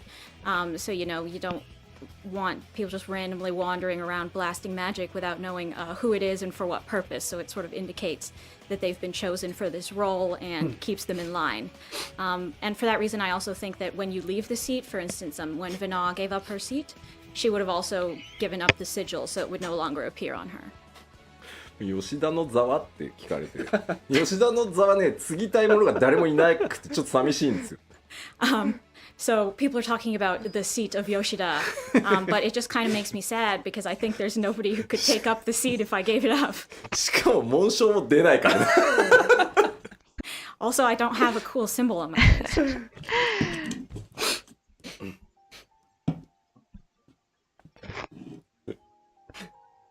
ウシピー紋章出ないんだ。ありがとうございます。Thank you very much. では続いて次の質問に行きます。So moving to the next question. In concluding this story, were there any threats you found difficult to wrap up, or bits of lore that you secretly changed or disregarded? 物語を一旦完結させるにあたり、回収が難しかった伏線、こっそりなかったことにされた設定やなかったことにしたい設定はありましたか？こちらもですね、世界設定チーム、小田さんからいただいてきましたけどね。This is also one that I had to ask the lore team, specifically Oda-san, about. 初期設定とか裏設定と呼ばれるものはその時点での想定でしかなく、物語を書き進めるうちにより詳細化されるものもあれば消えてゆくものもあります。The initial setting and background lore are only plans that we draw from. So it's not unusual for the details to change or disappear as we write the story further. まあそれはね、行月のフィナーレに限らず Q14 から新生への、移行過程でも同じで、Q14 やってた方はご存知かもしれないですけど、回収しきれなかったという意味では相棒という存在は回収しきれなかったです。That's not only true of Endwalker, like you'll probably remember if you played 1.0, there was a lot of changes between 1.0 and A Realm Reborn, and some of them we couldn't really retcon properly. For instance, in 1.0, the Warrior of Light had a partner character. Q14 知らない人に説明するとね、相棒っていうキャラクターがね、いたんですよ。で、何者かよくわかんないんですよね。Well, we had this very temporary partner 相 though, 棒 and ってキ like ャラクター so が we いたん didn't だ。 really know who exactly it would be or anything, and so we kind of just ignored it when we went on. だからあれは共存世界の自分が来てたんだとかね、いろいろいやなんかこじつけようかなとも思ったんですけど、もうどうにもならないんだって。When you're making this world, you're sort of just like, I don't know what to do, and you'll just sort of sometimes ignore things that are inconvenient. まあなのでまあ時々ありますよ。付箋として使おうかなと思ってたけど、まあ使えないからもうそのままにしておこうっていうのもあるけど、大部分は綺麗にいけたと思う。黒曜石サビクなんかはまだいけるかなとは思ってたりするからあれですけど、はい。And so yeah, there are some things where you'll just be like, we'll just ignore that going forward. But in most cases, we do try to wrap up things, and maybe if there are things we haven't addressed yet, コ we ジョ can ちゃ wrap ん them が up in the future. 相棒って泣いてる。はい、ありがとうございます。エイダちゃん、おはいさまのマーナはいつ見つかるんですか？ Next question. Will we have a chance to learn ね。 the identities of the full convocation of 14? まあネタ的には見つからない方が面白いんでしょう14人委員会のね。構成員について全員の、真の名前を知る機会はありますか？黒成績黒曜石ってさめっちゃ突っ込まれてる。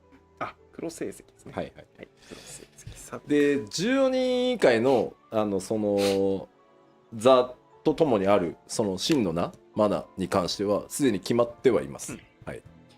So yes, we have decided the true names and identities of every convocation member. まあそれらを皆さんが知る機会があるかどうかは今後の展開次第ですねって悪い顔をして終わっておきます。Whether we 教え tell て you くれないん that か in the い。 future sort of depends on how the plot develops. Sorry to tease you. スマイル。ありがとうございます。では続いていきましょう。次の質問です。Going to the next question. Benar had good intentions and her plan worked out in the end. But as a result, the world was sundered and most of the ancients suffered for it. Was sundering the star really the only way to save it? ベーネスは善意の上で行動して結果的に良い方向にはなりましたが、その経過では世界を分断し多くの古代人を不幸にはしました、今回の結果を導くためには世界を分断するのは必須だったのでしょうか？まあシナリオ系とかはなっちゃんとも話をしてこうテキストをまとめているんですけど、その回答をね、まあ少なくともベーネスってヤシトラがまあ推測したようにエーテルが強すぎる古代人ではデュナミスにそもそも干渉することができない。結果その終末を根本的に止められないっていうふうに考えてます。So I also consulted with Natsuko おじゃちゃ Ishikawa ん、 and the 自 scenario 分 team で to 種 come 族 up と with か an クラ answer ス選 that べて hopefully will make sense メ when イ we ンクエ explain ストで it. 一緒に行動する But at NPC。 the very least, as Yashola theorized, そんなのがいたん Vana だ。 believed that the ancients, being so dense in そんなシ aether, ス could テム not あっ control たんです Dynamis, ね。 and so she thought that they could not have stopped the final days at its source. じゃあ別にそのゾディアークで、まあ、根本的に解決できなかったとしても天の断り、まあ、つまり天脈を強化して、まあ、絶望ビームを弾き返してるんだからそのままなんとかやってきゃいいじゃん、としたとしてもいずれ今の古代人たちの考え方では、まあ、大敗的な末路をたどってしまうだろうっていうのもそのまあヘルメスの言動とかを見てても自分自身気づかされるところがあったんだろうなというふうに思ってます。So, there were the other ancients who thought that, okay, we summon Zodiark and that'll be our solution. But she saw them summon Zodiark and sort of use that to deflect Meteon's despair beam and thought, even if we do this, if we keep going along as we are, the rest of the ancients will probably be unable to change. When she's looking at Hermes and everything, she thinks, okay, we can't change as a people and we will always be our own undoing. まあ確実とは言いはしないですけど最終ダンジョンのラストレムナントのフェーズ3ラーラーが暴れ回ってるところは、なんとなく古代人たちがあのまま続いていったらこうなってただろうなっていうイメージで作ってはいます。If you look at the dungeon, the dead ends, at the very end there's a boss called Dala, and that is sort of our vision for what probably would have happened to the ancients if they had just continued as they were. だからそのために世界を分割して人が持つエーテルをとにかく薄くしていずれデュナミスっていうものを使いこなし、人が終末そのものと戦えるようにしたっていうのがベネスの考えです。So for that reason, she chose to sunder the star to dilute mankind's ether, so that someday they might be able to use Dynamis and to fight back against despair and the final days at the source. まあ、本人も言ってましたけど、これは善悪で語られて良いわけではなく、その行いが果たして正しかったのかどうかっていう苦悩はベーネスが全部自分で背負っているっていう感じですね。As she herself says, this is not really a simple matter of good and evil, and she agonized over whether her decision was correct, and took all of that upon herself for all of this time. でもね、僕特に思ったんですけど、まあ、皆さんこうベーネスすごくいろいろな思いをねプレイヤーの皆さん感じ取ってくれて、すごくこうベーネス疑ってごめんよと、ハイデリン悪いやつじゃなかったってなってるんですけどI think everybody has a lot of different feelings about Vina, and you know, we wanted to communicate that, you know, Hydaelyn's not a bad guy, but こんなね世界を分割して人を14に分けてそのデュナミストを使ってね、その終焉を歌うものにぶつけようなんていうことを決断し考えれる時点でやっぱり彼女も古代人なんだなって思うんですよ。But it's this very decision that she made to say, okay, I'm gonna split everybody into 14 parts so they can use Dynamis, so they can kill the Endsinger. That decision really makes me think, yeah, she was definitely, Vina herself was definitely an ancient, huh? だから 5.0 の、まあ、ラストでねエメト・セルクがこれが最後の、最低だ、反じるっていうことをやるでしょ。何度も反じてきたんだと、その度になり損ないどものなんかダメなとこ見てきたんだ俺って、もういいよじゃあ最後もう一回だけ見てやるよって言うじゃない。At the end of 5.0, so we find out that Emmett Selk, this whole time, he's been making these decisions about all of humanity, about how they were imperfect creatures these days. But at the very end, he gives you one more chance and reevaluates his judgment. で、今回ヘルメスもやるでしょ。改めて正しく判じよう、人の行く先を。ものすごいなんか不必要なぐらい公平性にこだわるじゃない、その自分の記憶も全部消しておいて自分は人間側につくから何してんの君っていう。Hermes is also concerned with this to the degree that he erases his own memories so he can once again reevaluate humanity and everything. He's really concerned with fairness and humanity's worth. でもベーネスこそ反じるっていう言葉は一度も使ってはいないんだけど、ベーネスの歩みっていうカットシーンの中で剣を構えてね、今から私は世界を分かつって、まあ、あれってまさにもう反じるだと思っていて、全世界丸ごと反じるんかいこの人っていうのがやっぱりね僕が思う古代人の怖さというか完全性というか、普通あの決断人間にはできないぞって思っていて、その先の苦労も含めて計算した上でというか計画した上でだから、やっぱり彼女も古代人だなっていうふうに思ったりしましたね。Vina herself never talks about herself in this lofty way that she's making a judgment on all of mankind. But when we see her in that cutscene holding the sword and saying, you know, henceforth he shall walk and sundering the world, that really is a very ancient moment. Like that shows you how different the wholeness of the ancients were, because normally we wouldn't be able to make such a decision for all of mankind. So when I see that, I really think, yeah, Vina was one of them. まあだからエメトセルクね人気は高いけど、そもそも私が反じてやろうって、まあアルフィノに言わせればなぜお前にそんなもん反じられなきゃいけないんだっていう話だし、まあベースに至ってもそうよね。だから、その辺を意識してまた物語全体見るとちょっと違ったというか、もう一段その古代人っていうのがどういうこう人たちなのか、それがいろんなテキストにこうまぶされているので、今回サブクエストも含めてだけど、その辺見てもらえるとまたちょっと面白くなるかなとは思います。You know, M itself is very popular, but I sort of agree with Alfina when Emmett's talking about judging people. What right does he have to do that? And that may actually be the case with Vina as well. Like, what right did she have to do that? We've shown various things about the ancients and how different they were from us as people and how they were sort of the same. So I think if you go back and look at all of the different parts, including the side quests with the ancients in them, you might find it interesting. そういうお前だって吸盤を反じてメテを落としたやろって言われた。People are criticizing me as a hypocrite being the great decider here. 人間にはできない。どうしようもなかったんだよ。I mean, I had to, though, to make this.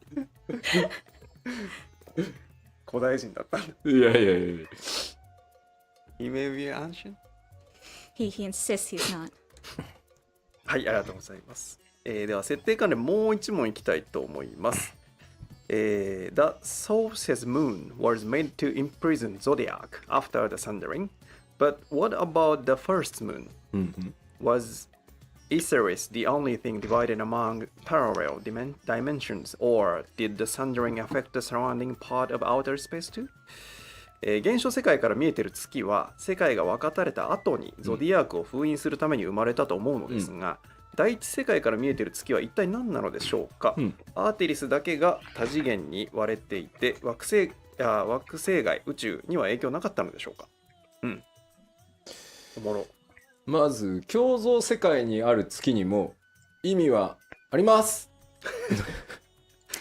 First of all, I want to tell you that the reflections moons have their own significance. ありますなんですが、今はお話しできません。They do, but I can't tell you what it is. まあハイデリンキック、光の一撃で、ゾディアークごと世界が分割されて、その後共造世界においても原初世界でそうしたのと同じように分断されたゾディアークの一部を封じるために月が作られてます。月がまあ生じてるって言った方がいいのかな。So after the sundering, after the star was sundered and Zodiac was imprisoned in the moon that we know, moons were created, or you could probably say appeared in all the other reflections with pieces of Zodiac in them as well. なのでこの辺りは破綻のないようにきちんと作ってはあるので、まあそれが何なのかはまだ話せないんですけど、意味はちゃんとあります。はい。We're going to show this properly later, so I can't give you spoilers now, but yes, there is some meaning to these. はい、ありがとうございます。Thank you very much. それではですね、ここからはですね、シナリオとか設定以外の、動画関連の質問に行きたいと思います。So from this point,the questions are not related to scenario or the lore stuff. So the question is, during the development process, what part of Endwalker were you a perfectionist about? 行月のフィナーレの制作の中で吉田さんが最もこだわった部分をお聞かせください。すごい海外インタビューみたい。いやもうね、ありとあらゆるところなんですけど、特にっていう意味だと、今回より特にですけど、各カットシーンにおける、キャラクターのこう目線、それから会話と会話の間の間、あと喋ってる最中の仕草はかなりその1カットシーンずつ細かくその演出やってるそれぞれの担当者と話をしてこだわらせてもらいました。So if we're saying the things, okay, that I am the very most particular about, this time I would say in every single cutscene I was concerned with the direction the characters were looking, and also the time between dialogues and conversations, and also the motions, especially at the beginning of each character's speech.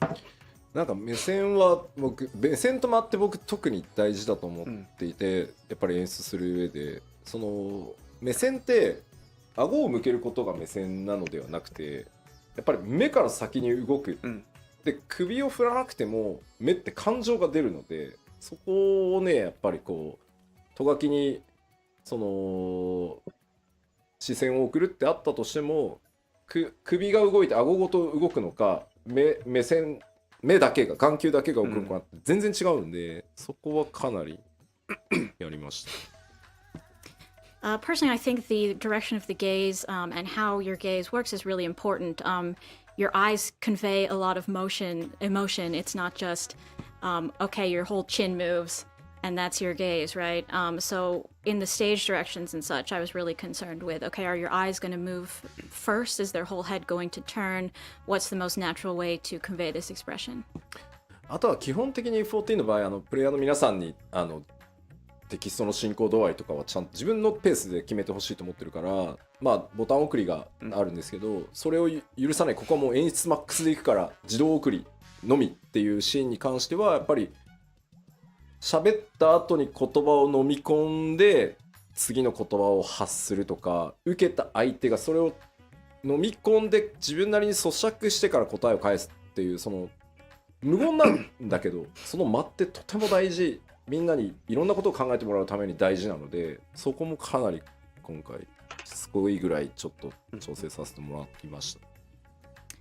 Also, usually we like to have 14 as a game that you can play at whatever pace you want to, but this time we had a lot of scenes where they would go on autoplay through the text. And when a character talked in these scenes, I really wanted the other characters to take a little bit of time to process those words before responding, because that's important processing time for all of you as well.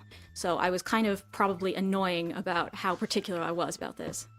あとはやっぱこう伏線を回収していくときに解釈の誤解がとにかく生じないように、解釈の自由度があっていいっていうところはちゃんとそのつもりでディレクションしてるんだけど、ここは誤解されてはまずいっていうところを誤解されないように調整するっていうところはかなり徹底したところですね。I also was very particular about things not being misunderstood. And, obviously, like when you have something foreshadowed or, hinted at, that's fine to leave it up to people's interpretation. But, there are certain interpretations we don't really want to guide people towards. So I was particular about how we were portraying those. で、この辺りはやっぱり今回なっちゃんがやっぱりライティングを本当ギリギリのギリギリまでやってて、なかなかその演出までチェックしきれないっていうところもあったんで、もうここは完全に分担して、じゃあもうこっちで全部引き取るから。だから俺が一番石川夏子の中二に近いと思ってるからって言って。Part of this was also because さん、うとうとしてますか？ Ishikawa-san was very busy いや、うとうとはしてないで up す。 till the very last minute for this expansion, so she couldn't perform her checks as closely as possible. And in the respect of who could stand in for her, I'm なんか probably いろ the いろ closest person, so I ended up doing it a ちょ lot っ and とシ being ステ very ムを particular. 確認してあとやっぱました。天野先生のデザインの再現っていうのは今回はもう僕今回行月のフィナーレが1回目のそのハイデリンゾディアーク編という1回目の14のフィナーレうとうとしてだからますラスボスあゆうをさんがうとぜひ天野うとしてる先生にしたいっていうところがあって自分で絵の発注も言ってるし、だからこそこれ長いね。何時までやるんだろ天野先生う。の絵を知る自分大ファンなんで、やっぱ僕がディレクションしたタイトルで天野先生の絵を今のその14の技術にはなるけど、で極限まで再現したいって思いがあったので、そこはもうほんとしつこいぐらいリテイクして調整してっていうのをやらせてもらったんで、そこはめちゃくちゃこだわりました。はい。Also, because Endwalker was really, in a sense, like the first finale, the first not ending but ending that we had in 14 with the end of the Heidelin and Zodiac arc. I really wanted to have Yoshitaka Amano's art. I'm a big fan of his, and obviously he's associated with the arts in 14 and all of that. So I asked him to do the art, and then when we were reproducing those designs in game, I was super particular about getting it right. 天野先生の発注は必ず僕が行くんですけど、全部申請1個全部自分で言ってるんですけど、今回久しぶりに天野先生にはラスボスを書いていただきたくてきましたって言って、その設定でいろんなそのラスボス書いてきていただいたと思いますが、今回先生に書いていただきたいのは絶望ですってすごいな、10。Of course, ever since A Realm Reborn, I'm the one who's giving Amano his orders for what we want him to draw. And this time I was like, okay, I want you to draw the last boss. I want you to draw despair. そう、絶望か。でも先生いつもそうなんだけど、僕とのキーワードを2人でこう会話していくの、その例えばこういう事象が起きてそれが絶望した時頭に浮かぶもの、まあただメテオンが決まってたから鳥をイメージには入れてくださいっていう話をした上で、だね、こうやってやり取りしていくとね、浮かんできた、大丈夫、いけるってね、15分20分ぐらいみっちり話せば、かっこいい。Every time, this time he was like, despair. But every time he's very good about talking to me. We sort of have a back and forth about what to envision here. We'll talk about, in this case, despair. And, if we've, in this certain situation, okay, you feel despair, what comes to mind then? And in this case, we also added in the extra sort of difficulty of making the bird imagery. 小原さん、無理なく、そめさんも気をつけてです。大丈夫。お料理しながら見てます。まあ、今度ね、制作しながらなんか見せたかったんだけどね、主演を歌うものの天野先生の原画をどっかのタイミングでね、お見せできる機会は作りたいなと。見てみたいですね。I really want to show you the original design we got from him. しこちゃん、設定の話まで終わったから、あとはまあ寝ちゃっても大丈夫だと思う。まあ他にはもういっぱいあるんですけど、クエストインスタンスバトルの調整やってたりとか、あとまあサブクエストの開放タイミングが今回ね、申し訳なかった。そのなんか後ろ髪を引かれるようなそのサブクエストの出され方が多いなってちょっとコメントも見たんですけど。The other things, for instance, the instance battles you do in quests, I was quite focused on, as well as the sub-quest timing for how they unlock and all of that stuff. I mean, we've got some comments about that. 今回ってやっぱり地域攻略型シナリオなので、しかも時系列時間軸が前に進む物語だから、なんかやっぱ週末に襲われている状態か襲われる前か襲われた後かって全然話の展開が変わるので、当然住民が週末来てる最中にさ、いやちょっとチョコボ連れてきてほしいとか無理でしょ。Yeah, so this time, obviously, because we had the final days going on, it's very important to sort of have the quests unlock at the appropriate time. Like, is this happening before the apocalypse comes or during the apocalypse? You don't really want during the apocalypse someone to just be like, can you feed my chocobo or whatever? It wouldn't fit very well. なのでやったので、かといってよし一旦落ち着いたから全部出せってやるとエクスクラメーションマーク出すぎると嫌になるの。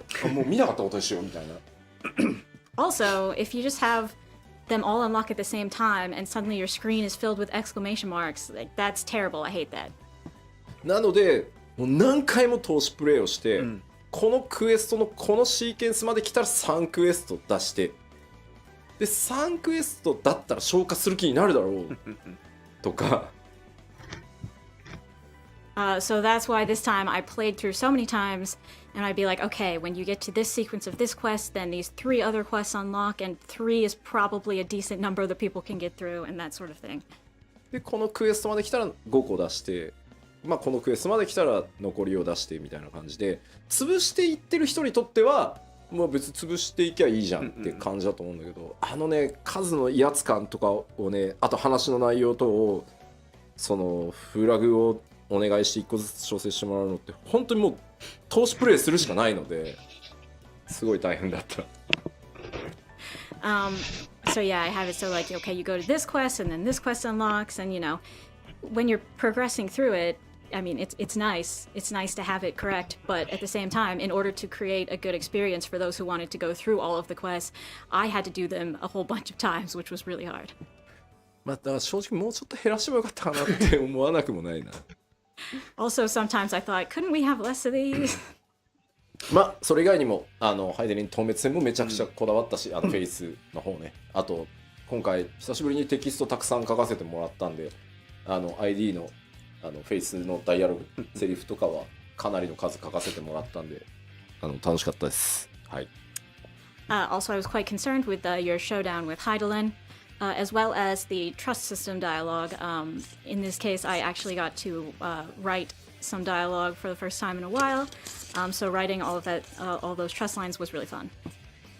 はい、ありがとうございます。アリゼのずるいもよしぴなんかそうです。ハイデリンと別戦はほぼフルスクラッチで、はい、やりましたんで。I was keeping a close eye on Heidelin from the very start, so. それでは次の質問です。Going to next question. Healers are currently putting out too much healing compared to damage taken, and have few damage dealing options and limited flexibility in battle. People are even clearing pandemonium with tank-only parties. Are there plans to make healers more vital to parties? なるほど。ヒーラーについて、非ダメージに対して回復量が多すぎるほか、攻撃の手段も乏しく、バトルでの工夫の余地が少ないと感じています。実際、パンデモニウムではタンクだけのパーティーでもクリア報告があるほどです。ヒーラーの必要度を高める予定はありますか？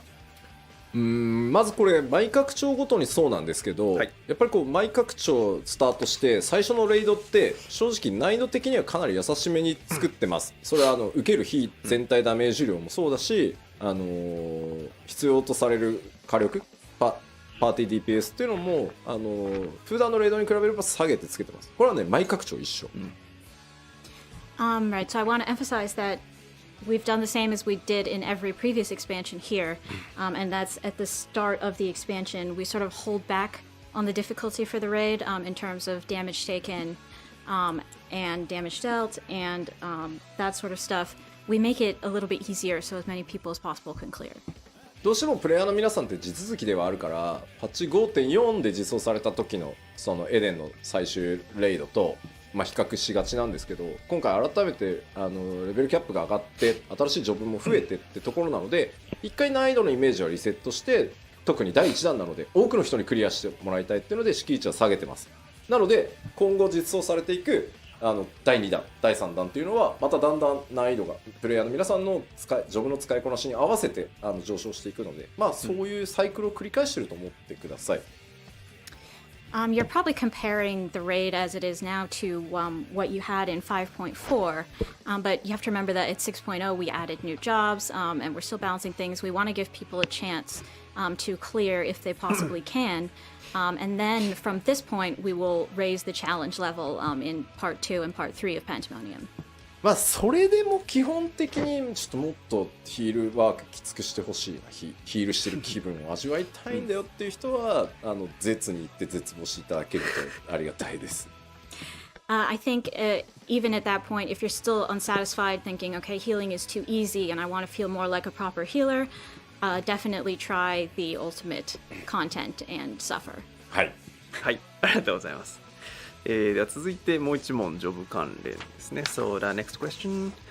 Dark Knights, Living Dead, and Blood Weapon are more difficult to use effectively compared to other tank skills. Are there plans to adjust this? 他タンクに比べて暗黒騎士のリビングデッドやブラッドウェポンの使い勝手が、いまいちです。今後調整の予定はありますか？暗黒騎士だけじゃなくてですね、パッチ 6.1 で、暗黒騎士も含めていろんなジョブに手は、入れさせていただきます。So not just Dark Knight, but a whole bunch of jobs will be adjusted in patch 6.1. で皆さんからのねフィードバックはかなりちゃんと見てますんで、それらを含めてできる限り要望にお応えできるようにね6.1 していきたいと思ってます。We are looking closely at all of your feedback and will fulfill as many of your requests as we possibly can in 6.1. 今まさに質問のあったその暗黒騎士のリビデとかに関してはもう今調整案が出てきて進んでるので、何かしら手は入ります。はい。We are definitely adjusting Living Dead, so you can wait and see how it goes. で特に結構今ちょっと辛いんだけどって言われることの、貴公子とか、あと白魔導士っていうのももちろんフィードバックを拝見しながら調整対象になってますんで、もうちょっとお待ちください。We've also definitely seen your feedback about Machinist and White Mage that you're having trouble right at the moment, and we are working on that, so please wait just a little longer. あとは竜騎士でね、ジャンプの硬直をもうちょっと短くっていうのも硬直を短くする対応は入れて今テスト中なので、まあそういうプレイフィールに関わるところ、それから数値バランスに関わるところ、今回ね 6.1 また大きなプログラムコストかけて調整していけるので、はい、で今日ここに上げてない名前のジョブもいろいろやりますんで大事なところ吉田が言わなかったって言ってこう黒い煙が最近出るってよく表現されるんですけど、いろんなジョブ手入れますんで、はい、お待ちください。We're also looking at dragoons who are concerned about the jump animation lock being too long. We're going to try to shorten that up. So we're going to adjust things that affect the feel of your gameplay in addition to just the numbers. And of course, I'd like to say that even if I didn't specifically mention your job today, we're still looking at feedback and making adjustments for those too. So please do not descend on us in a cloud of black smoke because I'm scared. はい、はい、ありがとうございます。Thank you very much. では次の質問です。ちょっと前半でカバーされた気もしますが、Given that we now have Sage and Reaper, will you be increasing the number of glamour plates? リーパーと賢者が増えましたが、ミラージュプレートも増えませんか？ミラプリ関連はですね、はい、各処理のアップデート、まあ、数を増やすとか、まあ、プレートだったら数を増やすとか、ミラプリを反映できるエリアを増やすとかチェストのサイズを増やすとか、まあ、いろんな候補があってそれぞれのコスト出しが終わって、まあ、やっぱ順番にしか対応できないので、まず今回最初パッチ 6.1 では、プレートの複数枚追加を行います。やったー、プレート。Right. So there are various requests that we need to address related to the glamour system, like your the number of plates, the areas that you can use them in, the size of your glamour dresser. We can really only address these slowly in a systematic way, but we are working on it, and in 6.1 we will increase the number of plates. で、何枚が増えるのが嬉しいかっていうのはちょっと個人差があるので何とも言えないですけど、それなりの枚数増やせてるんじゃないかなとは思ってます。はい。The amount of plates people wanted to increase by sort of differs by person. I can't tell you exactly how many we're adding, but I think it should be sufficient for the time being. で、まあそれを第一弾としつつ、はい、ボックスの中に幻影としてしまえる数に関しても大きく引き上げようとしていますし、それらあと着替えられる反映できる場所を増やしたいとか、それらいろいろ今やってますので、順次スケジュールが決まったら、まあとにかく 6.1 からミラージュプレート関連いろいろミラプリ関連アップデートしていきますよということだけお伝えしています。And yes, we are definitely increasing how many pieces you can store in your dresser and how many places you can use these plates. So when we can fit them in the schedule, starting in 6.1, we will be adding more features. はい、ありがとうございます。Thank you very much. では次の質問です。Next question. Will we be able to obtain gear such as Imperial Officers' armor and uniforms, Galarian Gunblades, Imperial Lab Coats, and Shalian Forum members' uniform in the future? なるほど。今後、ガレマール帝国の帝国士官の鎧や服、帝国式ガンブレードや帝国学者のコート、またシャーレアンの議員制服などを入手できるようになりませんか？まずシャーレアンの議員制服はね、予定があるはず。So first of all, the Imperial Officer uniform is something we have already decided on. まあこれまで帝国はやっぱこう敵として描くことが多くて、なかなかそのガレマール帝国の内面とか人間としてのそのガレアン人っていうのを描く機会がこれまでなかったので、まあやめてたんですけど、まあ、行月のフィナーレでそういったところも描けたので、これからその 6.0 以降のパッチ報酬みたいな形で増やしていくのはまあありかな、そろそろ解禁してもいいかなとは思ってます。はい。Up until 6.0, we had mostly shown the Garleans as just these ruthless enemies. We hadn't really had an opportunity to show the normal people or other perspectives of that story. But now that we've done that, I think we could start releasing some gear that is Garlean themed. はい、ありがとうございます。Thank you very much。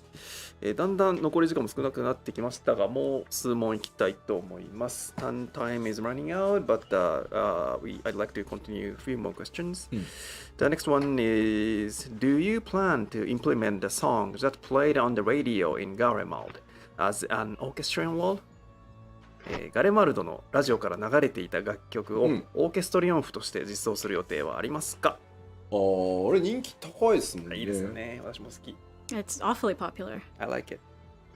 パッチ 6.1 でですね、ノイズが入ってるやつ、皆さんがメインストーリーで聞いたやつ、あれのオーケストリオン譜の実装が決まってます。はい。And yes, we have decided to implement the version you hear on the radio with the distortion in it as an orchestrion in 6.1. なんかあれノイズが入ってないやつと入ってるバージョンがあって、どっちよっていう話だったんですけど、ソケンがサウンドディレクターとしてゲーム体験に密接に絡んでるのはノイズ入ってる方だから、そっちでまず実装しましょうっていう判断をしてたんで、そっちが実装されます。はい。We actually have a version both with distortion and without distortion, but Soken felt that as sound director, he wanted to give people something as close to the in-game experience of hearing it for the first time as possible.For the orchestrion, so we're going with the distorted version first. はい、ありがとうございます。Thank you very much. では続いてです。Were we able to take up residence in Shalyan or the lunar facilities シャーリアン that の the 議員 operate 制服、 worked so サブ hard クエで to しか make 着れ some な one かっ day? たから欲しい。あ、着れるんだ。Even just apartments would be fine. レポリットが頑張って作ってくれた月の居住地やシャーレアンにはいつか住めるようになりますか？住みたい。サムデイでいいんですよね。レポリットが作ってくれたお家に住みたい、ね。もうまずは石ガルドに住んでくれよ。追いつかないよ。Please just try living in Ishgard first. We cannot keep up. もうね、今回ね 6.1 でハウジングの抽選システムもできるし、全世界にさらにこうサーバーをね大幅増強していくっていうのもこの前発表させてもらったので、ハウジングに関してもやっぱりどんどんやっていきたいとは思ってるんだけど、マジで追いつかないんで。I mean, yes. So for 6.1, we've come up with the lottery system for housing. We've also announced we're increasing the overall amount of housing. So it's not like we won't do it or we don't want to do it, but maybe slow down a little bit. 詰めたら良いですね。If we could, that would be nice. What it did. That would be nice. ありがとうございます。Thank you very much. 次の質問いきましょう。Next question. Will you add minions for Emmet Silk?Hades and Zenos、エメトセルクやハーデス、ゼノスのミニオンは実装されますか？ここは何度か言ってる通りやっぱり役目を終えてないキャラクターっていうところに関しては、僕が全権指揮取ってるところでもあって、キャラクターのミニオンを出す出さない僕が全部判断してるんですけど、行月まで来たのでありかなとは思ってます。Yeah, I'm the one who decides who we put out as minions, and I always hold back on putting out minions of characters whose roles are not yet done in the story, but I think now that we've done Endwalker, we can consider doing those. ゼノスあたりは本望かもね。確かにくっついてくるわけでしょ。ついてくることを許されてるわけでしょ。Is it okay to put Zenos out as a minion? I'm just gonna follow you everywhere. He should be happy. はい、ありがとうございます。それでは次で本日の最後の質問にしたいと思います。So the next question will be the last question of today. And the question is, do you have any updates regarding female Rosgal? なるほど。ロスガル女性について何かアップデート情報はありますか？そういえば。僕らようやく行月出したばっかなんだよ今。Finally, we're done with Endwalker. Okay. ね、グラフィックスのアップデートもやるしね。ただもちろん忘れてません。And yes, we are working on a graphic update. But no, we have not forgotten about female Hrothgar. アートチームの方にロスがある女性のアートワークを何パターンも描いてもらい、その中から今、2系統に絞ってさらにデザインを進めつつ、それをどうやってその新しいキャラクタークリエーションにこうなんだろう仕様設計していくかっていうところまで今来てるので、まあ、もちろん実装するとなるとねまだ時間はかかりますが着実に進んでます。So right now we've had the art team draw a variety of styles for possible female Hrothgar designs. We've picked 2 of them, and we're currently thinking about how those would look and what adjustments we would have to involve in putting those into character creation.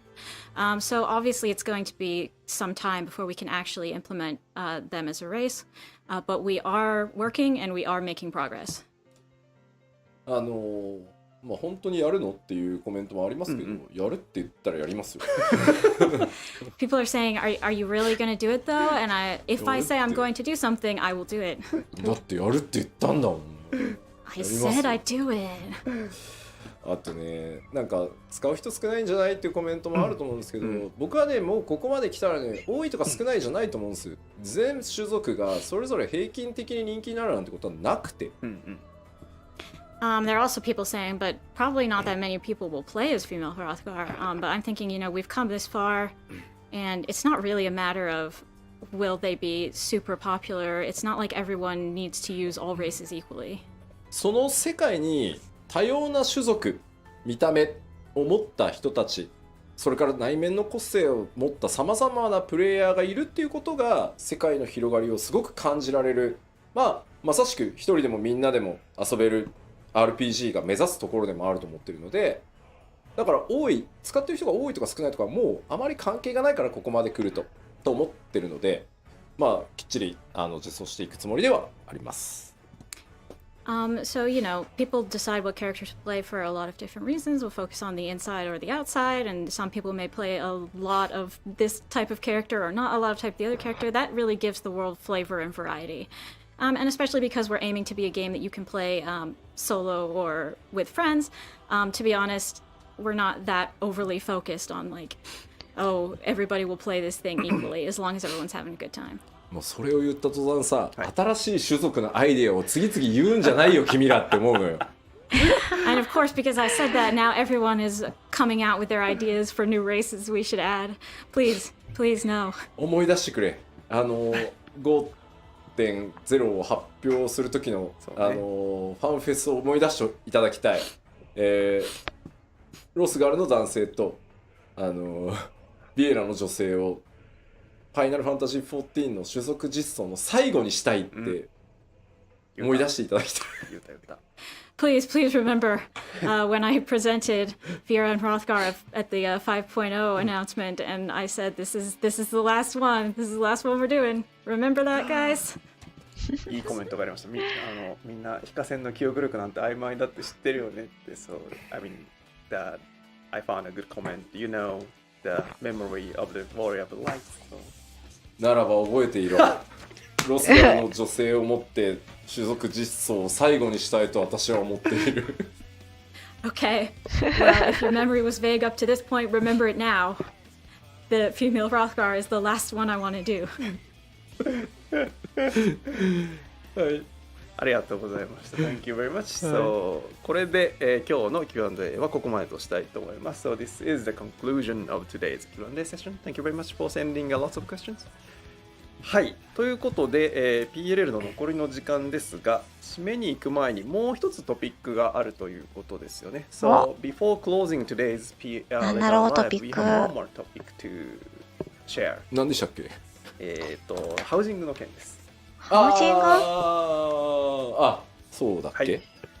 なんかここから PC がなくなったから何すんだっけって思っちゃった。画面が出ます。はい、画面出してくださいじゃあ。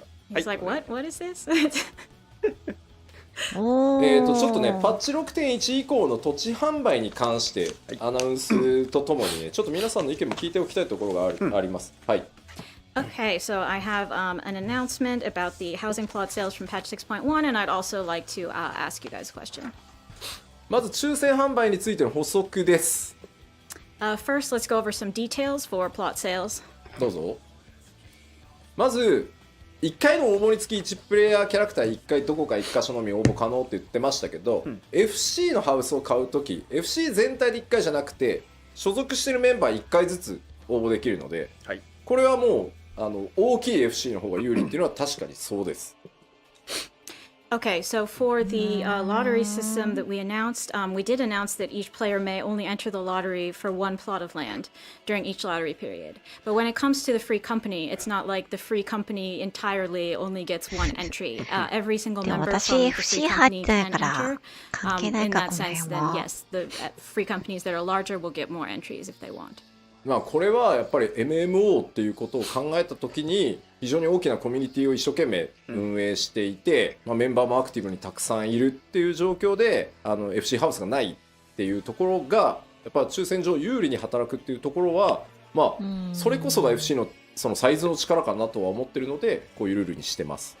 なるほど。I mean, after all, 14 is a multiplayer game, and we want to support the community. So if you have a big, active, free company, we want you to be able to have a house. And so that's sort of the reason that large free companies are getting a little bit of an advantage. でも個人は不利だよね。ただですね、これまあなんか40人いるからめっちゃいろんな土地に応募しようぜってやったとしてもですよ、まあ1個を買うっていう時に全員でそこに抽選申し込むっていうのはもちろん有利かな、数の有利はあるかなと思いますけど、バラバラにやると仮にバラバラに当選するとそれギル没収ですからね。1個しか当然購入できないので。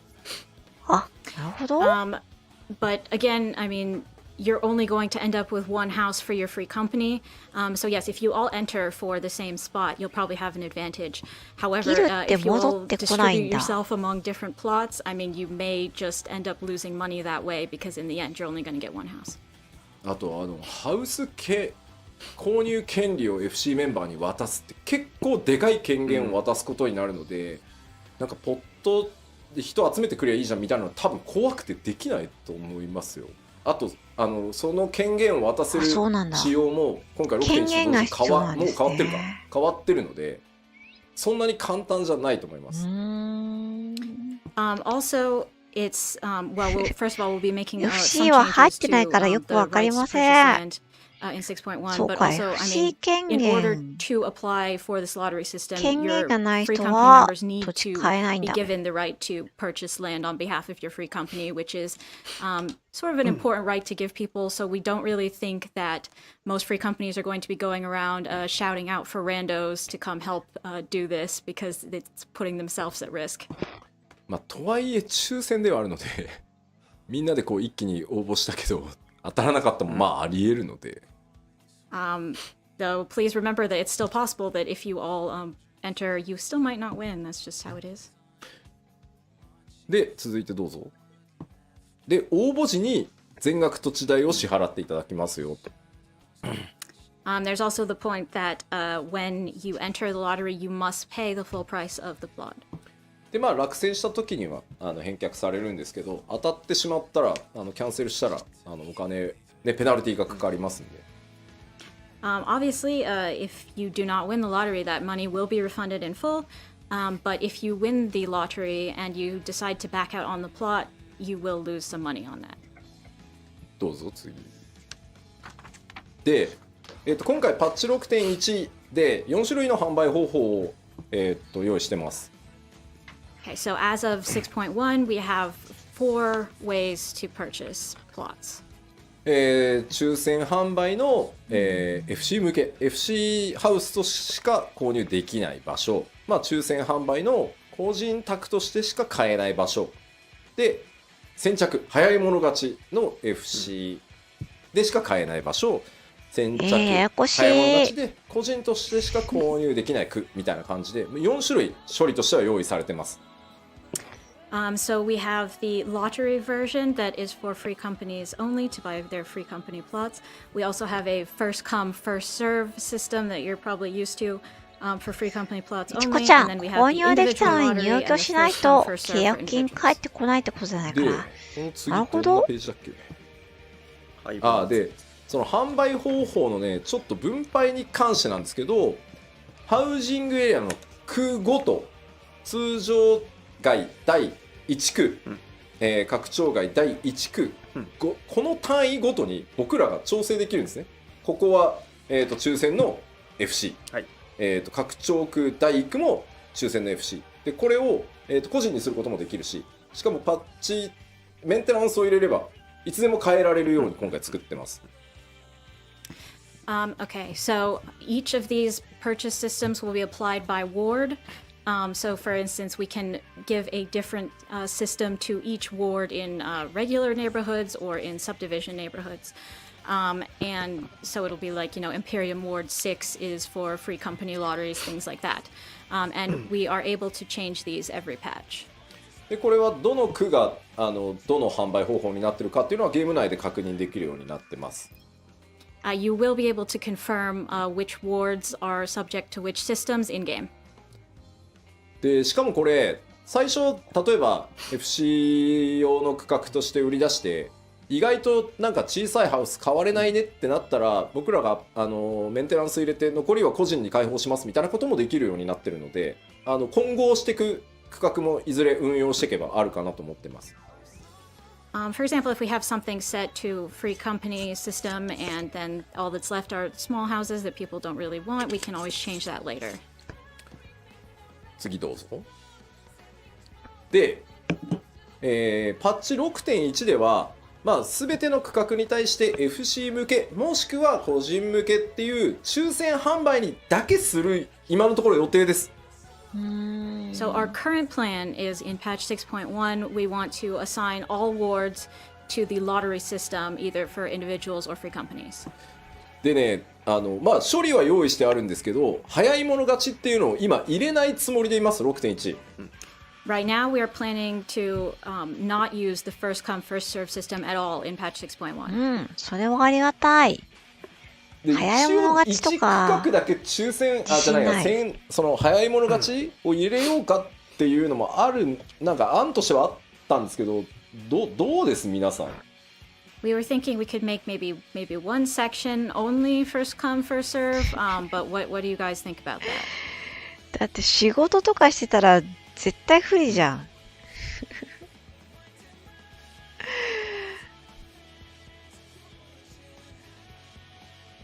絶対不利だよね。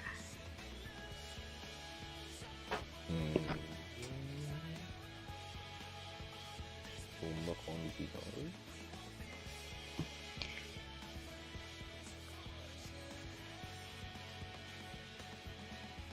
全部抽選でいいの声が多いのは多いな。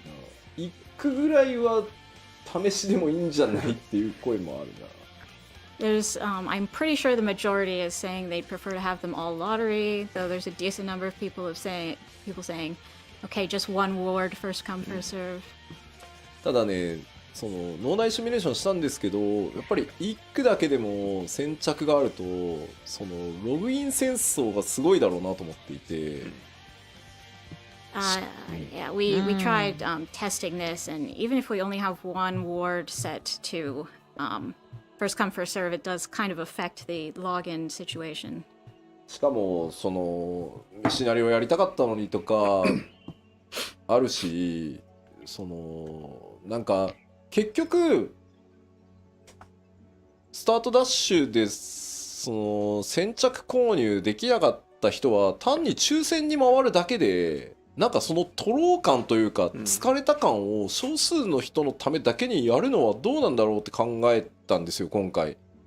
なのでもっといろんなそのハウジングの区画を増やしていけた後に、やっぱりその空いてきたらとか土地がもっともっと増えて潤沢になってきた時に空いたらすぐ買えるっていう風に先着を使った方がいいんじゃないかなっていうのが今の僕の考えです。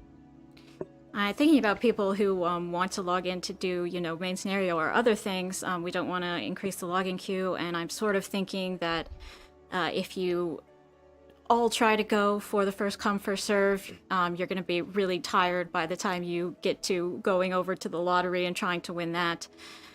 So it might be better to just wait on first come, first serve until we have a lot more housing available for everybody.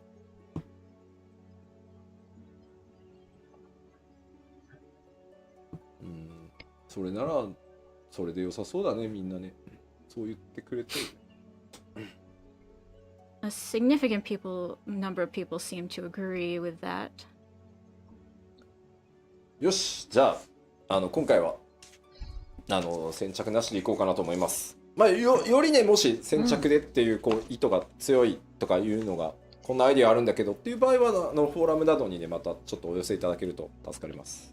So yeah, I'm thinking we'll just go with the lottery system for now, but if you feel strongly opposed or you have another idea of how we could do things, please feel free to comment on the forums. はい。はい、以上で、土地販売についてのお知らせでした。So that's it for housing plus sales. OK。はい、ありがとうございました。さて、ということで、第68回 PLL の内容はだいたいこれで全て完了いたしました。So this is all about today's Final Fantasy XIV letter from the producer live number 68. そう And そう、 then ワイのよう before ですか？ closing, we have some announcements. So let's check it. このまま締めに向かう前に、いくつかお知らせ事項が例によってございますので、そちらの確認をさせていただきたいと思います。はい、画面お願いします。最初のお知らせです。The first topic is フリートライアルです。フリートライアルが2月22日から順次再開いたします。おWe will resume FF14 今 free フリー trial トライアルってやってなかったんだっ on け？ February 22nd and onwards. I mean, 再開は公式ストア何箇所かで配布しているところがあるんですけど、準備ができ次第順次という形になります。まあそろそろ大丈夫そうだという判断をしましたので、2022年2月22日から、順次、再開していく予定でございます。まあそのうちね、フリートライアルの範囲もまたいつかね、ガッと上げたいななんて思ってたりはします。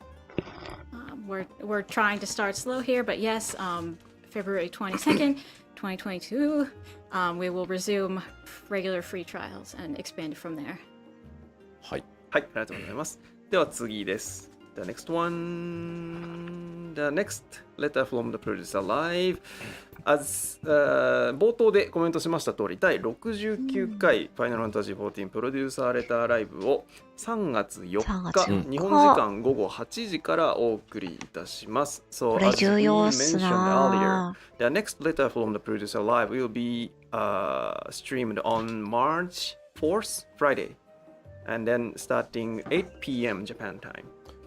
ということで、内容はパッチ 6.1 コンテンツ特集パート1ということになります。So the content will be the patch 6.1 content part 1. So please look forward to it.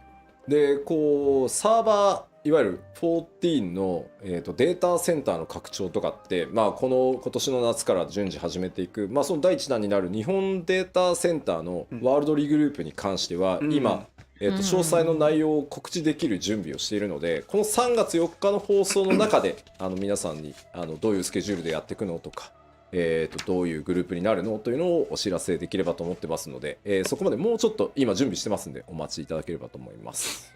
この辺すごい気になりますね。どうなっちちゃうんだろう。データセンター変わっちゃったりとかするんですかね。ただ1個言っておくと、データセンタートラベルを入れる前にはやらないので、データセンタートラベルができる状態にはなってるので、まあもちろんね、そのリグループっていうところなので、4つ目の DC が出来上がるってことにはなるんですけど、行き来はできるし、ある意味日本 DC 全体でなんていうの固定を組むみたいなこともできるので、その辺も合わせてお伝えしていくので、どうぞ焦らずちょっとお待ちいただければと思います。あとは CWLS がどうなるか気になるところ。So all this server stuff will be happening after that is available. はい。はい。お待ちください。それでは続いてのお知らせです。So the next announcement is the reminder of the Endwalker soundtrack. We are now taking the pre-order for this soundtrack, and then we'll be out on February 23rd, next Wednesday. So please make your pre-order if you do not do yet. サウンドトラック、エンドウォーカー、魚月のフィナーレのサウンドトラックが来週ですね、いよいよ2月23日水曜日に発売を迎えて現在予約受付中でございます。まだ予約されてない方いらっしゃればぜひこの機会によろしくお願いいたします。はい、よろしくお願いします。はい。では次です。続いて The next one is another pre-order announcement and then、we are now taking a pre-order for the Final Fantasy XIV print collection third installment. 小原さん、 And ワクワ then クです these ね。 will be available ワクワクです April な。 30th. 4月30日発売の FF14 複製原画ただ第3弾の LS がどうなるかちょっとすごい画像が出ます。先に画像見ましょうか。気になる次のページお願いしまな。す。These are the artworks that will be available on April 30th. はい、この7種類になりまして、で現物がどんなのかというと、今日私の後ろにずっとありましたのがこちら実サンプルでございます。こんなようなサイズ感、良いセットね、こちらね。This is actually one of the examples of the よいしょアートワークね、こんなサイズです。はい、ということで、ええもんです。ぜひご検討ください。では続いてまいりましょう。The next announcement. So this is we are now running the collaboration with the Square Enix Cafe in Tokyo. 東京のスクエニカフェで FF14 コラボが現在実施されております。でこちら期間の通り3月25日まで行っておりまして、いろんな限定メニューとかコラボアイテムなんかがございますので、ぜひともご利用ください。So this collaboration will last until March 25th. So there are some special menu and then some dedicated merchandise. So please check it out. はい、ということでよろしくお願いいたします。はい。そして最後にもう一つお知らせがございます。We are hiring ということで、FF14 を一緒に作ろうという方、現在ゲームデザイナーとグラフィックスエンジニアの募集を行っておりますので、どれどれと思った方はですね、ぜひともリンク先をご覧いただければと思います。まあグラフィックスエンジニアはね、腕のいい人がなかなか捕まるわけじゃないんで、まあダメ元っていうのはあるんですけど、今ガリガリコード書いてるんですけど、もっと増やせればもっとなんていうのやれることも増えるんです。確かにもう我こそはというね、非課線兼エンジニアの方、グラフィックスのコード書けるよっていう方はですね、ぜひある程度能力に応じて交代群もご用意しますのでなんか毎回求人してる気がする。ぜひぜひ。あとまあゲームデザイナーもですね、まあ随分この前お話ししてからご応募もたくさんいただいて、採用された方もいらっしゃるんですけど、まだまだ規模拡大していきたいので、ぜひご検討ください。We are having a surprisingly hard time finding graphics engineers, so you know, and if we had more, we could really increase the number of things we could do. So you know, we thought we'd ask the Warriors of Light if you have graphics engineering skills, please join us, and game designers as well. Please feel free to apply. まあ今ちょっととはいえ全くの素人じゃダメでしょって書いてるんですけど、ゲームデザイナーに関しては前回放送のアーカイブが多分残ってるんで見てもらえればいいんですけど、そっから今リードやってるやつとかもいるぐらいなので、14はもう課題の応募はなんだろう、試験のように ID1 個考えてきてくださいとかなんで、そんなの別に Excel とか Word 使えばできると思うんで関係ないです、あんまり。はい。People are saying, well, don't we need experience to be game designers, even if you say it's okay not to? And no, really, I mean, as long as you can use Word and Excel, you'll be okay. So even if you've not done this specific job before, consider joining us. そうか、条件が悪いんじゃないとか、こう契約社員でしょどうせみたいな書かれてますけど、私ずっと契約社員ですよ。契約社員の方が給料上がりやすいんですよ。僕正社員オファー蹴ってた人間ですからね。いらないっつって。A lot of people are saying, oh, well, it's probably because you're only offering contract positions or something. And I'm saying, I was a contractor. I've been a contractor for this whole time because it's easier to know how much I'm going to be paid. 正社員っていうなんていうの、その働き方の部下が増えちゃって、契約社員が正社員の評価をするのはおかしいだろうって会社に言われてついにいやおかしいのはなんかその給与制度だろうって言ってじゃあ正社員でもいいけどいくらくれんのって言って僕正社員になってるんで。At some point, I was told I started supervising all these people who were permanent employees, and the company was like, "Yeah, it's kind of weird that we have a contract employee supervising all these permanent employees. So can you stop?" And I was like, "I think the labor system is the problem here, but okay, how much money will you give me?" And that's how I became a permanent employee. 正直スクエアエニックスという会社の福利厚生は素晴らしくいいです。契約社員っていうその雇用形態が違ったとしても、本当にすごく良い福利厚生状態なので選択する人も増えてますよどっちっていうのを。ただこれもちろん人によって価値観の違いなので、どっちがいい悪いは言いません。ただチコちゃん、ハロワで募集するよりは確実に FF14 実験見つかりますからね。正直変な話僕を見てもらえればこんな跳ねっ返りが取締役やれる会社なんで夢ある会社かなとは思います。We have a good working system, and you can get promoted here. Obviously, people's values are different. So if you're thinking, "Oh, I want to be a permanent employee versus a contract employee," that's also fine. But yeah, we do have a good working environment here. So just so you know. そうか、意外となんかみんなあれなんだね。サービス残業が怖いって、サービス残業禁止ですかね、うちの会社。残業してもらいたいときは残業、このために残業、自分で申請してもらうときもあれば。お願いする追い込みでねお願いする場合、全部お金ちゃんとお支払いするっていうのが前提なので。Of course, people are asking about how much unpaid overtime they have to do, but actually we don't do that here. If we work overtime, we write the reason, and then we get paid overtime money. はい、というわけで楽しくねゲーム開発参加してみたいぞと我こそはと思う方はぜひぜひご応募ください。So we'll cut that off here for now, but yes, if you're interested, please send your resume along with those links. はい、ありがとうございました。Thank you very much. So this is it. And then before closing, we'd like to take some final comments. これで以上で全て終了したので、最後締めの前にコメントを一言ずついただきたいと思います。まずケイトさん、一言ご挨拶お願いします。So, ケイトさん、please. 久しぶりに、このような通訳をできて楽しかったですね。いろいろ設定について、通訳できてよかったです。これからもよろしくお願いします。Hi everybody, it's been a while since I've been able to do this kind of interpretation, and I was really happy that I got to do so much talking about lore while doing so, and I look forward to seeing you again. ケイトさん、ありがとうございました。Thank you very much. はい、それでは吉田さん、締めをお願いします。吉田さん、please. はい、今日ね、本当Q&A も含めてですけど、いろんなお話しました。かなり未来のお話もしたと思うんですけど、冒頭に戻りますが、まだまだ14発展していきますし、チャレンジを続けたいと思ってます。So we've talked about a lot of things today, including the Q&A, including the future of 14.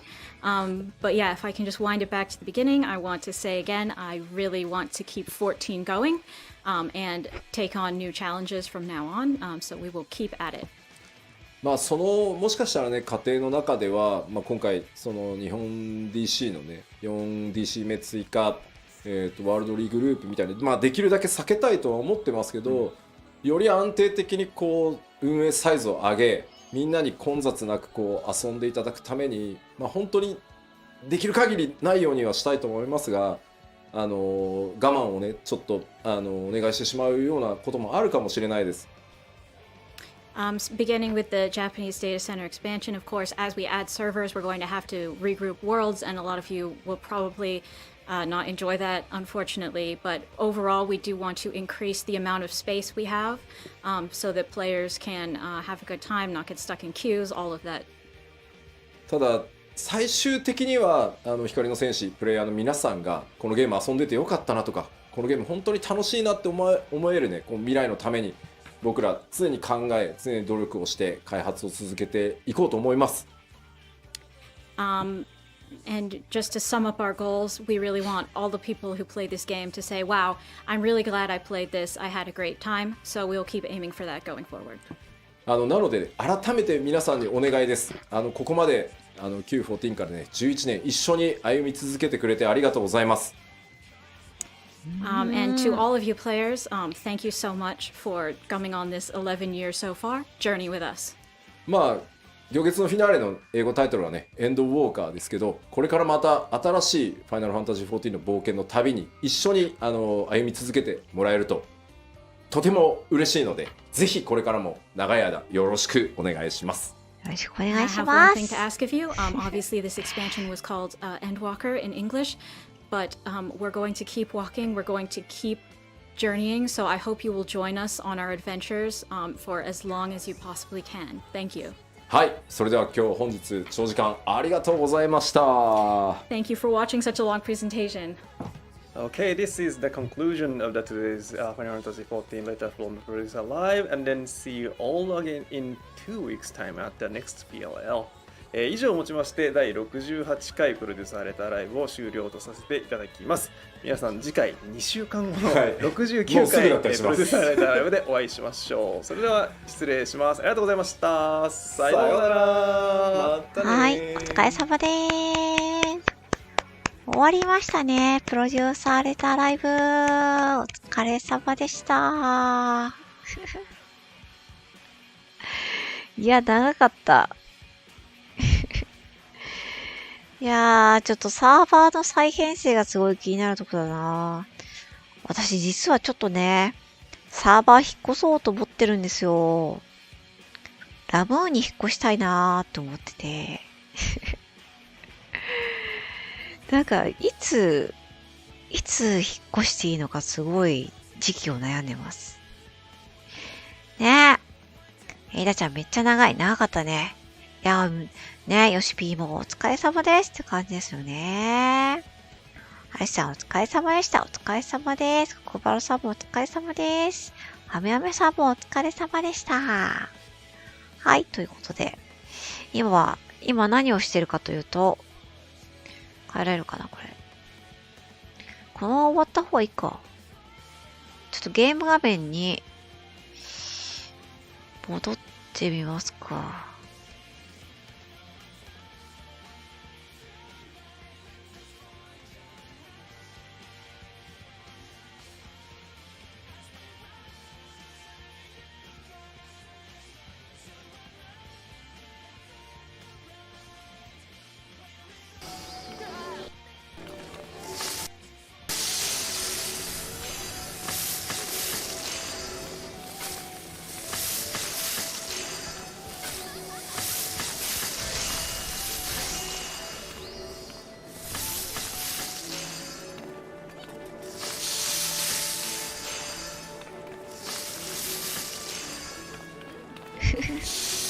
今こんな感じでした。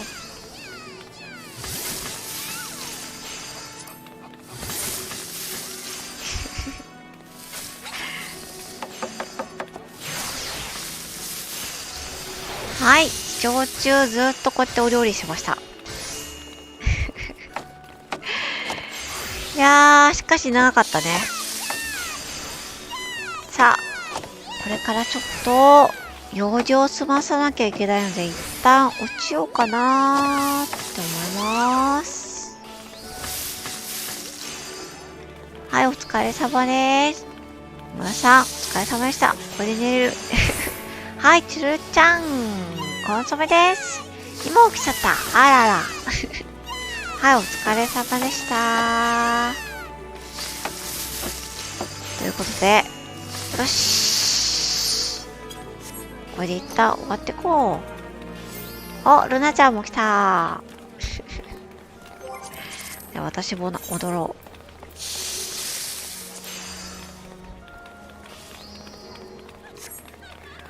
はい。ということで、じゃあね、今日はこんな感じで終わっていこうかと思います。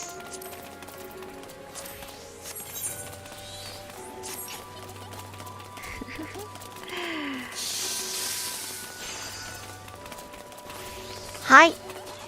じゃあ皆さん、あれですね。次回の PLL がすごく楽しみです。はい。それでは、長い時間ご視聴ありがとうございました。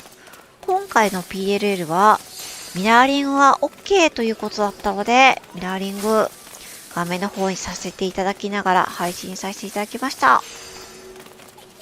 ね。次回もミラーリング OK だったらちょっとやってみたいと思います。はい。それでは、今日はこんな感じで終わってまいります。それでは、またねー。ポチッ。お腹も空いたね。はい。それではご視聴ありがとうございました。よろしかったらチャンネル登録、高評価よろしくお願いいたします。ではでは、またねーす。